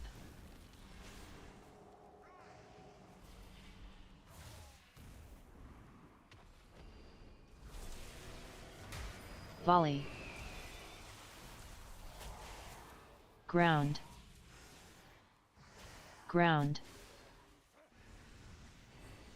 Tremor. Primordial.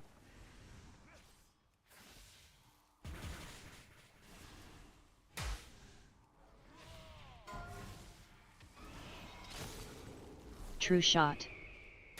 Ground. Ground. Healing tide. Are the execute really close?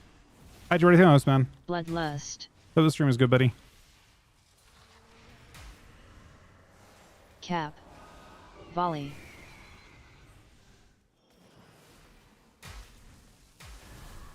Primordial.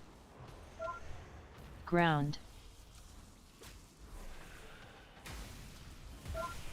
Oh. He did die. 2 mil or so.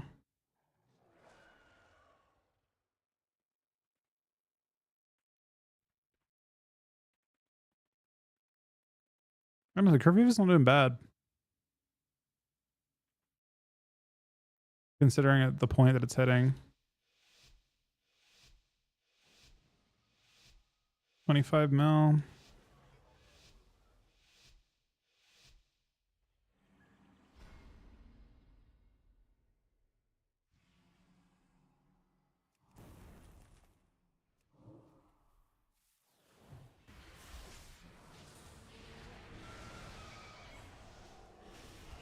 Bloodlust.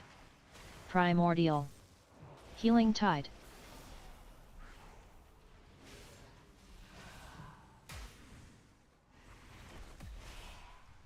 Ground.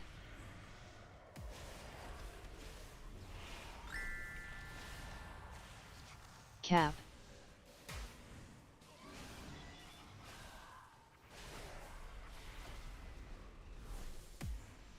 Cap. Primordial.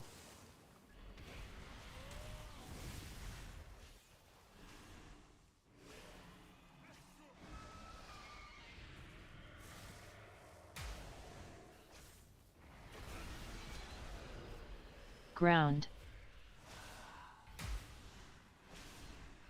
Ground.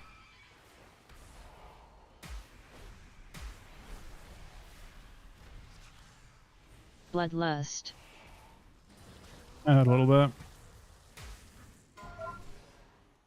Oh, it's a max deck instead. He's in so much trouble. Primordial.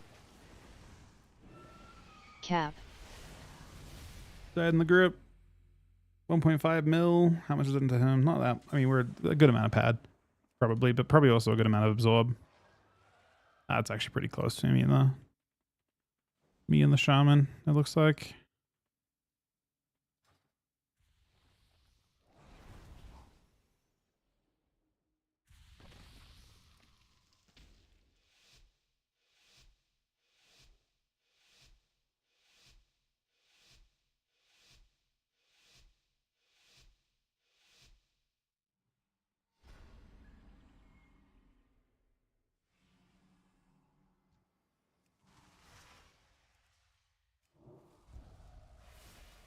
Ground. Cap. Volley. True shot.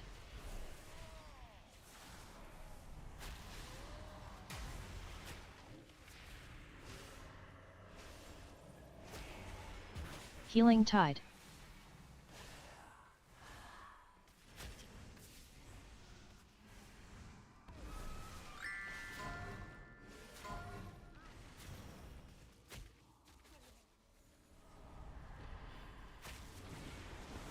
Oops.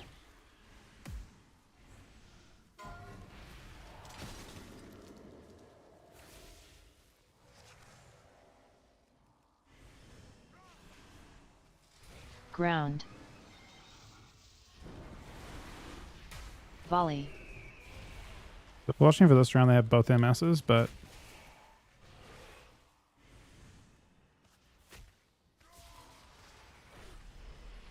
Cap.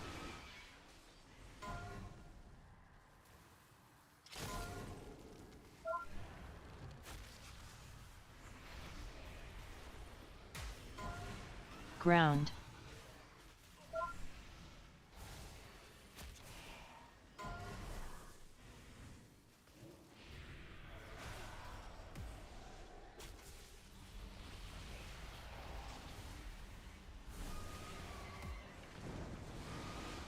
extra reduction up now for a bit.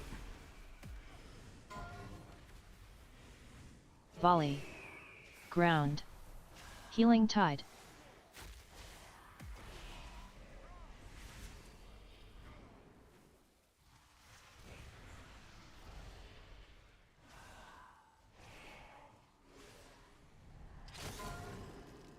Cap. True shot.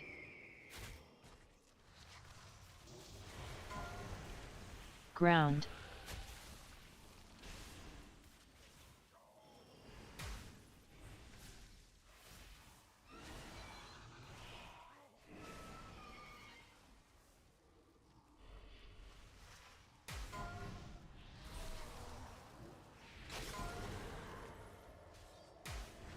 Volley. Ground.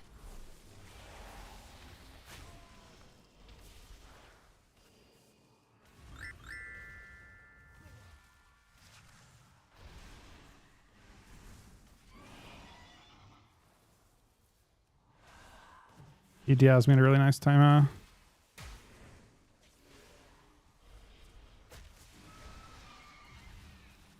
Ground. Cap. Healing Tide.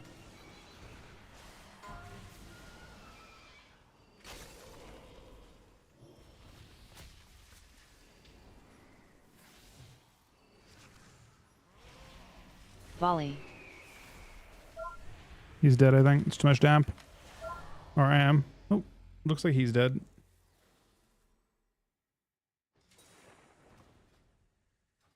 The ended thing? I'm not playing reanimation. It's just on there. Like I was testing it for a tiny bit, but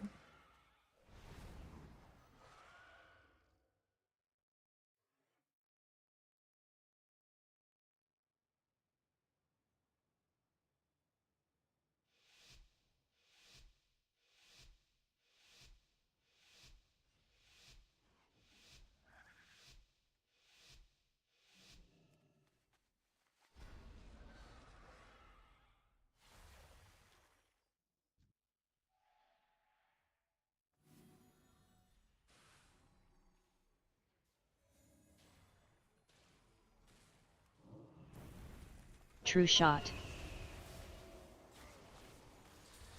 ow, man. Bloodlust.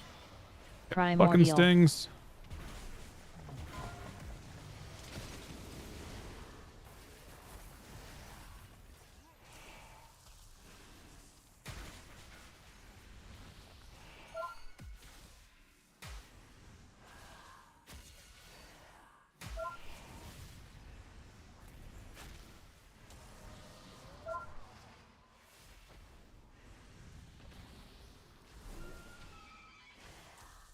Primordial.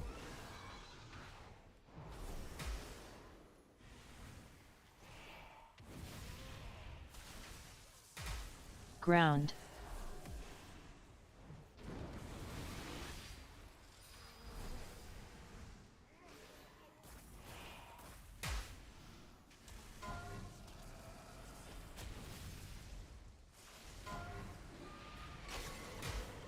Volley.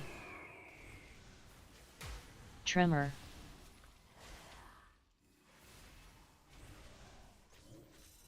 Bloodlust. Primordial. Cap.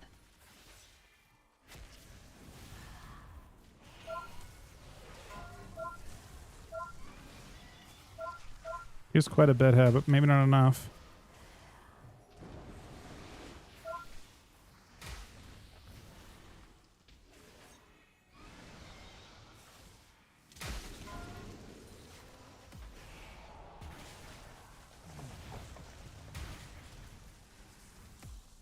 Primordial. Volley. True Shot. Ground.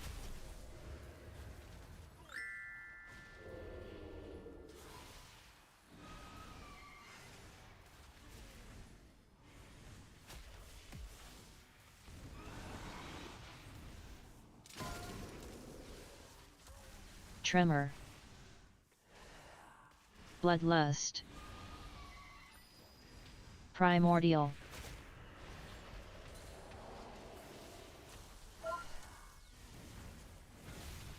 Oh, you silenced at a really bad time. Ground. I think I'm dead, maybe. Cap.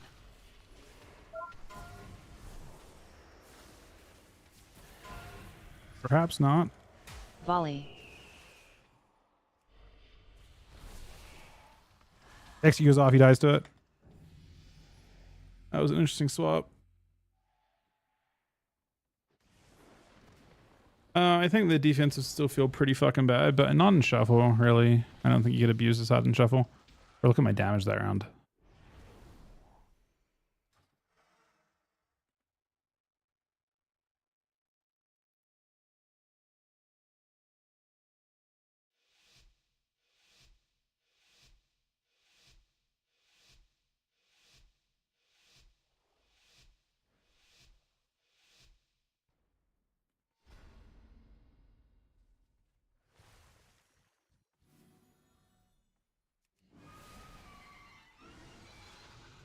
Volley.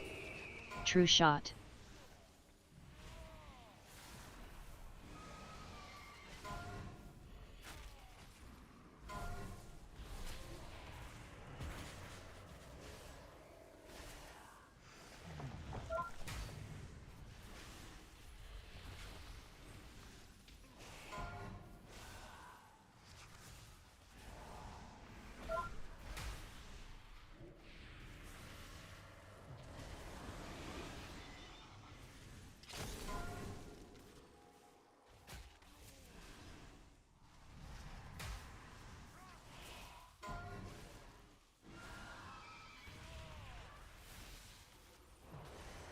Volley.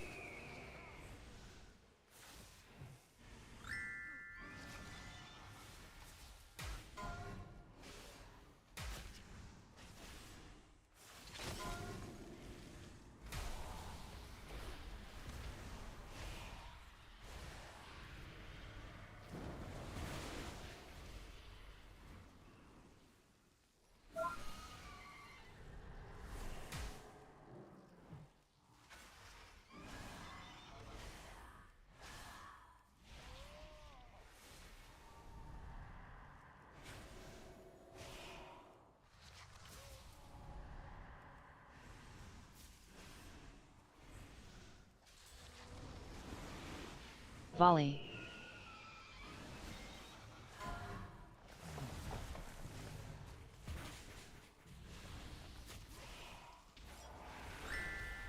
This hurts.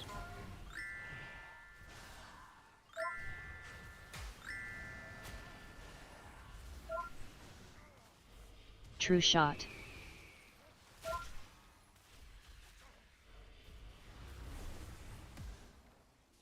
One's fine, I think.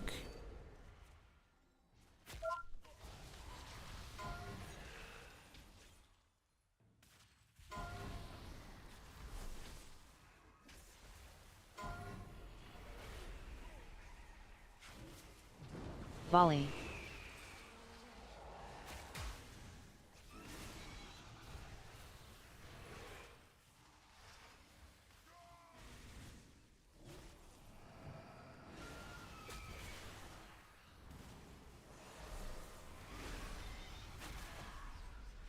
He dies in it's 2 seconds away. I had a kind of insane blind, but I couldn't get the thing involved in it. I think I may have stolen one round from the Druid.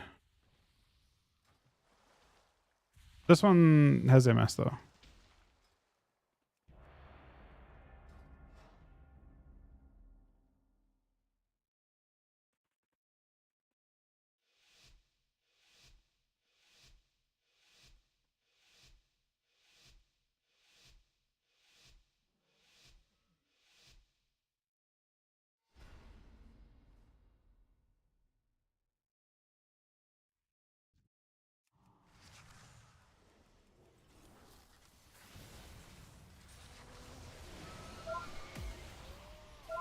Ground.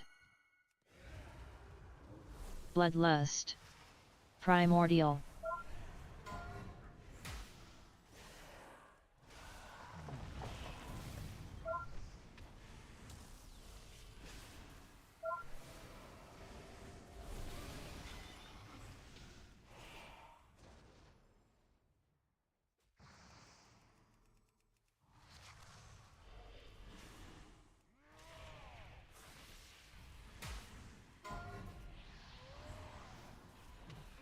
Primordial.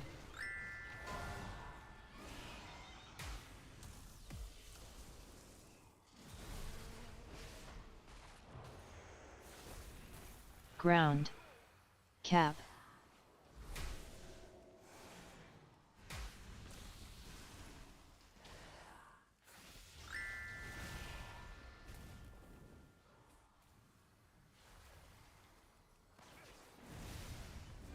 So here's the sport again.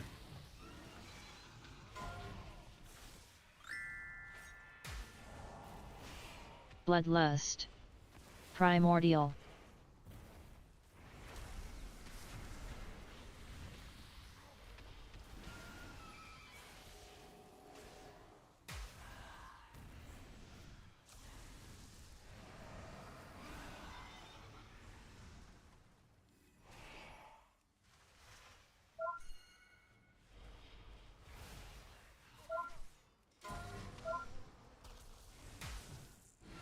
Cap. Primordial.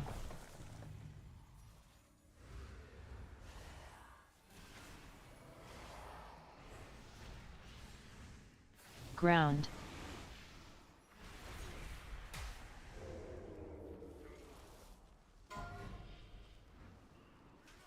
Triple blind's kind of devastating, huh?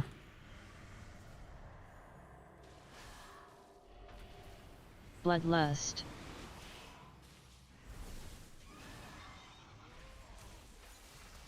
Primordial.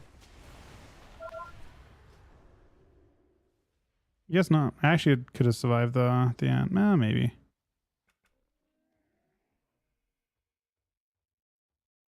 He's on the slowest output. Well, Demo gets kicked, and that's why he's lowest output. But the Adger healing is too good, it seems. If you go on the Ellie, the lock goes crazy. But the reality is, I mean, they both live. They're both long games.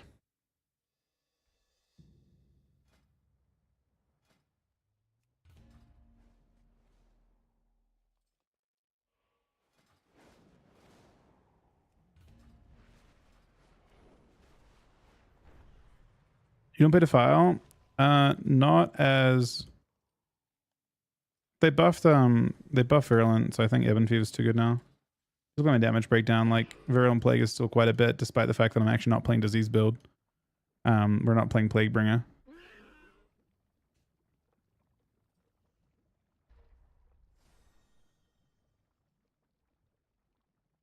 No, I don't know if I think that it was actually relevant.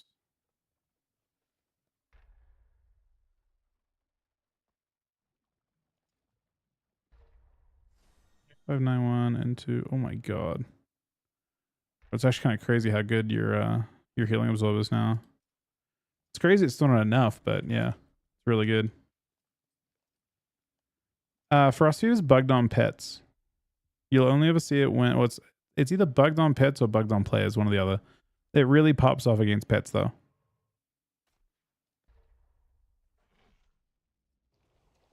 This is better Blizz plates and better Blizz frames right now.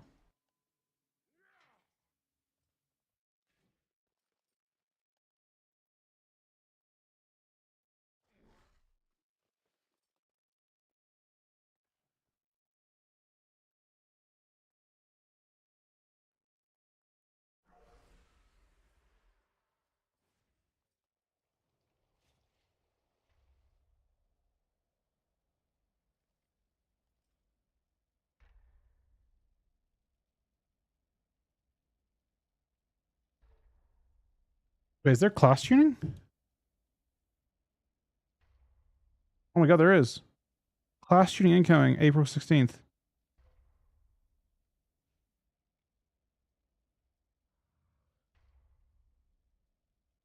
Huh. Nothing major. Nothing to... I don't think that's going to make you play Deathbringer.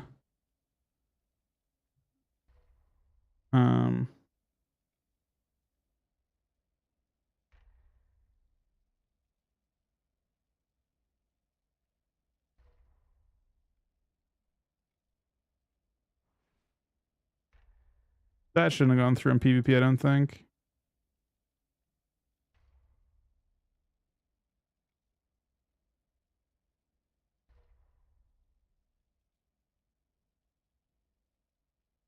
Buff Shilling's gift.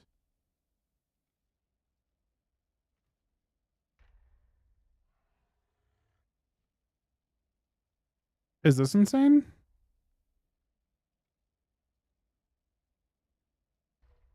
What does this mean?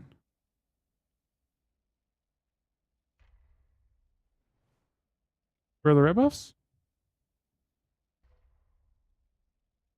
Power to the sun.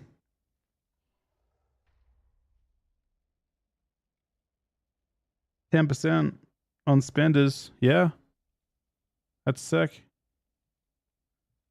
That's sick. That's, oh my god. Bro, right my back. Ret might be back, man. Those are big buffs to Ret. Those are fat buffs to Ret, man. 40% Dawnlight, 50% Sun's Avatar, and then 10% on Spenders. How does Gleaming Rays proc? It's another 10% on TV. But how often is that? Is that during Wings?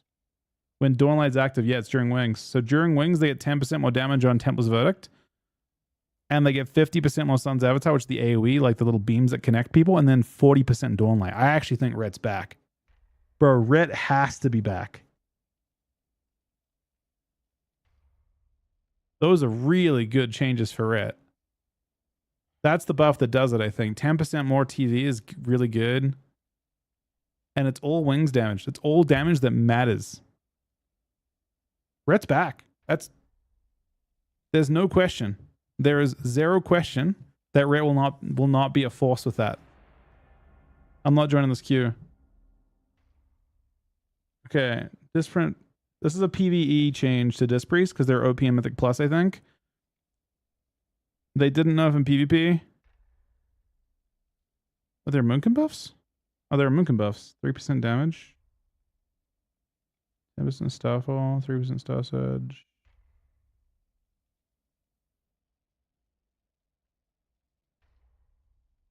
I didn't see that. That's interesting. Okay, Penance. I mean, how much of this stuff actually affects PvP? Wheel and Woe doesn't affect PvP. Penance doesn't affect PvP. Allies of the Tome are now heal for 28% of all damage done. They nerfed to Tone, and they let that happen in PvP. Atonement more effective outside of... Oh, no, there's a buff to Atonement right here. And they buff Void Blast. Holy Nova damage increased by 30%. Power of Healing increased by 15%. Those are irrelevant. Irrelevant. Irrelevant. Irrelevant. How does Prismatic Echoes work? No, there's no palm buff, is there?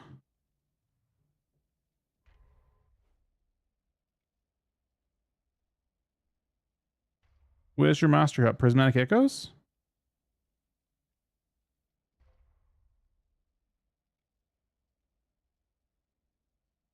Yeah, Prayer of Healing's there. The Prismatic Echoes isn't carry played. Okay, so it's like a side grade at best. Does not affect PvP, does not affect PvP, does not affect PvP. These changes are not going. They're Awakening Storms for Enhance. I don't know what that means. Wait, they wouldn't buff Restoration. Hello? Those could have gone through. Anyway. Soul Rot, 30%. Vile Tame, 40%. Demonology. Wild Imp damage increase. Soul Strike damage increase.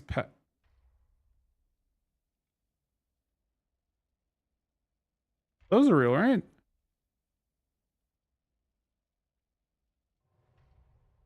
These look real. I don't know what the Doom God damage increase, but I do think Wild Imp is a real thing. They have a whole bunch of those, don't they?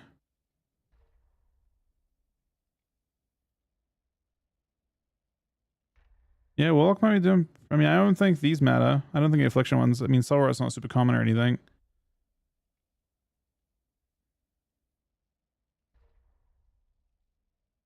Those all seem decent for Demo, though.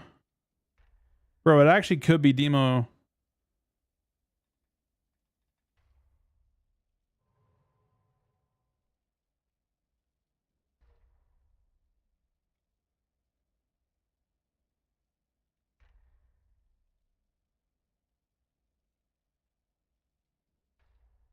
Yeah. I wonder if Demo Red will be good. Like the red damage style is so perfect for that too. I actually think Red's like super crazy with those. I don't know how good the Windwalker changes are. Or if they're played. I feel like 5% Fist is kind of crazy though.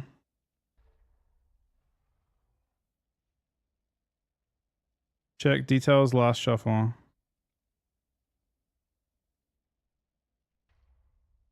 Well, he's being trained every game.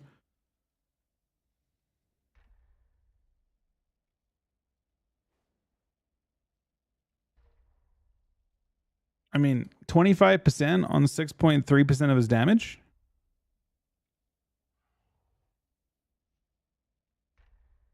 Is not bad.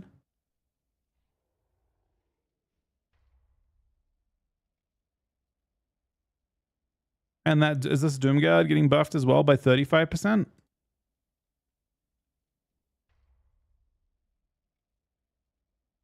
These are just the PV ones.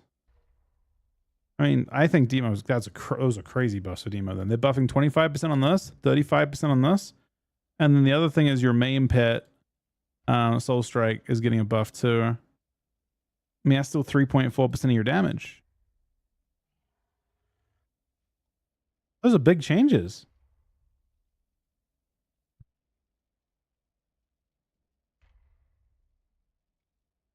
Those are big changes for Demo.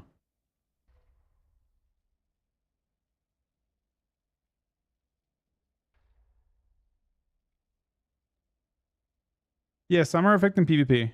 These three are affecting PvP. So I actually think Demo, those are big buffs for Demo. I do. They didn't buff Tempest in PvP is the thing.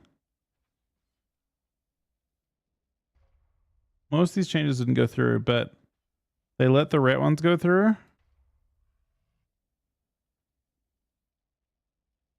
The ret buffs are fucking crazy. No, I don't think Lock DK is back. I think Lock Ret's back. I think these two, so two of those three changes. So Dawnlight is already like their second highest damage or something. And like their third highest damage is Sun's Avatar. And they're getting 50% and 40%. They're getting 10% of their top damage as well. They actually buff all three of the ret main damage abilities. These are cracked out of their mind. Like this is, if you're a ret paladin, you're crazy excited. I don't even know. This could actually be ret fucking apocalypse level of change. 50 and 40 is just crazy. I actually think ret will blast everything.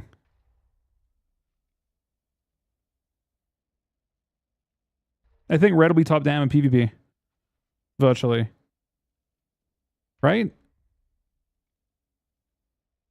Like, is there a world where ret paladins are actually... I feel like rets will do like 1.2 million DPS or something crazy. 1.3 million DPS. I think you're top down against everyone. You're more damage than an affliction lock with those changes. I'm pretty sure rets are already a little below everyone now. Now they're getting 50% and 40%. I actually think they will literally do top damage, and they're already hard to kill.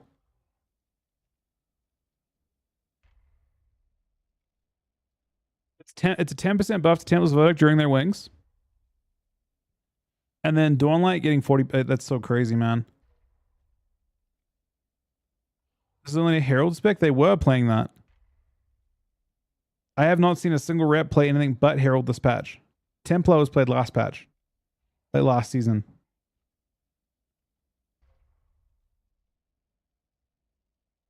The DK ones are for Frost, the spec that you aren't playing at the moment. I think it's fairly unlikely that you'll see this. Is Ret tanky enough to stand up against current comps? Yes. Ret's problem is not tankiness. Ret already got tank buffs previously. The problem with Ret Paladins is they can't kill anything. They are the tankiest melee spec of all melee specs except for Rogue. Ret Paladins have no tank issues. Ret Paladins are if you play a shuffle against a Ret Paladin, they are the big dampeners.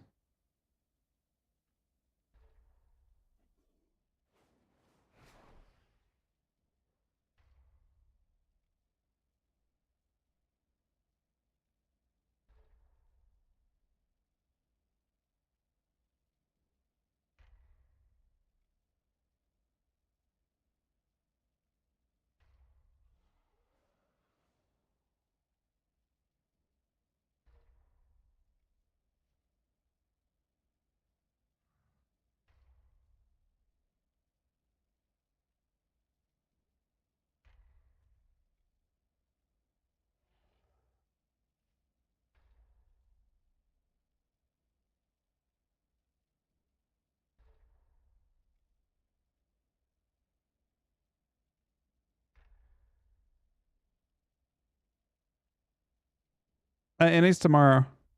Yeah, those are crazy buffs, man. Crazy, crazy buffs.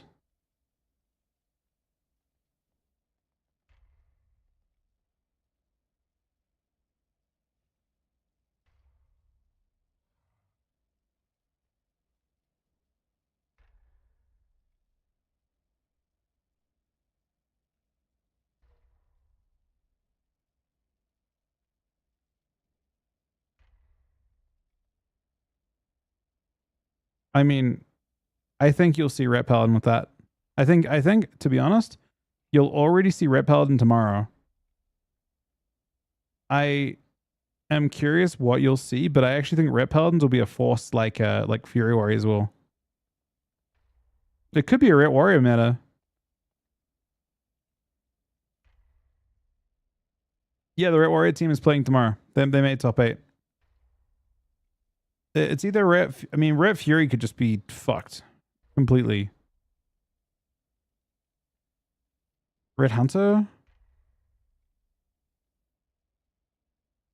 I feel like Rets might just blast... I mean, Rets are already so good into Rogue Mage, keep in mind. They're already so good into Rogues, they're already so good into Ferals. Yeah, it's Rena's team, exactly. Yeah, Ret Demon looks good too. I agree. Ret Hunter could be good. Ret Windwalker could... Oh, Ret Windwalker could be really good. Ooh, Ret Windwalker could be fucking dirty, man. Encap Hodge. There's a bit of both AFK. You've got a couple notes for each.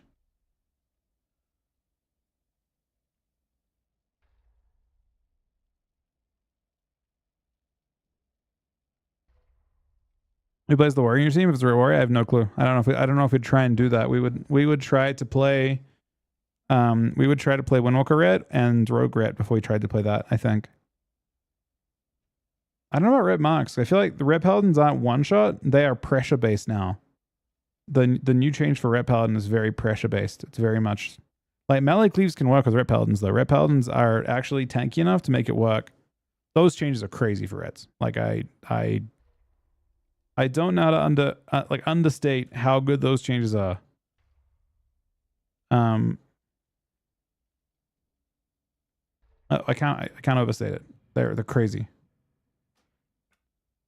Let me see if I can find a typical game here. I probably have some details saved from previous games on my Ret Paladin, and you can kind of look at what these buffs do. I'm pretty sure it's fairly substantial in PvP because there's cleave. I reset them all, man. Damn it.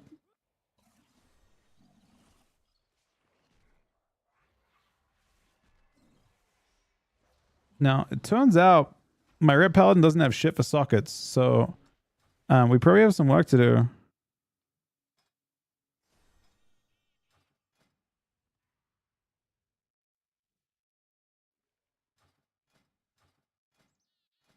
The Beefadic strikes back. I mean, Rets are just going to have the best fucking time, man.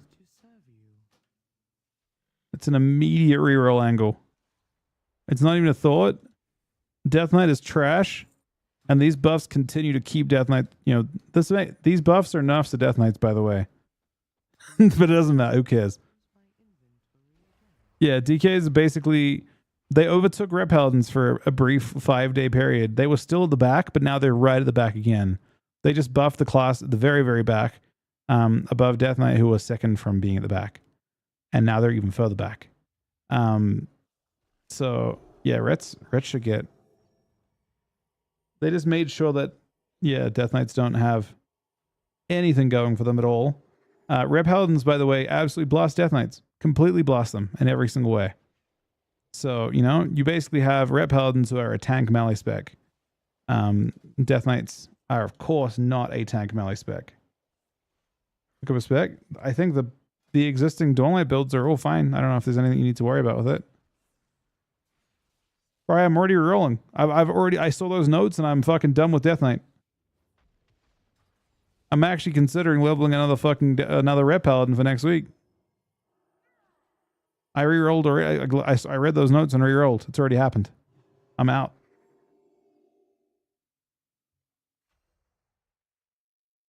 I legit re-rolled right then.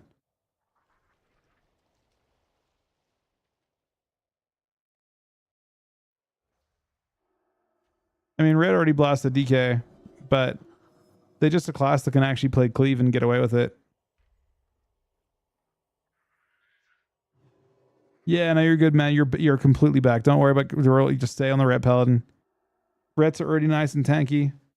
They have good utility. They are a cleave class that can actually pay for itself in terms of tankiness. Dwarf to counter feral bleeds. I don't know if you're worried about. You already aren't that worried about ferals. You're already like kind of a relaxing spec in that respect. I just don't see. I don't even know what you even lose to. You play Big Wings or Radiant? I think Radiant Glory. I would imagine. Yeah, no, this is even worse for Death Knights, but who cares? I don't give a shit, man. Fuck Death Knights.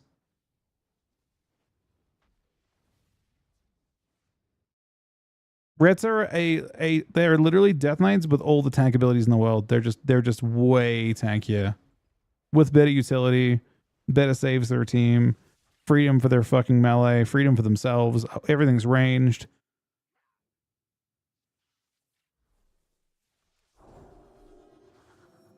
It's legitimately just not even a question. It's an instantaneous reroll angle.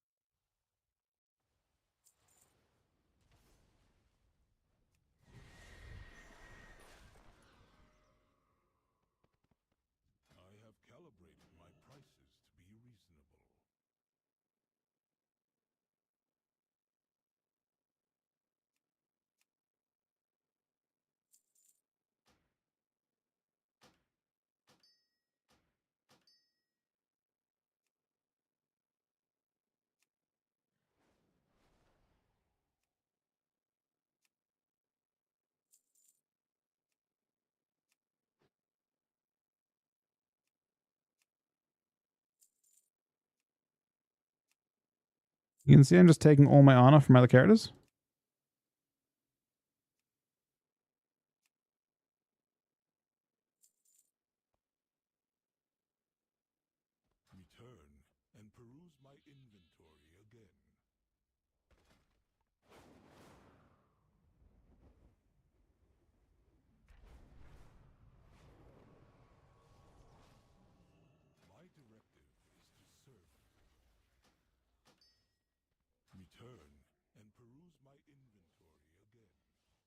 Rip, there is a buff to Temple's Verdict in there.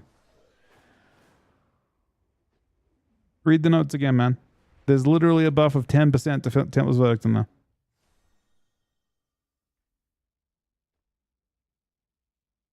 No, it's only 10. It's going from 5 to 15, I think, right? Herald of the Sun, Gleaming Rays increase. So basically when Dawnlight's active, which is when your wings is up, you get 10% more damage on Temple's Verdict. They gave you 10% on Temple's Verdict. And then Sun's Avatar is like these are both crazy. This is all damage during wings. It's all impactful kill pressure. It's the good stuff. Yeah, I know, but they just buffed everything else. They buffed your dot by 40%, man. Don't worry about the TV anymore. They buffed everything else. These things are only active during your burst. Like I feel like Dawnlight and Sun's Avatar do shitloads of damage. And they're only active when you actually are pressuring during wings. Like those are bigger than the buffs you got previously by a good amount. You are immensely happy with those changes. Like immensely happy with those changes.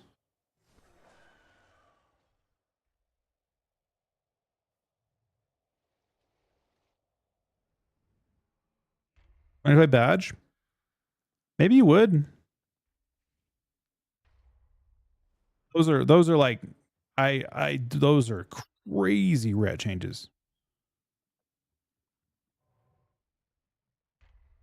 Getting DJ and before RMP still meta. I actually think ret paladins are already good into Rogue Mage. They're already decent into Rogue Mage. It's already really close into Rogue Mage. Bro, Ret Warrior took 2 games, I think, from the Jung. Just so we're on the same page here.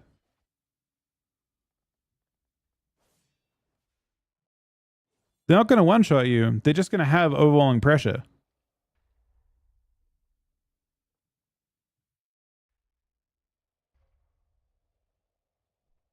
I wanted to look and see, are these talents being played by Windwalkers already?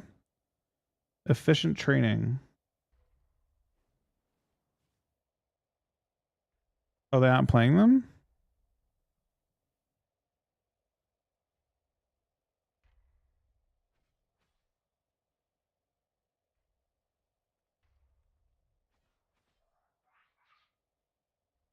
I guess they weren't playing those talents. Those are buffs to talents they aren't currently playing.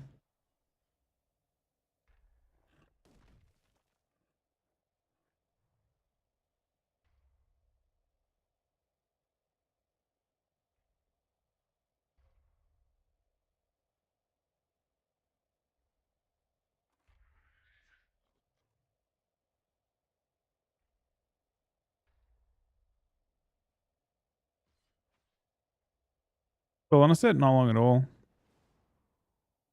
I wouldn't think. I need a bunch of gems still.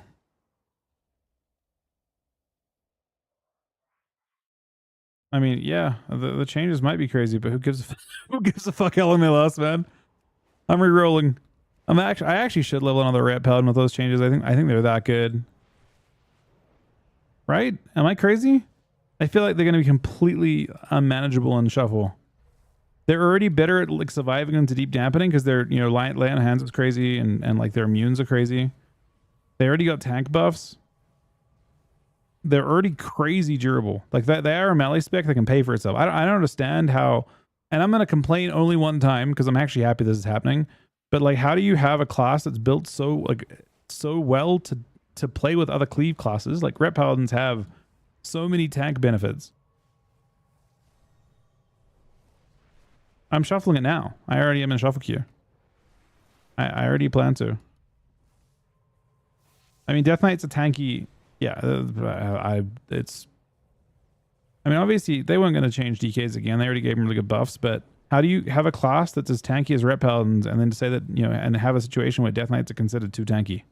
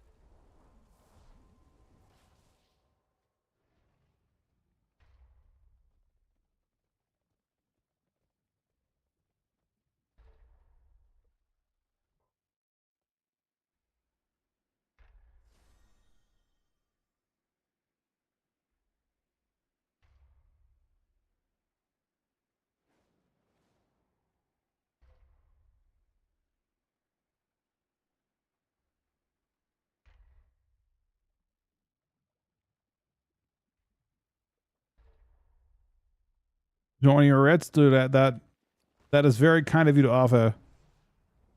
The least I can do is level another Ret Paladin for my team, though.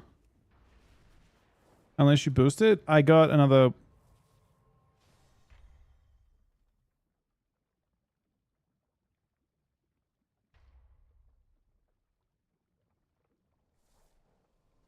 I'll probably level another Ret.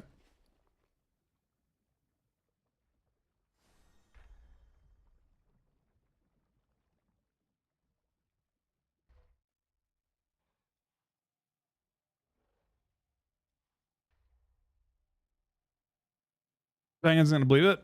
I mean, he's already playing that build. I better ask Yoska's numbers. I feel like 40. I feel like this is just all impactful damage. It's just all damage during wings. I mean, it's pad-ish on pets and stuff, but like it's also just damage during wings.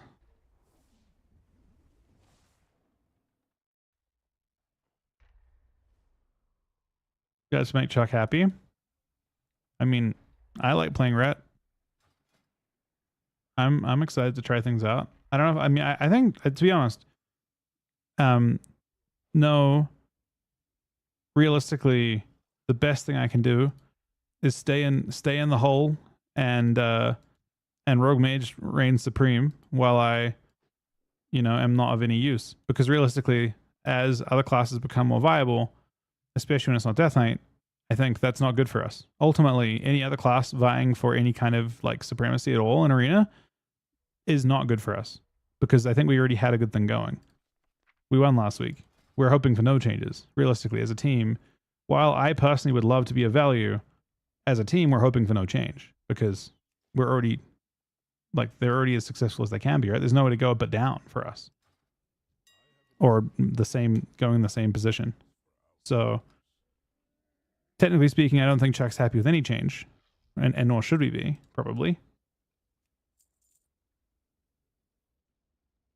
But yeah.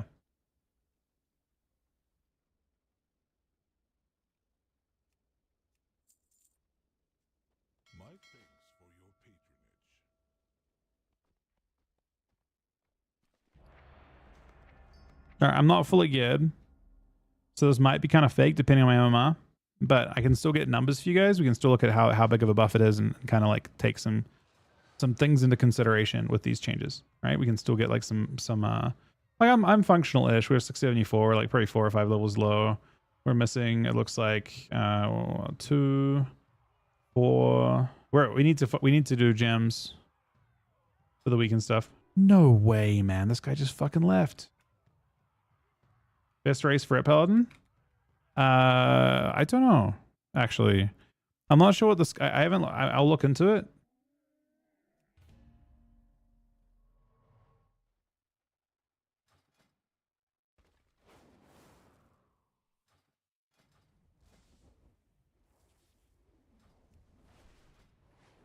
I wonder if humans OP for rep, because you get to have stoicism as well. You get to have the orc racial.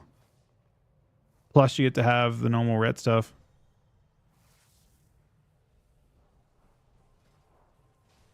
I mean, human's like 900 secondary stats now, which is quite a bit. So I could see human taking off a little bit if secondaries are crazy for them. My second rep paladin, if I level 1, is a human paladin.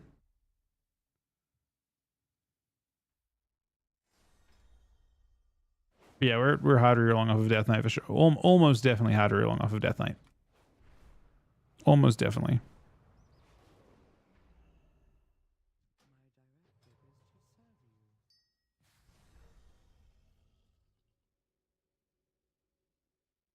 My directive has been fulfilled.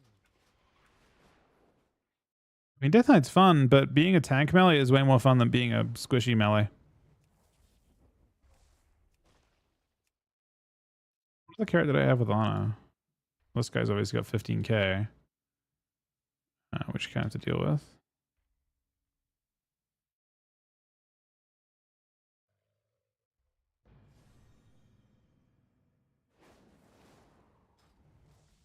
I think because they're planning to do a second character here, we should try to buy. No, we still need so many gems on this guy. I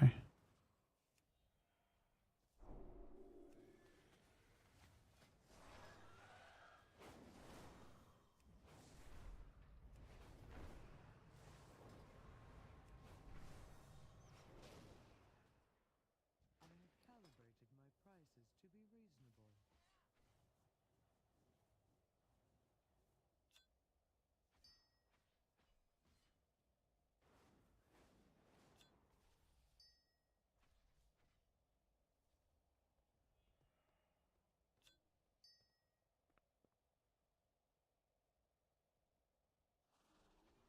My thanks for your patronage. I think I'd rather go Verse over this, but it's fine. Just cheap. I already have him.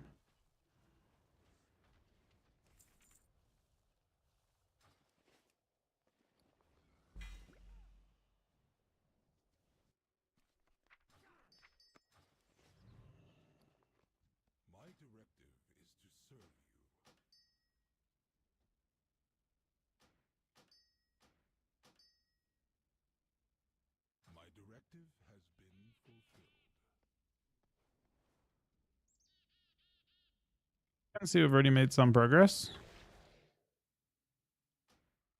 But we still need 3.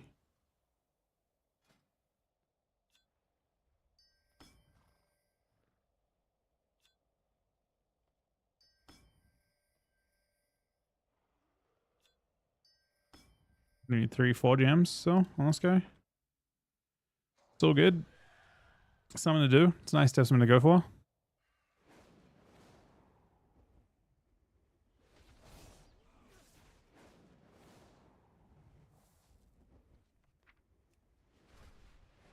For the first thing Chuck said, are you just coping? The very first thing he said, man. I don't think I'm coping though. Like I definitely often do cope pretty hard. Right? Like we're not immune to the occasional cope.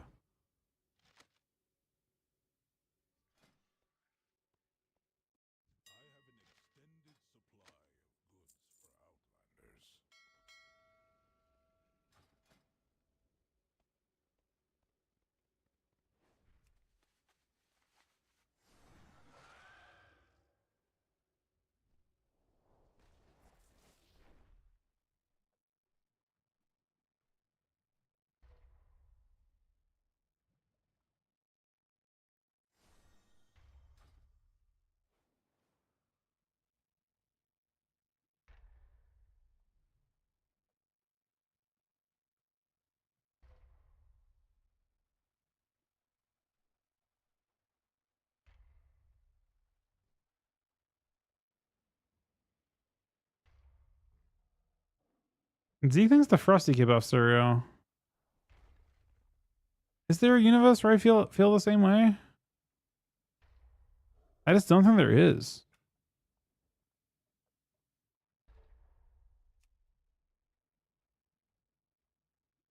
I mean, it's the second one that buffed it. You know what I'm thinking more than I'm thinking about the Frosty kid buffs, by the way?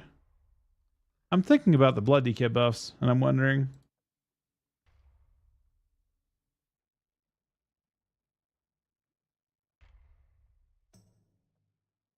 I wonder if Blood could pull it off.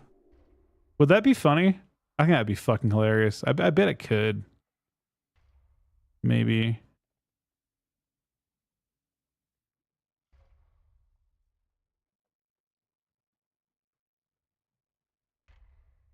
I don't know. I mean, I think it's more. I think Frost is just so squish, and that hero talent is so squish.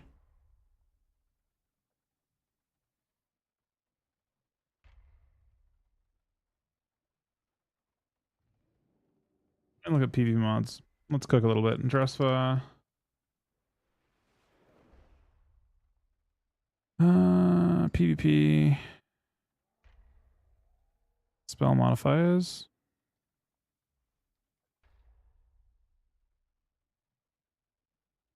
I mean, I will be honest. On live, Exterminate did like when I was playing beta, Exterminate was actually a very one-shotty ability. It's getting a 30% buff here. But it doesn't really work that way, right? Let's look at the actual ability itself. Is this the one for Frost or the Frost Blood? I don't know why it's showing two different spellities for it. There's the PV mod on this thing. Where's changelog? Changelog. Has it really not been changed? So in beta, when I was playing, it was one tapping and it was 306%. Now it's 335% and it's about to get buffed again.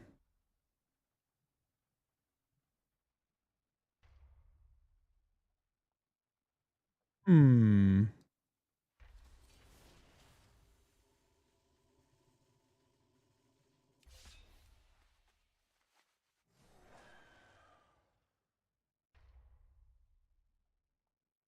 I mean, it just doesn't really work with the new build. Do you have two real threats?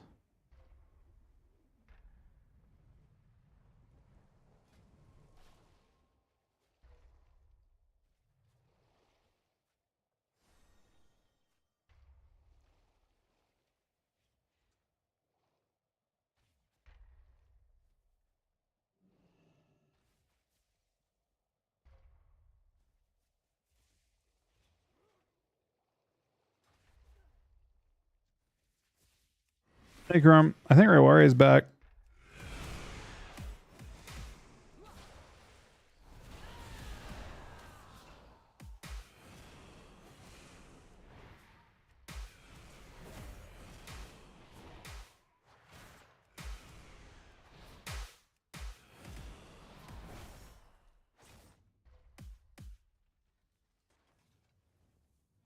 I mean, Reaper's Mark's modded on PvP. It's not going to be modded on the dummy. I think Reaper's Mark is destroyed. So we're not like concerned about Reaper's Mark's mod at all. Reaper's Mark's dog shit no matter what. We're most concerned about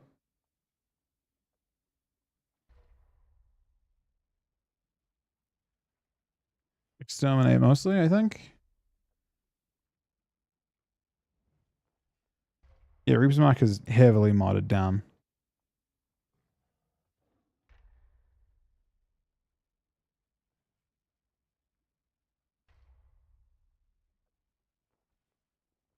And honestly, so is Exterminate.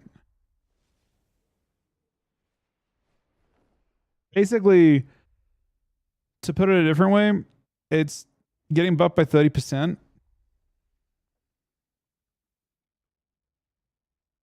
Which means it's still doing less than it's doing to this dummy.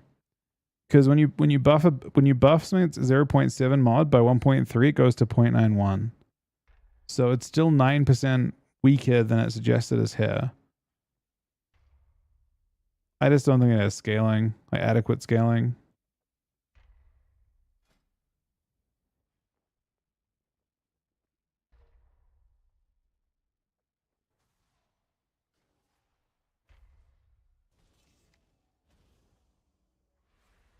I mean, Reaper's Mark is like 0.62. Is that what it said? 0.6. So 0.6 times the buff.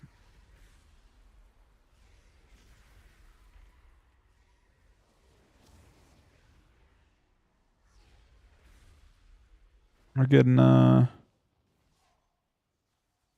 Reaper's Mark too. 0.6. So it's still pretty. I mean, I'm already on it, Chrome. I've already begun. I might level another. I think I'll probably level another Ret Paladin. I think the Ret buffs are crazy. The Ret buffs are truly crazy.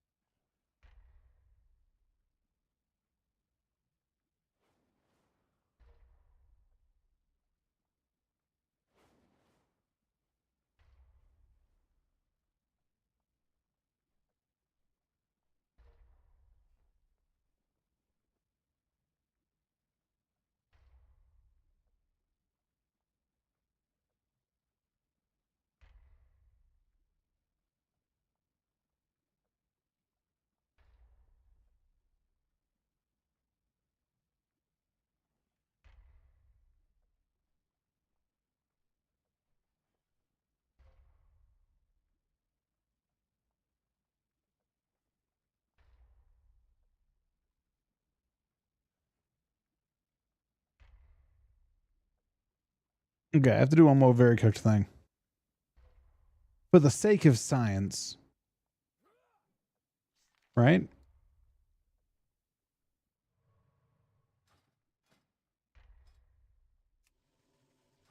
We need to know. The people need to know. What happens?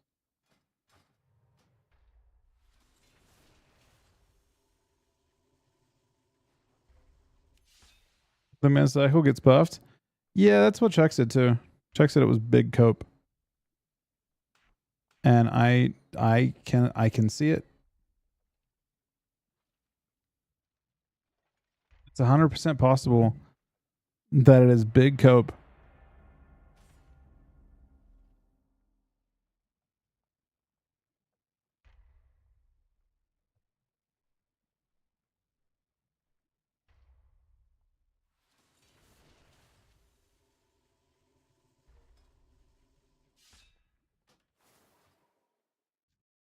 I think that you play a different build, but I'm actually just curious what kinds of I think it's hard to stack this from memory though, because I played this last season a little bit. It's a very different rotation. You have to...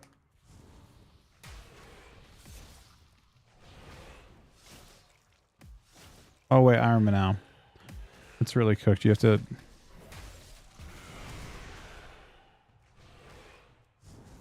Retrig?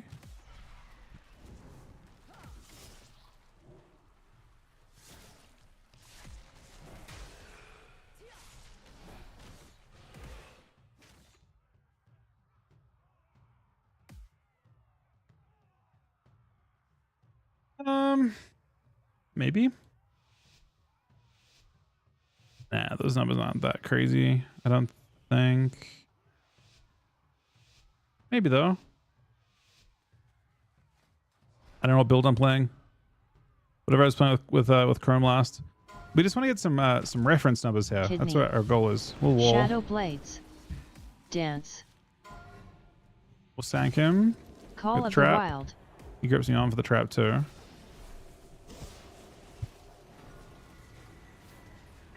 Dance.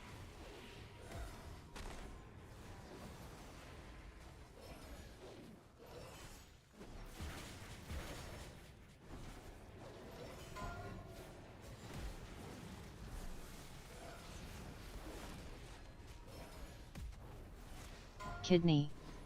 Dance. Bubble.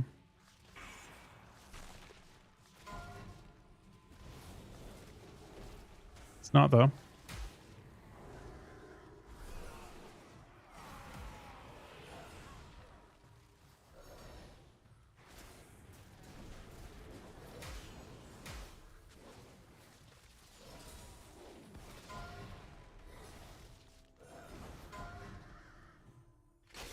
Kidney.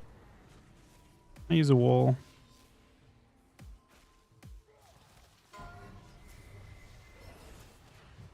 Dance.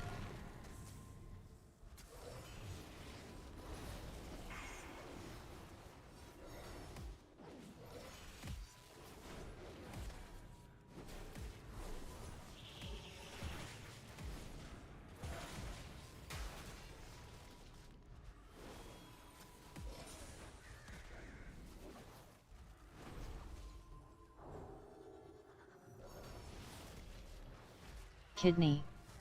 Dance. Shadow Blades. Bomb. There's bubble on the bomb. It's not like it's over or anything yet.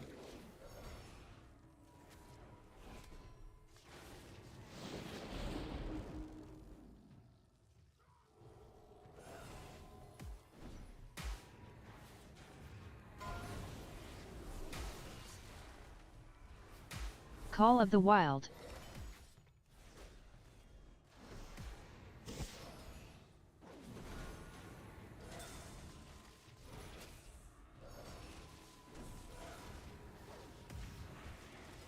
Kidney. Dance.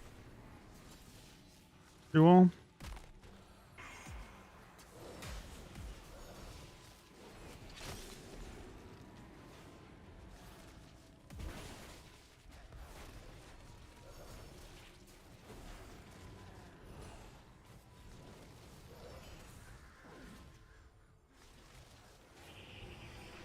I'm playing rep. Whoops.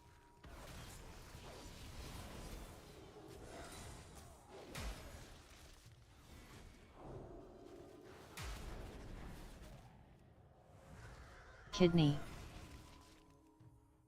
Dance.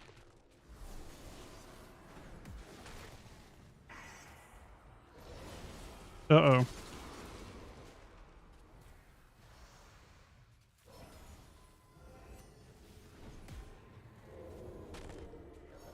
Popped at 1 HP. Shadow Blades. Okay. Now, Bomb soon. so we can do numbers, right? Even though it's not a great representation. So we're getting 40% and 50% on those, yeah?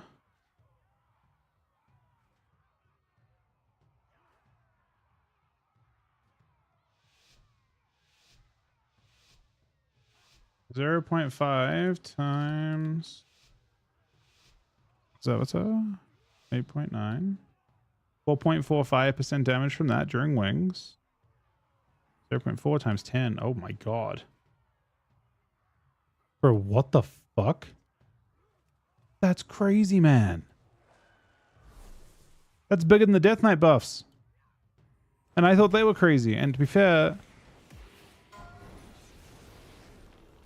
I don't know what I'm doing. Imagine if I was better at the game and had an idea of what I was doing on Repel, you know?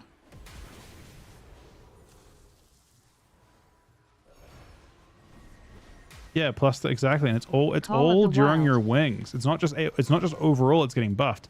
These things are only present during your wings. Primordial. That guy's dead. He kind of had every cooldown.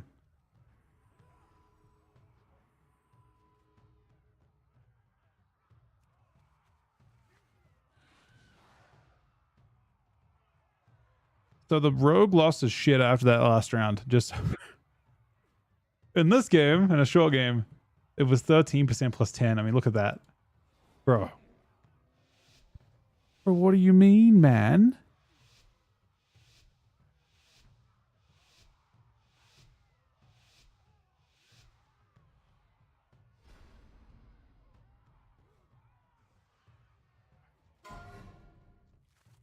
Kidney. Bloodlust. Well, Shadow Blades. Dance. Primordial. I lay. I don't love it. Dance. It will stabilize a little bit. Cap.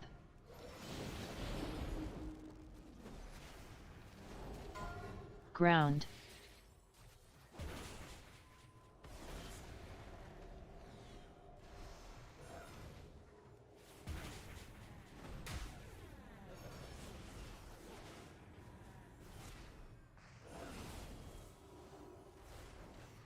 Primordial. Kidney. Dance. Bomb.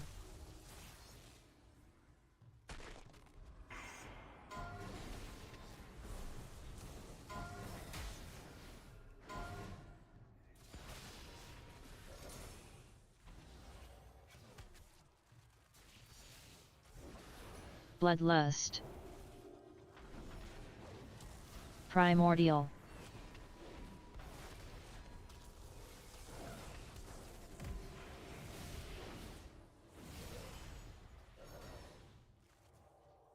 Kidney. Dance. You can't do anything here now.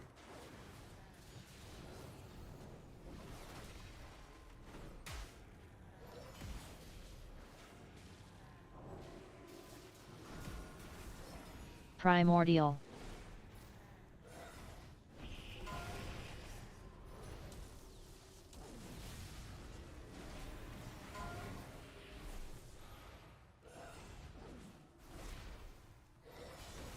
Might die here on this.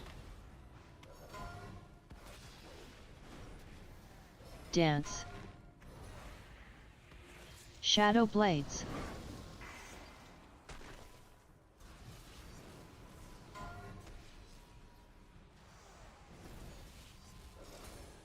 Ground.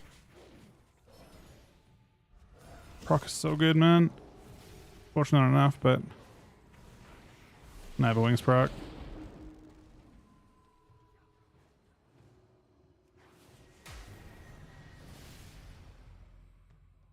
Now in this game, oh my god, the buff Bomb is fucking soon. monstrous.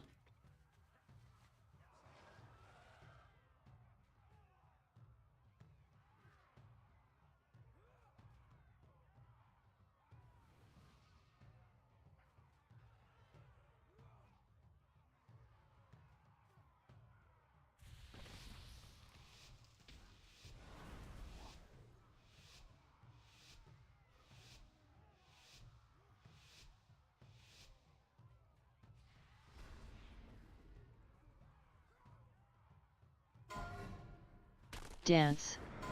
Kidney. I would say it's about a 13% Shadow buff. Blades. Call of the Wild. That's where I'm at with it, I think.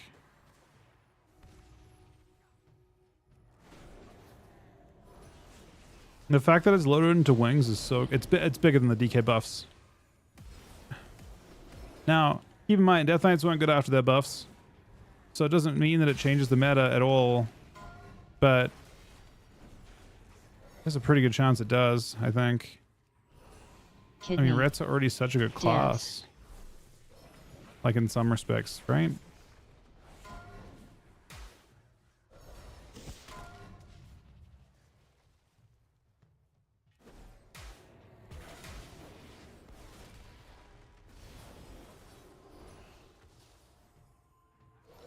We do have to make sure we connect this thing every time. Dance. Bomb.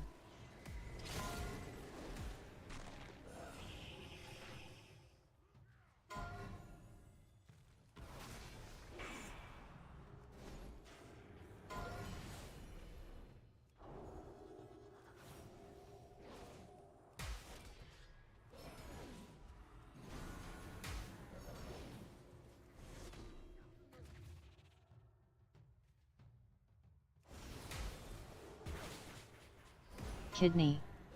Dance. Shadow Blades.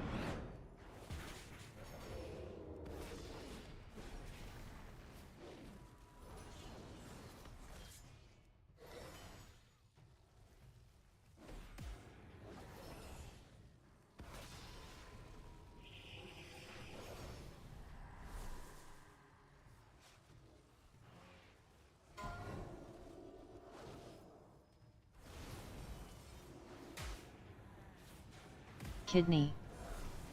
Dance.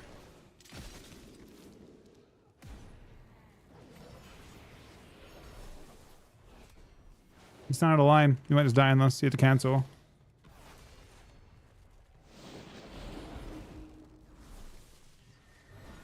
Got his trinket with that random wrap.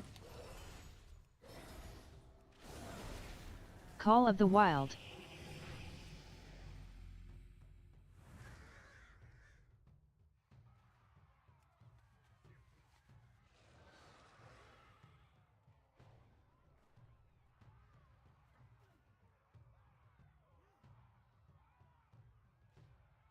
Bomb soon.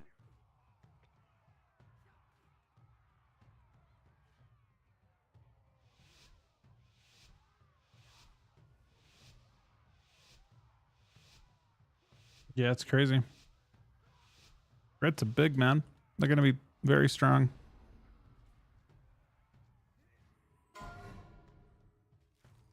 Moment Kidney. wings? I don't see... Dance. It's still nerfed though in PvP Shadow compared to the other Blades. thing.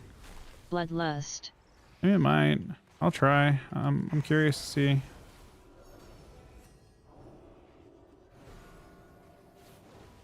Cap.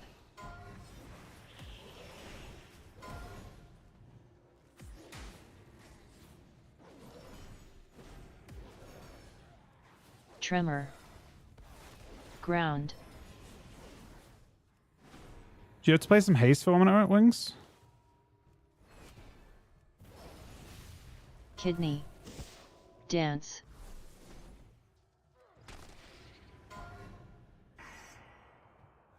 I think he's dead. Yet. Hate him seed though. Kind of annoyed by it. We'll live though.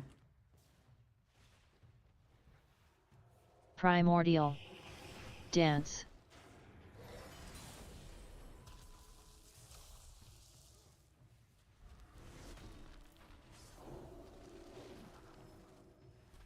Ground.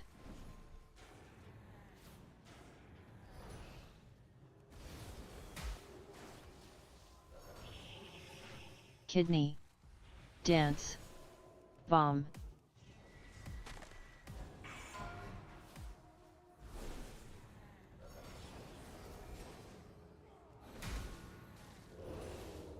Primordial. Bloodlust.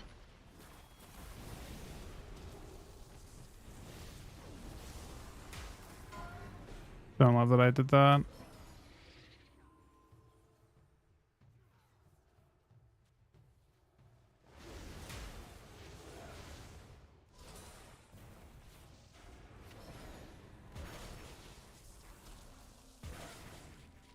Cap.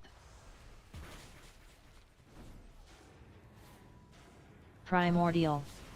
Shadow blades. Kidney. Dance. Both priest and angel.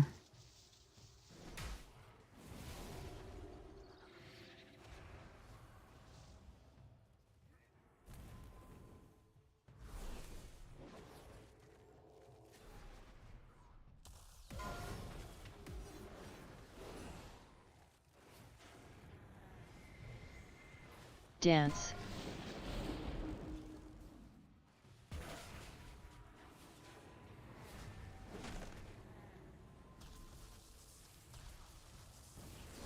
Bloodlust. Primordial.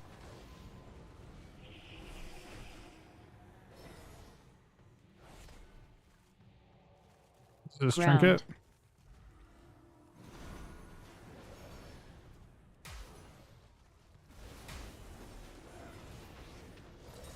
Bro, he just... Kidney. I already know what Bomb this rogue's soon. doing. Dance. The rogue paused and just started typing about how OP my class was, I swear to you. I actually swear. You could see the point where he pauses, and I know for a Ground. fact that when I go into this next round, he's going to be typing. He's going to continue his typing.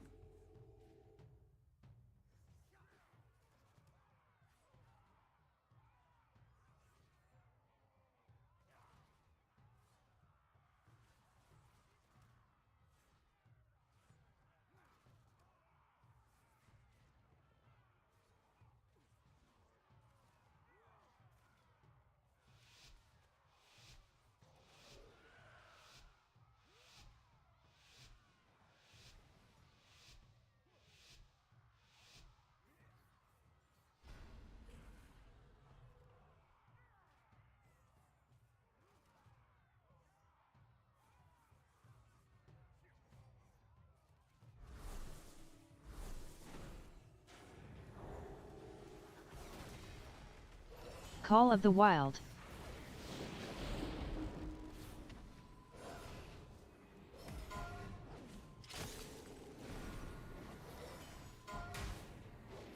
Bloodlust. Primordial.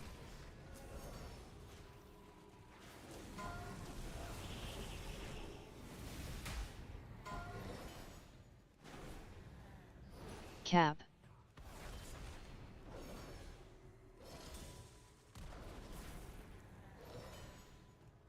Tremor.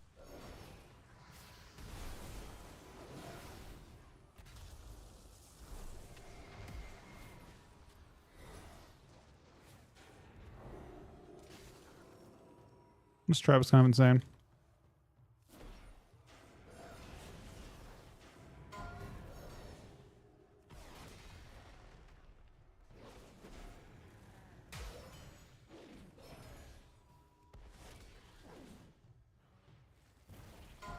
Primordial.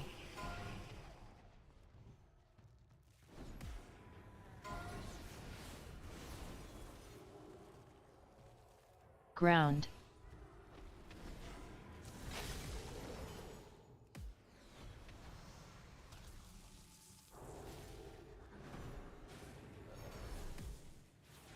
Cap.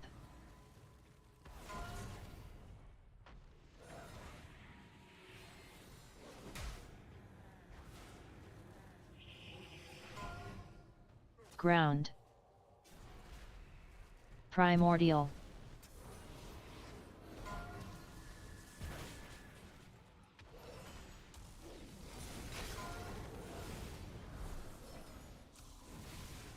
He's kind of fun, I think. I had so many procs, that's crazy. He's in so much trouble with us. Call of the Wild. If I bubbled here, he'd for Tremor. sure be game over, but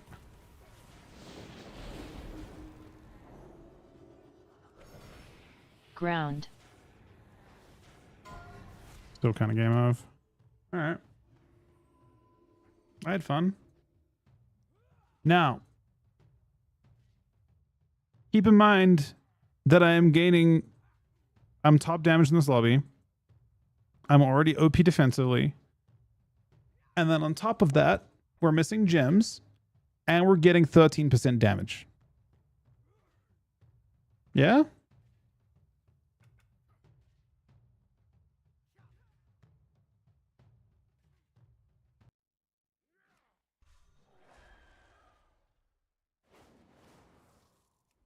Seems fair. I mean, I don't think typically we'd be top down there, but I do think that Rets are close to being good, and 13% is bigger than the Frosty kit buffs or the Unholy kit buffs last week. They only got about 6 to 9% last week, depending on the situation. These are much more significant, and they're not even PvP changes.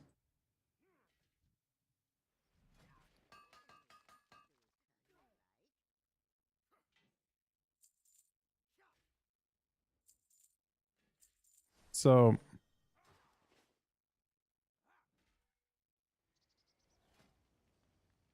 my gear isn't even. I haven't really completed my gear. I like, yeah. Those are, and they're all those change. When I say 13% damage, we aren't saying 13% just like random. We're saying 13% burst.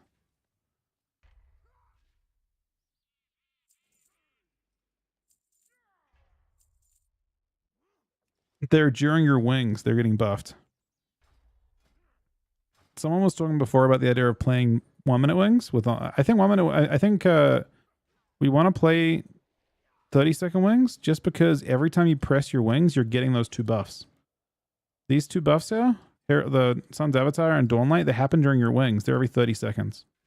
Every time you press Wake of Ashes and you proc that, you're getting the ability to Dawnlight 3 targets. And that's the little like thing. I've got Dawnlight on all 3 targets, and I also have Sun's Avatar on all 3 targets.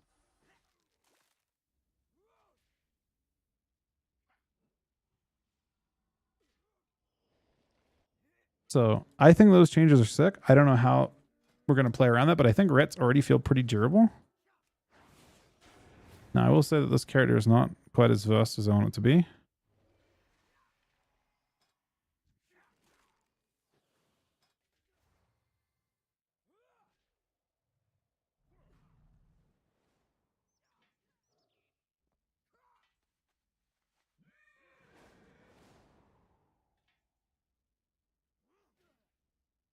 It's not pad, though, Andrew. That was the damage without pad taken into account. What comps would you queue a threat? I mean, there's a lot of comps you can queue a threat. Any MS class. Like Demo Red's decent. I think you're pretty good at enabling your healer. Enabling anyone. You have good support for your teammates. You're tanky enough to take a hit yourself, and then you also provide now potentially exceptional damage. Any MS class. So Demo, Hunter, Windwalker Monk, Rogue, Warrior, all exceptional. I don't know which one's best of those, but I have an extended supply of goods for Outlanders. those are pretty sick changes. I'm pretty excited about them.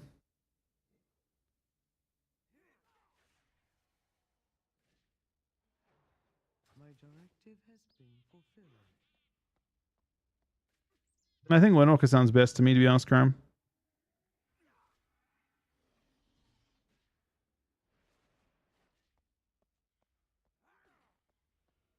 I'm personally I'm gunning for that one.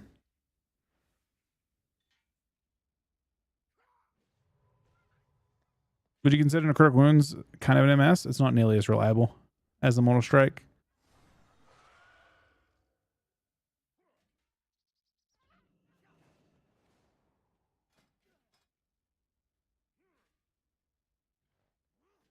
I have calibrated my prices to be reasonable.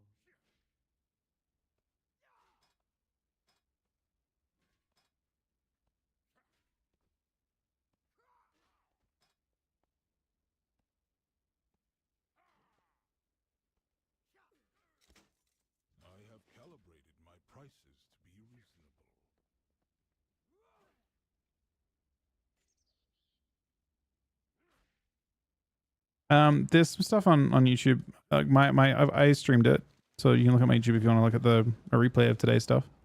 It already finished. Rogue Mage didn't do as well as expected, for sure. It is a Baby Milk backpack.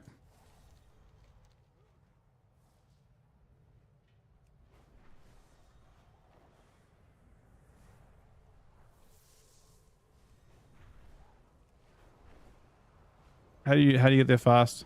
Okay.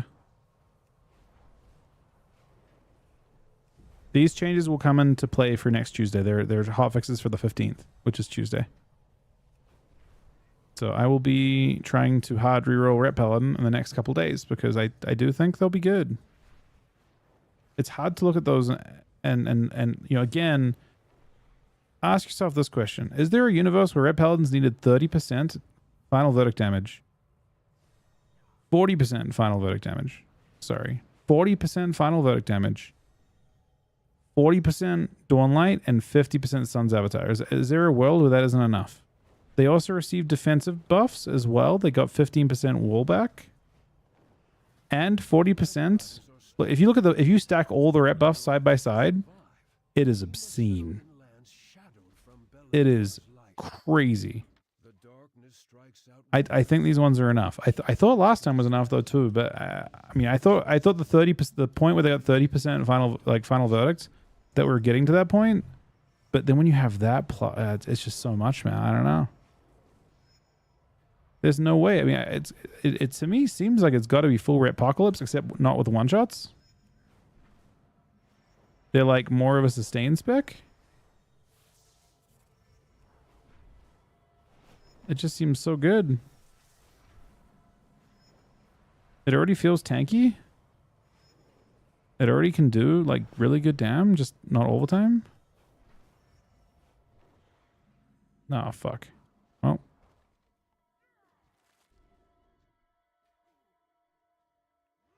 Whether they're immune.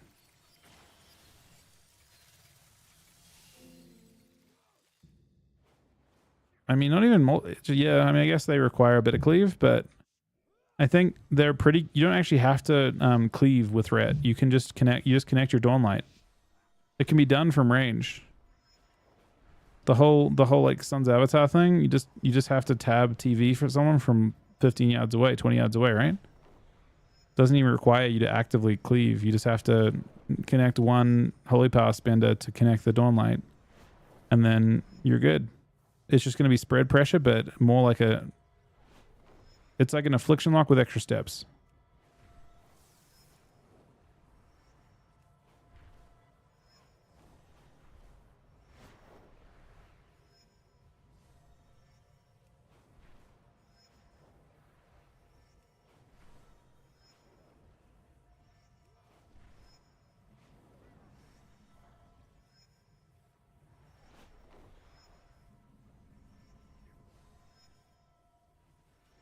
Excellent work. I can see that the two of you will soon be formidable competitors.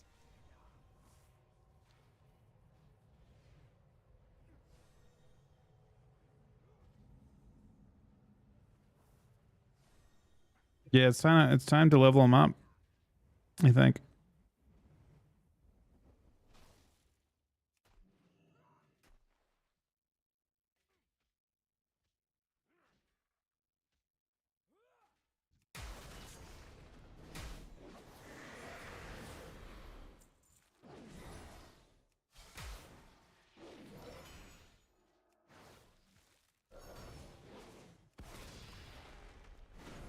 There's tuning coming out on Tuesday, but it's not PvP tuning specifically. It's just PvE tuning that has an impact on.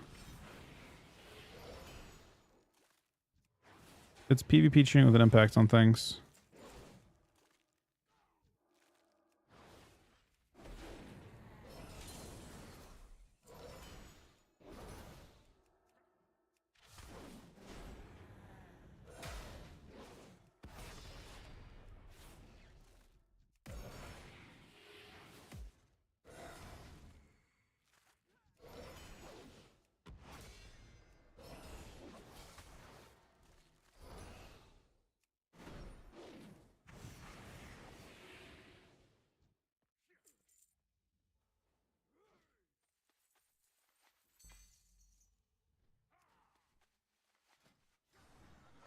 That's weird. It didn't give me...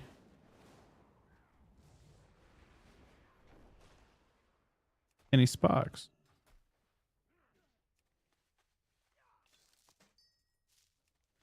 That did.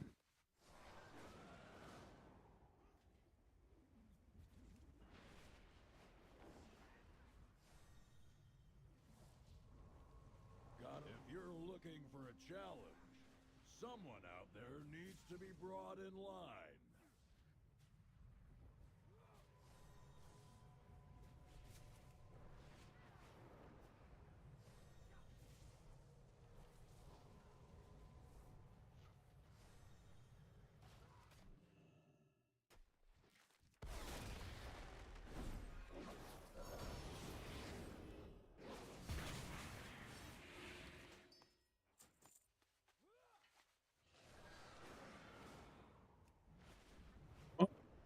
I guess I need to show them more. I don't see a universe where Death Knight does any well next week. I'm trying to understand whether there's a chance. I kind of think there's no chance. I think Red Paladins actually make it harder for them to do well. And they're already struggling for air against the other stuff too.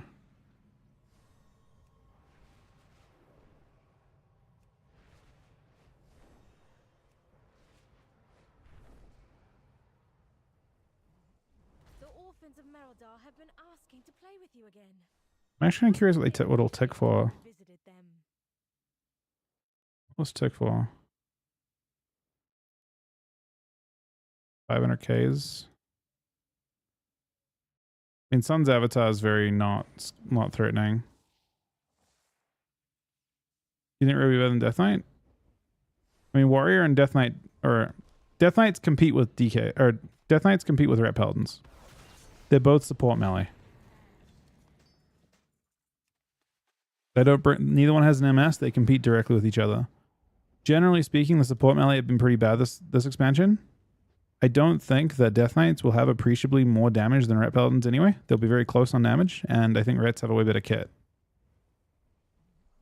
I would expect that Ret Paladin will actually feel very similar damage-wise. Like, it'll probably be the same or more damage than Death Knight. The same style of damage too. Yeah, I mean, I think that Red Paladins will be better with those changes. I think Rets already have the better kit. I honestly think that Red Paladins already are doing better on ladder too, for the most part. So yeah.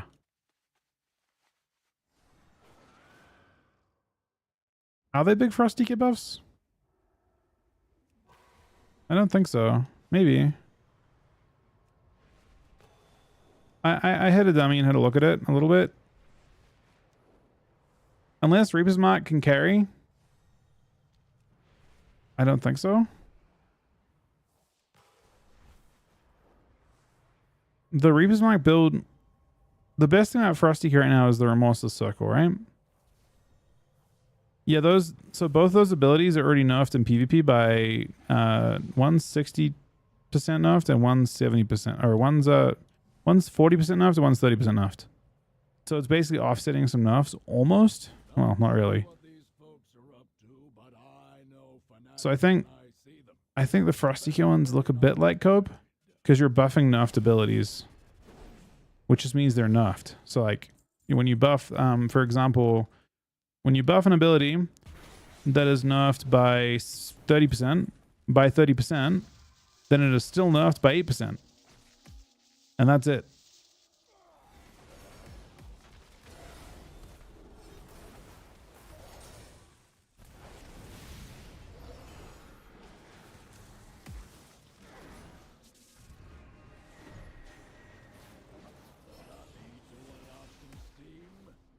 I hear there's someone nearby who's itching for a fight.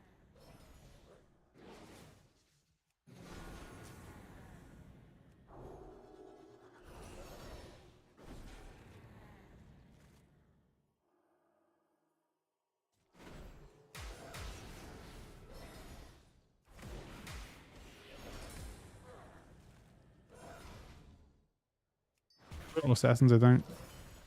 A whole bunch of them. Oh, they're in a group, man. That's tragic.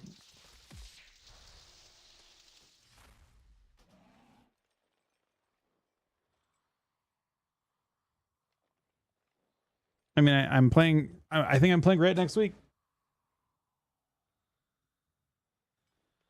To be honest, I don't see Universe with Death Knight. So the thing with Red Paladin that makes them way nicer than Death Knight, they are already a really tanky melee spec, like really tanky. They're just not as stressful to play in arena. You have multiple immunities and shit. Like you're not nearly as afraid of dying as a Red Paladin.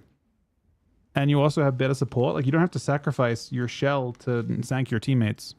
You can just sank a stun. It's already better than Team Shell. And you have sacrifice for your teammates when they're being attacked. You also share some healing when you get healed. Like it is not even describable how much better Ret Paladin support utility is than Death Knight support utility. And they're both support specs. They just have a functional support spec.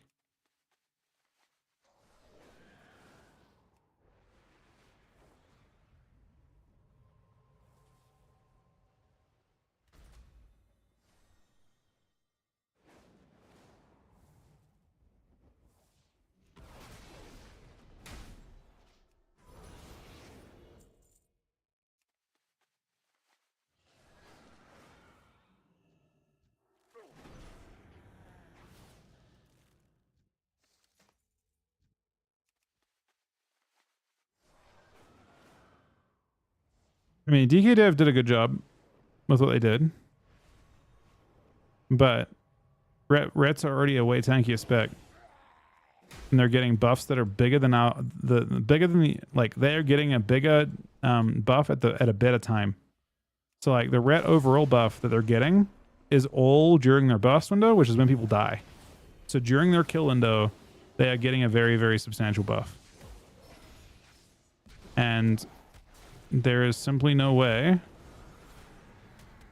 that DK can compete with the size of those buffs. DK's got overall damage, and Red's got overall damage, but more than that, they got kill window damage. They're given a window where they can actually kill stuff. But yeah, Reds are also like a spec that can actually heal and can actually like share damage, and they actually have utility. Like, I don't know. It's not even just like they're not even on the same page at all. So, I mean, I'm inclined to agree that the DK kit's pretty fucking bad relative to like the Ret kit. The Ret has the best kit of all the support kits, and they're about to have the damage to back it up.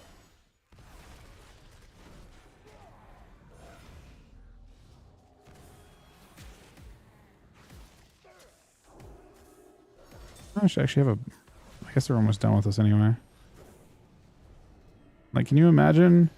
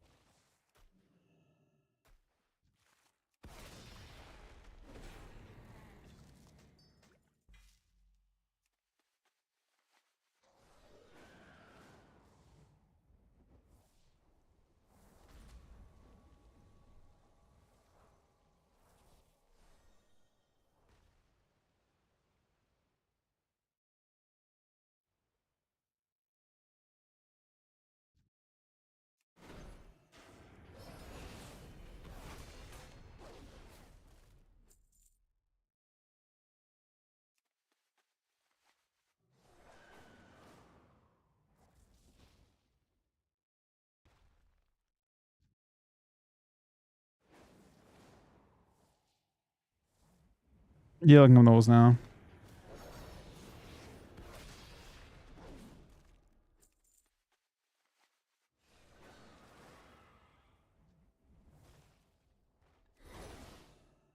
Did I move out of range this one? Oh, now I'm in range. So I didn't even percent for that.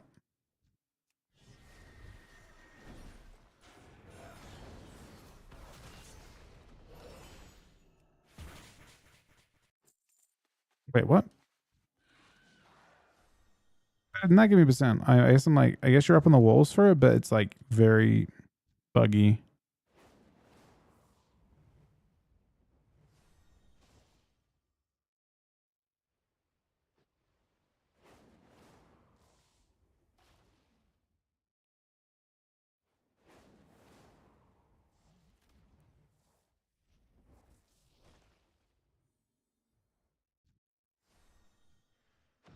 Problem is, this is a group of 5 in the middle. Opportunity's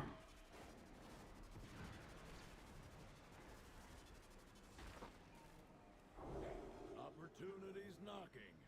If you've got the metal, there are valuables waiting to be won.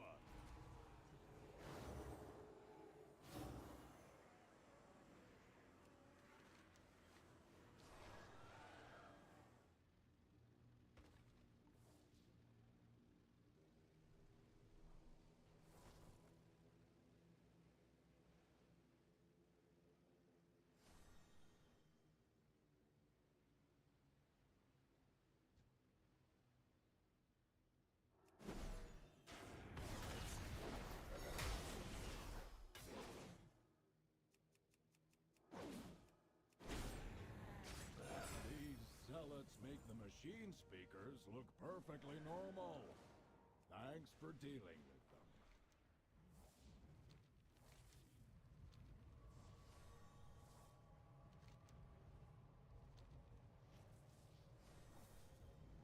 My God, there's a lot of people down there. That ain't it. We ain't going down there. Need to let off some steam? I hear there's someone nearby who's itching for a fight.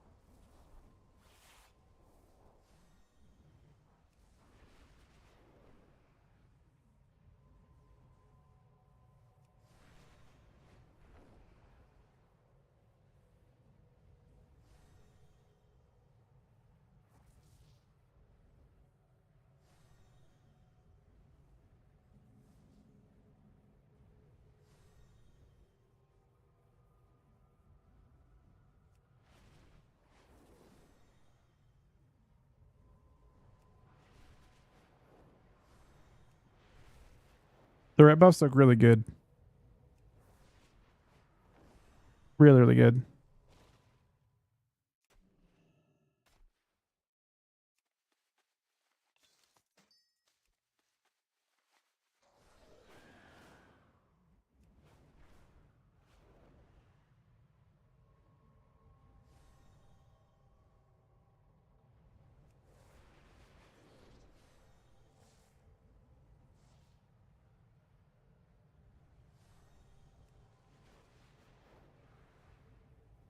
Think they're worth at least looking at.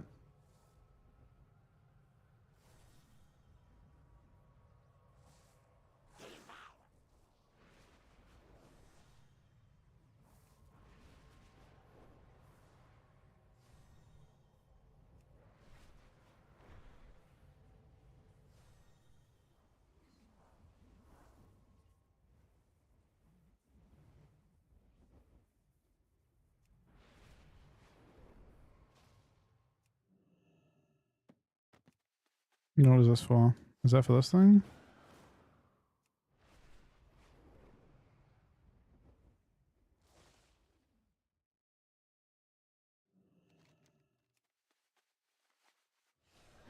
Looks like someone has a bounty on their head. Anyone care to collect? Wait, they removed the healing absorb entirely from Mata? That seems like a pretty big buff.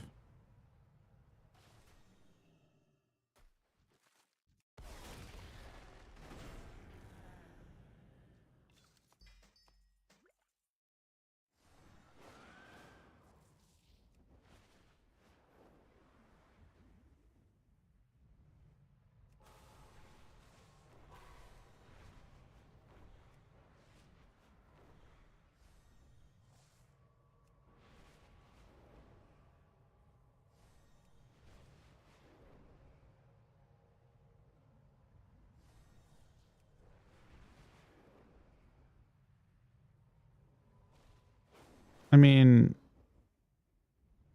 yeah. That is kind of large, if that's actually how that works.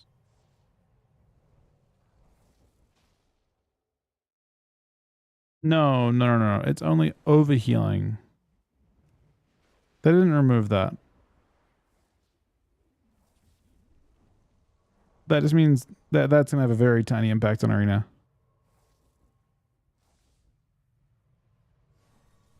I don't know if it's Red Warrior. I think there's multiple ways it could go. There are many different variations of comps that could happen though.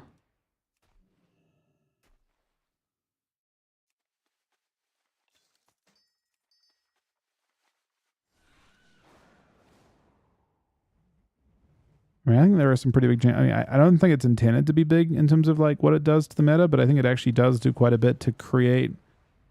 Like, so for reference, the Red Paladin buffs they're getting in PvE are bigger than the PvP buffs that DK's got last week. And they're also at more impactful times.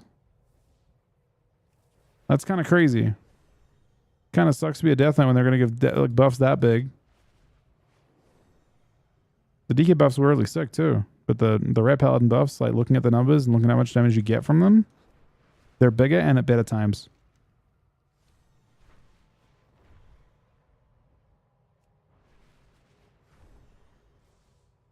I'm sure Sam's very happy, yeah.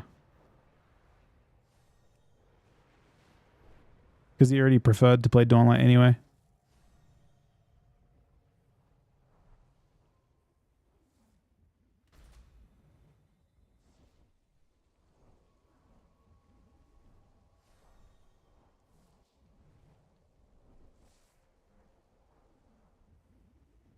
I don't know if the lore necessarily matters in this case, but they definitely already seem like a pretty decent build. And a little more durable and stuff too.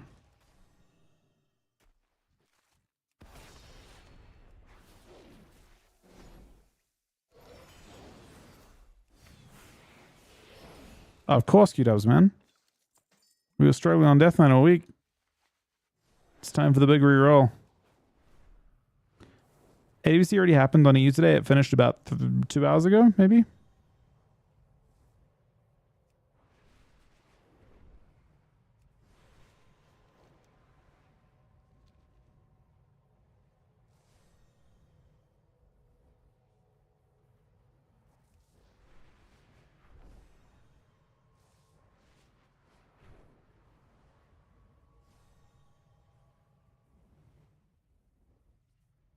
It was just a U today. Tomorrow is NA.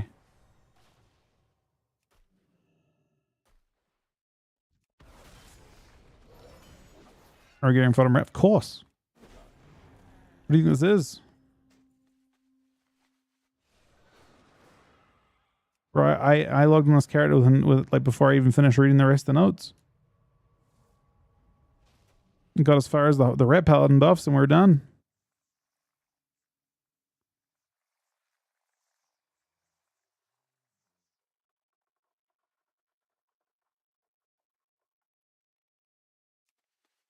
Is that the one you have to soak?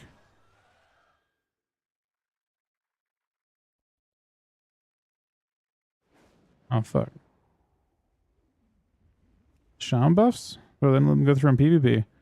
Bro, they didn't even let the fucking those go the ancestor buffs through. And the ancestor buffs didn't even make it through for damage. That's crazy work. Isn't that all they are? They're just damage ancestor buffs? Yeah, literally restoration, Ellie blast, and lava burst. And they wouldn't let those go through. My guess is they connected.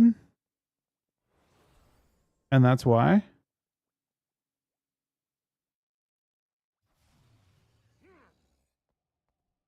I think Ret goes to...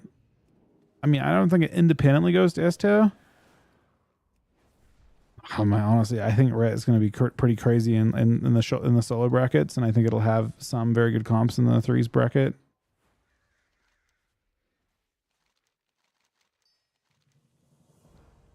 Yeah.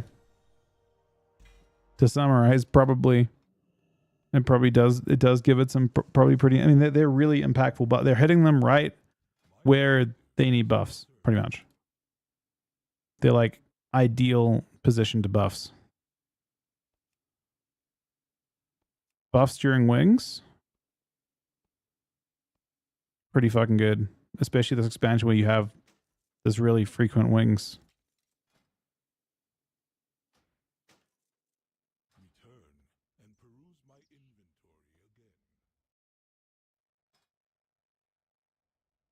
Yeah, I think Ret's going to be crazy too. I think it's going to be good times for Ret Paladins, man. Great, maybe even great times for Ret Paladins.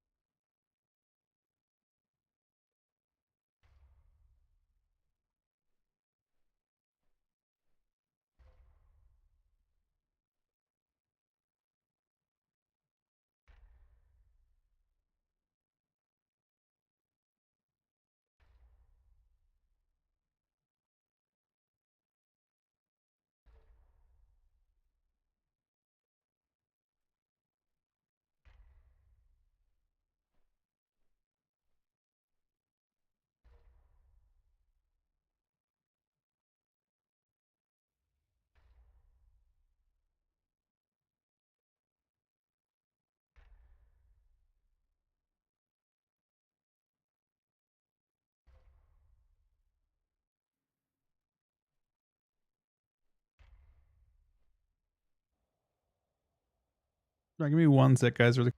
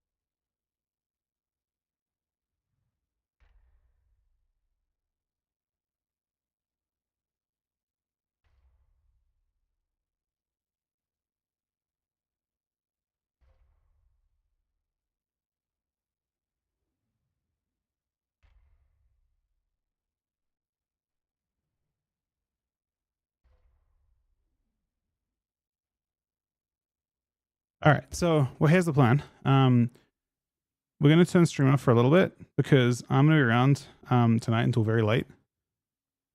Basically, I've already been here for 8 hours almost,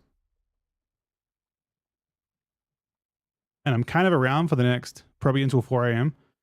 So that's another like 8 hours or so, 7 hours. We're gonna take a break for like an hour, and we'll be back for tonight's stream as well. Thank you very much for watching today. Thank you to Hydra for the host. Thank you to Scrambles for the 17-month resubs. Samuel for 10 gifted subs. Axe for 10 gifted subs. Challenge for 8 gifted subs. Sunny for the gifted sub. Mike for the 52-month resub. Ace for the new Twitch Prime. Dorse for the tier 3 51-month resub. Anonymous for 40 gifted subs at the start of the stream. Cookie for the 49-month resub. They're pretty exciting changes coming in. But we'll be back probably about an hour from now is the plan for team games and stuff as we go later on tonight. But yeah, thanks for watching. I will talk to you guys soon. Have an awesome weekend as well.